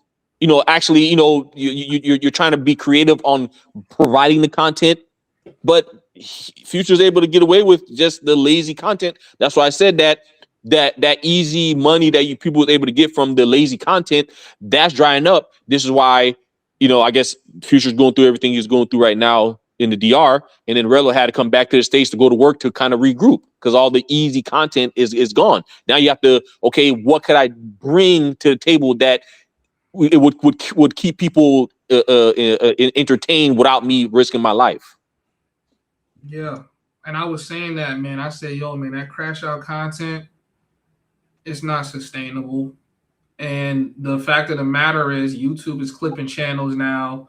Niggas is getting arrested now, deported now. You know what I'm saying? Like, it's not worth it. Like I was, and that was really all I was trying to give to NYC the Future when he came to Medi, was to teach him the game. Like, yo, bro, I'm around a lot of content creators. There's no other person that can tell you or show you how to do this travel shit full time than a nigga that's already doing it. No one can. A lot of these niggas is regrouping and going home every couple weeks. I spent 3 weeks in the US total. Now, if you're going to do content only, there's a way to do it. I'm going to show you how. Let me introduce you to some of the niggas that's here in Medellin making thousands of dollars a month and show you how to work it and how to move it so you can still keep your audience but keep them engaged. That's all I was trying to show them. Niggas talked them out of running into me like, yo, he trying to use you for clout. He trying to... And I'm like, yo, bro, you have to like use your brain. You knew of me as soon as you came into the space. That means that I was already relevant. You can't, even though I was a smaller YouTuber, I was already relevant. Like you can't make niggas make you think I'm using you for clout. I'm but instead, you know, I heard niggas go homies hub trying to use you. All right, that's the same CC that's basically telling you that he gonna beat your ass if you don't pay him at that 5K. Like I'm just saying, like, bro, like this shit is pathetic, bro, and it's sad. And maybe I could go on a tirade and try to expose how goofy this shit is, or I could just step away from this shit and do my own thing like I've been doing. You guys know I barely ever do live streams and fucking address drama. I probably address like 1 or 2 niggas I don't fuck with, but besides that, I don't really address drama. I don't want to be a part of this drama space. I'm just seeing what I see. I see all these niggas trying to disassociate now and do all this other shit, and I just find it funny. Y'all niggas is all goofy. Bro, if you remember, way by like a year, almost a year and a half ago, 2 years ago, I told you to not join the travel space and to keep doing your own thing, and you can kind of work as a adjacent, but not join it because, I mean, like I said, I already kind of get the gist of what the travel space is. But that's besides the point. Back when when O'Shea was doing like more manosphere type of content, they had this thing where like a lot of the manosphere haters, like a lot of black women, they had this thing called the manosphere. It was like a manosphere apocalypse, where it's like all those women who hated men actually voicing their opinion. They went and mass reported like all those channels who were actually covering, that was what black women would call speaking negatively instead of men sharing their experiences. But they reported all that stuff to YouTube, so a lot of guys are losing their pages because of that. And I think O'Shea was one of the ones that was able to survive that apocalypse where YouTube was going wiping everybody out that was, black women would say harassing and demeaning them. So that's why one of the reasons why O'Shea kind of pivoted to celebrity gossip. And that's what you should do, is to pivot into do whatever is getting like the clicks and the views. It's like, what's the point? You're not really getting none out of this. You're not really making a whole bunch of money out of this. It's more drama, it's more conflict. Everybody's waiting for you to travel. Okay, where did you go next? And then when you do try to go somewhere next, like Peru, they don't want to tune in for it or give you the same type of financial incentive or engagement like they would give to somebody that's in DR, giving them the same content that you've been giving them the last 7 months. But that's what you should not try to intertwine yourself with. Do whatever works. You've been doing this whole faceless commentary review. You can do that, but like I said, you could try to cover some more current topics, like the what's that stuff happening with Anton and Corey. You can do a 10-minute video of that and give your commentary, and then see if that gets some more clicks and views, and you kind of slowly pivot away from the travel space. You could kind of jump in every now and then. If something happens that's like really contentious, you can cover that. But you got to start straying away and then, like I said, cover some more stuff that actually could actually put money in your pocket. Oh yeah, listen, bro, you are so on the money. I don't even have to say nothing more. Shout out to O'Shea. He was actually in the chat today. I actually had Yeah, I've seen it. yeah, that you know that he might have known about my channel or not. Yeah, man, I've been copying fucking O'Shea, man. That nigga's a monster. Like the film, like the way that nigga pumps out commentary content has just got to be studied. I'm like, I know this nigga running up the AdSense. And for a fact, since I've been dumping content, I've been running up the AdSense. So I'm like, bro, you know, I said it before, I'm gonna say it again. This travel shit is not that lucrative. You get forced down two pathways. You're gonna need to start doing corn and putting it in your Patreon or your OF, or you're gonna need to set up a real business model behind it. And the business model is difficult. That's why, you know, like we tend to get caught up trying to show chicks. And I'm like, bro, I've been in Thailand. I must have had maybe 1 or 2 girls on stream at max. Guys, I'm not really with that content. Obviously, when I go to Colombia, we're gonna put some girls on camera. But I'm like, man, I'm not even really trying to force that because if I do, it's gonna be just good content with a girl. You know, she'll be on stream, she'll answer questions. I'm trying to get away from this shit because this shit does not pay that much. Like what niggas are doing and the alliances that they're forming in this space is for the equivalent of maybe $50 in super chats. Like this shit is fucking ridiculous, bro. This is ridiculous. Like not to say I haven't made good money in the travel space because I have, especially for my channel size. I've made some good bread. If I tally up my cash apps, I don't want to tally up my cash apps on stream, but I remember. Yeah, I remember the exact time when O'Shea literally pivoted from covering black male majority topics to where he just went primarily towards. I mean, he kind of said it too that he's going to cover primarily celebrity gossip. He was stuck at like 70,000, 60 or 70,000 subs. Then as soon as he made that pivot, he created the whole nother channel called Celebrity Junk. That went over 100, and then his main channel that went over 100. And that 30K that he was struggling so hard to build to get to that 100K. I think he probably almost that same year. He took off and he never went. I mean, like I say, he'll blend in some manospheric top responses to kind of intertwine it a little bit, but he says like, screw it, I'm gonna go towards the money. And instead of him going so hard, this is why when you listen to a lot of his stuff, he's more diplomatic, kind of lay in the middle. But because like I say, he was just like, screw it, I'm gonna go towards the money, because everybody that was in that manosphere, they damn near almost lost all their channels. Obsidian, Tommy, I think Kevin kind of did his thing, pretty decent. But then you got to worry about the community strikes and all that crap. And then at the end of the day, you're on YouTube to make money. You already kind of do your own edits and stuff like that. I think O'Shea has like an editor that he hires, or people that does all those graphics for him and stuff like that. So, I mean, once you get all that down pat and you just perfecting that stuff that you already do yourself anyway, then like I said, and then, you start branching into TikTok and all, and whatever site, whatever social media platform that's going to pay you the money, so you can not be so dependent on trying to do live stream, or trying to be dependent on the space and then being frustrated on what's going on in the space. And then by the time that, and like I said, you already see what YouTube's doing with them trying to control or snipe or eliminate whatever they feel is unjust for their platform. You don't want to get caught up in that crap anyway, because at the end of the day, it's not worth it, especially if you have a monetized channel.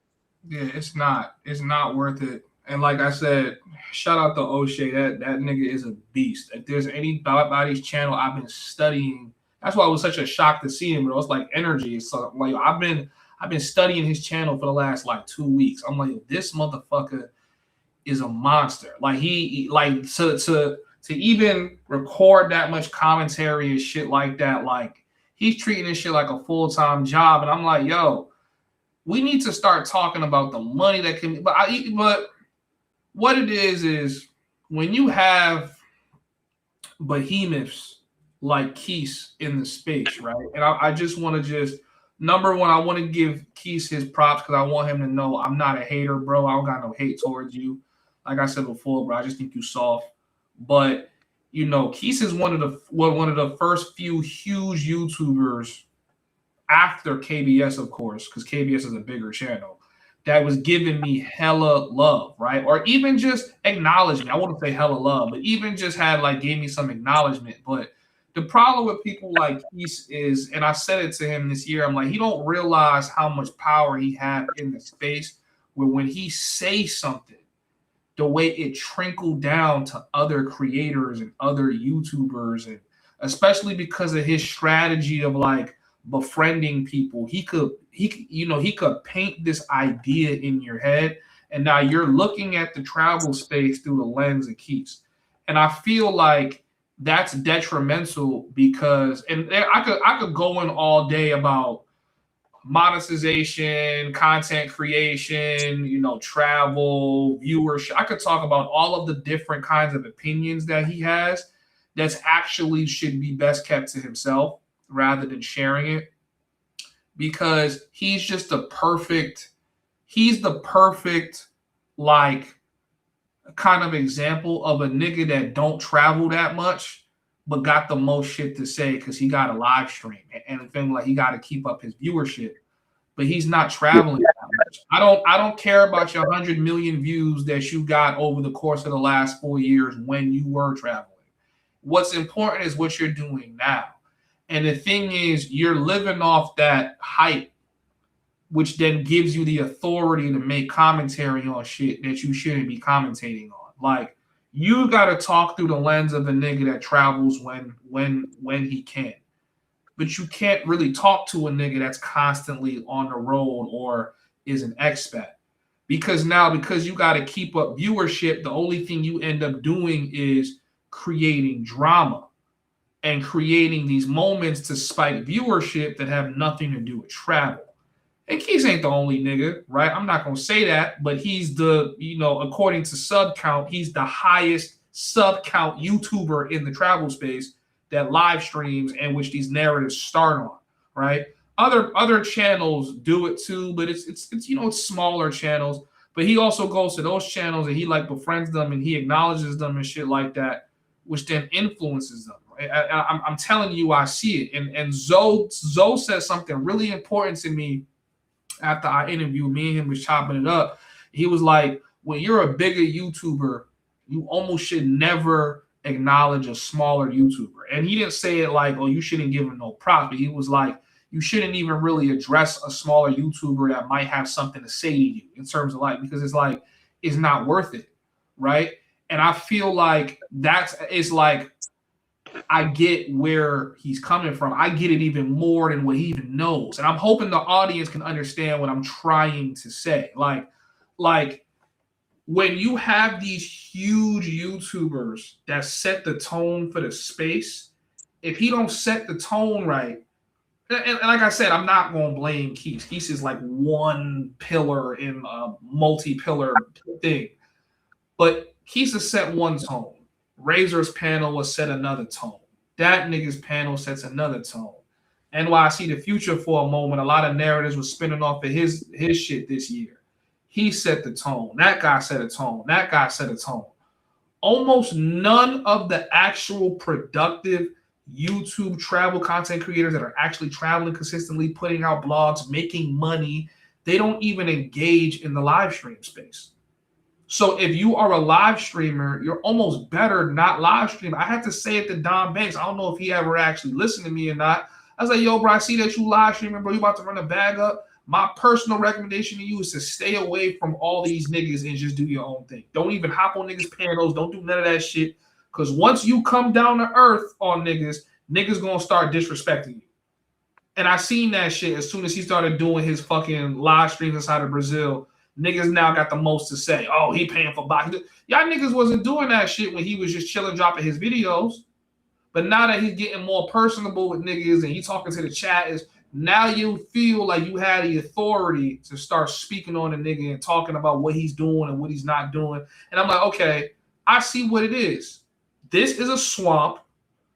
And a lot of you niggas are in this swamp because you don't have the ability to climb out of this swamp, and you try to pull niggas down with you. Pull niggas down with you. I'm gonna pull this nigga down with me. I'm gonna pull this nigga down with me. I'm gonna pull that nigga down with me. I see what it is. And if you a content creator, you feel me, you can understand where I'm coming from. If you're a guy that's inside the audience and you've been watching this space for a while, you can see where I'm coming from, right? Like people, some people, a lot of people use the drama in this space to grow their channel because they don't travel and they're not good at hitting that upload button. So I think it's like a situation with this nigga right now. Right now, he don't travel as much. So his way to stay relevant is to live stream. And unfortunately, eventually, the bullshit's going to cook up where you talking about some drama shit that you really shouldn't really even give no air to because you're going to give too much leg room to the drama. You're not going to acknowledge the good content creators. You don't got to mention Homies Hub. You can say fuck Homies Hub. But there's a lot of other black content creators that are doing numbers, that's really traveling, that's putting together real videos. If we would take the time to acknowledge those guys, this space would look a lot different. But this is what it looks like currently. So if I pivot, chat. Don't be mad at a nigga. I'll pivot. Listen, man. We like I said, we understand, bro. Because traveling's not expensive. I travel. Everybody who's traveled off their own dime, it's very expensive. And like I said, if you're trying to live abroad without having to come back to the States and be here for extended time to try to regroup, I mean, you got to just figure out however you got to make money is how you got to make money. I mean, you got passport bro bashers that make money off of bashing passport bros. You got ones that cover the space that make money off it, and you got ones that talk about, like I said, completely other stuff. Like I watched this one gun tuber, Yorkie or Yoki. You know, she's that Dominican or Spanish chick. She's always in these spandex with her BBL, and she gets easy clicks and views because every thumbnail has the yams in the thumbnail. Every thumbnail. And then that brings in the clicks and the views. Is it a cheap way to get the clicks? Yes. Does it work? Yes, because she's what 1 million or 2 million views. Subscribers. So she's getting the easy views. So would I be like, oh man, nah, don't do it that way. Don't use your assets.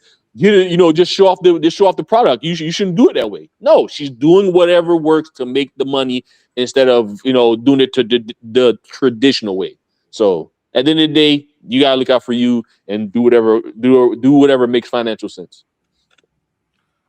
Yo, Passport Creed, man, I appreciate you, my guy. You always come in with some good words, man.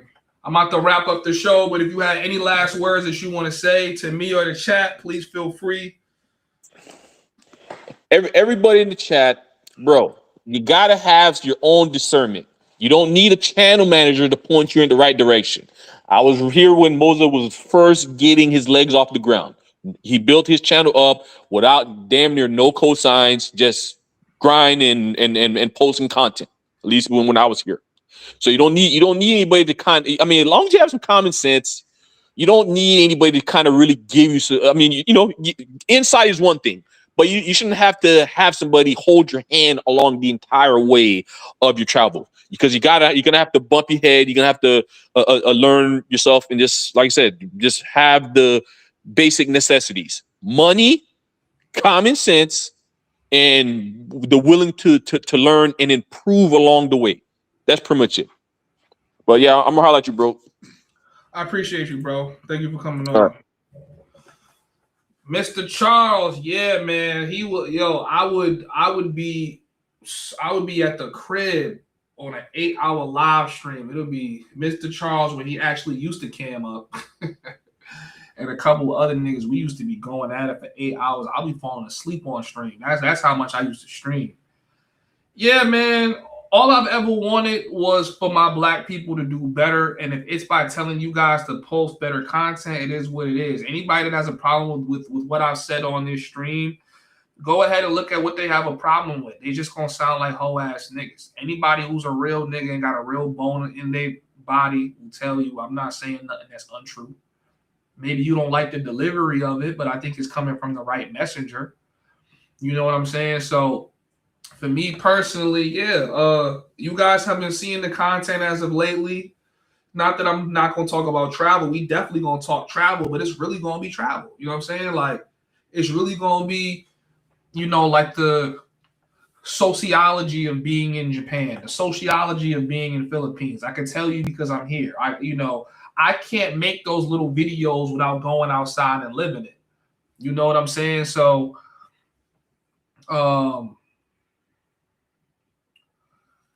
yeah, man, but I definitely appreciate you guys for watching. So I know some of you guys are like, yo, I signed up to be a bug tester. If you signed up to be a bug tester, before you get my email to you, I'm just going to tell you what my email is going to consist of. As a bug tester, you're going to get up to 3 months free membership, okay? You automatically get the 3 months free membership. You need to confirm your identity with me because I'm giving you free membership and you're going to be required to enter payment information. You're not going to be charged. But if you choose that you want to keep your membership after 3 months, or if you don't get like another discount code, you will be charged. Now you can cancel before then if you just want to get your 3 months free, whatever it is cool, but you get access to everything. I need to see your Instagram. I need to know that you're a real person and that you're not a troll and that you're not going to be posting bad content to the platform. Now, that'll get you permanently banned. I promise you, you will never be back on my platform. So if you guys would like to join as a bug tester, upload content. It's a great way for you guys to grow your content. My app is currently getting thousands of views every single day. So if you want to be able to start promoting anything you have going on, you can do it literally for free. All you need to do is just test the bugs on the platform. We have traction coming in from several different platforms right now, but we have a pretty tight-knit, like community. I'm doing like a lot of marketing for the app that's going to be coming up. And I believe in the next 60 to 90 days, the app is going to be absolutely flawless. Everything's going to work. So you guys can be a part of that and you can grow as a content creator. And at some point, I'll do a cutoff where it's going to be only invite only. I don't really care about like making a shit ton of, I do want to make a shit ton of money. Let me not say that. But the platform at the end of the day is one of like my contributions to the world. So I think the app has a lot of dope features. Like I said, we got wallet features. We have a companion AI that can help you with your travel and tell you where to find the best barbershops. Find the best massage parlors. It's all going to be input given from the community. So with that being said, I appreciate all of you guys for watching and rocking out with me for 4 hours. The stream definitely went longer than what I thought. Broke night doing this stream and doing content in general, but I am going to call it, take a little nap before I have to go train and get my fight on. Yeah, I want to share one more video before we get off here, man. Just one more video. If you guys didn't see my latest short, make sure you guys go check out my latest short. You know what I'm saying? Shout out to Smith. Thank you for rocking out with me, bro. I appreciate it. Let me share this short real quick. So y'all can see that your boy been in the gym working, okay? I've really been in the gym working. Let me see.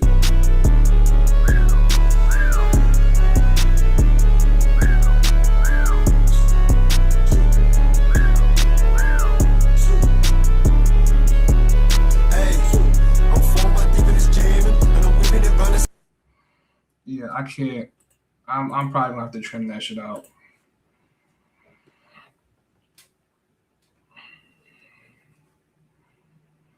But yeah, man, your boy's training, man. We about to see if we can make this amateur run. I got to give myself that at least as we going into 30. Make sure we got something that keep us in shape. So, but I do have a whole training video up on my Mosa channel, man. Y'all can go check it out if you're interested to see my progress. Trust me, I know I'm super rusty. For you, trained fighter ass niggas, don't be too judgmental. But Yeah, I'm trying to listen. I just want to elevate, and I want all of you guys to elevate too. You know, I'm a truth teller. I think I could back my shit up, so I'm never gonna not say the truth. A nigga never gonna make me scared to say my peace of mind. It's just not gonna happen. You know what I mean? So I want y'all to rock out with me because I say the truth, and that's kind of what I take pride in. So I promise y'all I was gonna be training. I promise y'all that I was gonna get my shit right. I promise y'all gonna get at least one fight from me. I don't know when, but y'all gonna get at least one. Hopefully we can get something done this year. 1, 2. When I say skip is 1, 2. Skip. Okay. Hook or jab? I'm wearing socks, so I'm slipping and shit. I'm trying to get it right. Skip. Okay, nice. My guy Angel, what up, G? What's up with you, bro?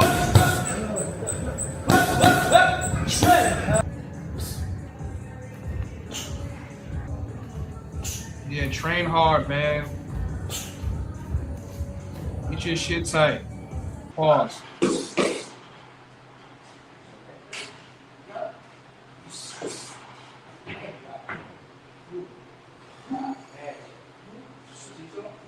Anyways, y'all could go watch that whole training video on the Mosa channel, or you can just go to my collaboration post. I got more training footage coming out, so I've been training hard and shit, and really just, I don't know, man. I might just train and just get my shit nice, man. That's it. I might never fight. I might just say fuck it. I might just be a fucking gym demon. I'm in the gym every day, but I'm not fighting nobody. Could be that too. Let's see. But anyways, I definitely appreciate you guys all. Hit me up if you guys want more digital nomad advice. You guys trying to make money at home. You want to figure out how to travel. You want to, try to get some tips from me. Whichever it is, join the Discord. I'm in there giving out gems for free all day. So all I ask is that you guys support the platform as I launch this app and try to do something extremely entrepreneurial and make sure that I just own my own platform. So yeah, that's it. I appreciate all of you guys for rocking with me. It's your boy. Peace. Yeah.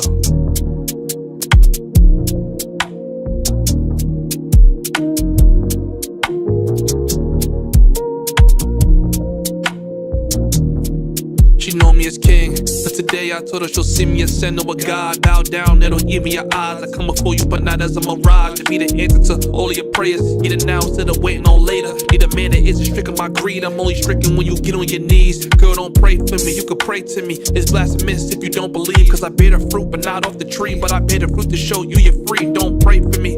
All the things you wanna say for me, you can say to me. Activate my inner savior. Can't watch you act on your inner nature. I can't watch you slide down that pole. Watch new niggas take you home. I'm here to save your soul and purify you with that role. I can't just sit back and just watch you. You got a heavy burden, I'ma spot you. You feeling sick, I'll be a doctor. I want you to love me. I want you to love me like a God that you ain't never seen. I wanna be to heaven you ain't never been. I wanna purge 11 that's been meddling. Life's a trip, keep you pedaling. Let my love just settle in. I write you letters in cursive. Just let me be the one you worship. Yeah, worship. You can pray to me.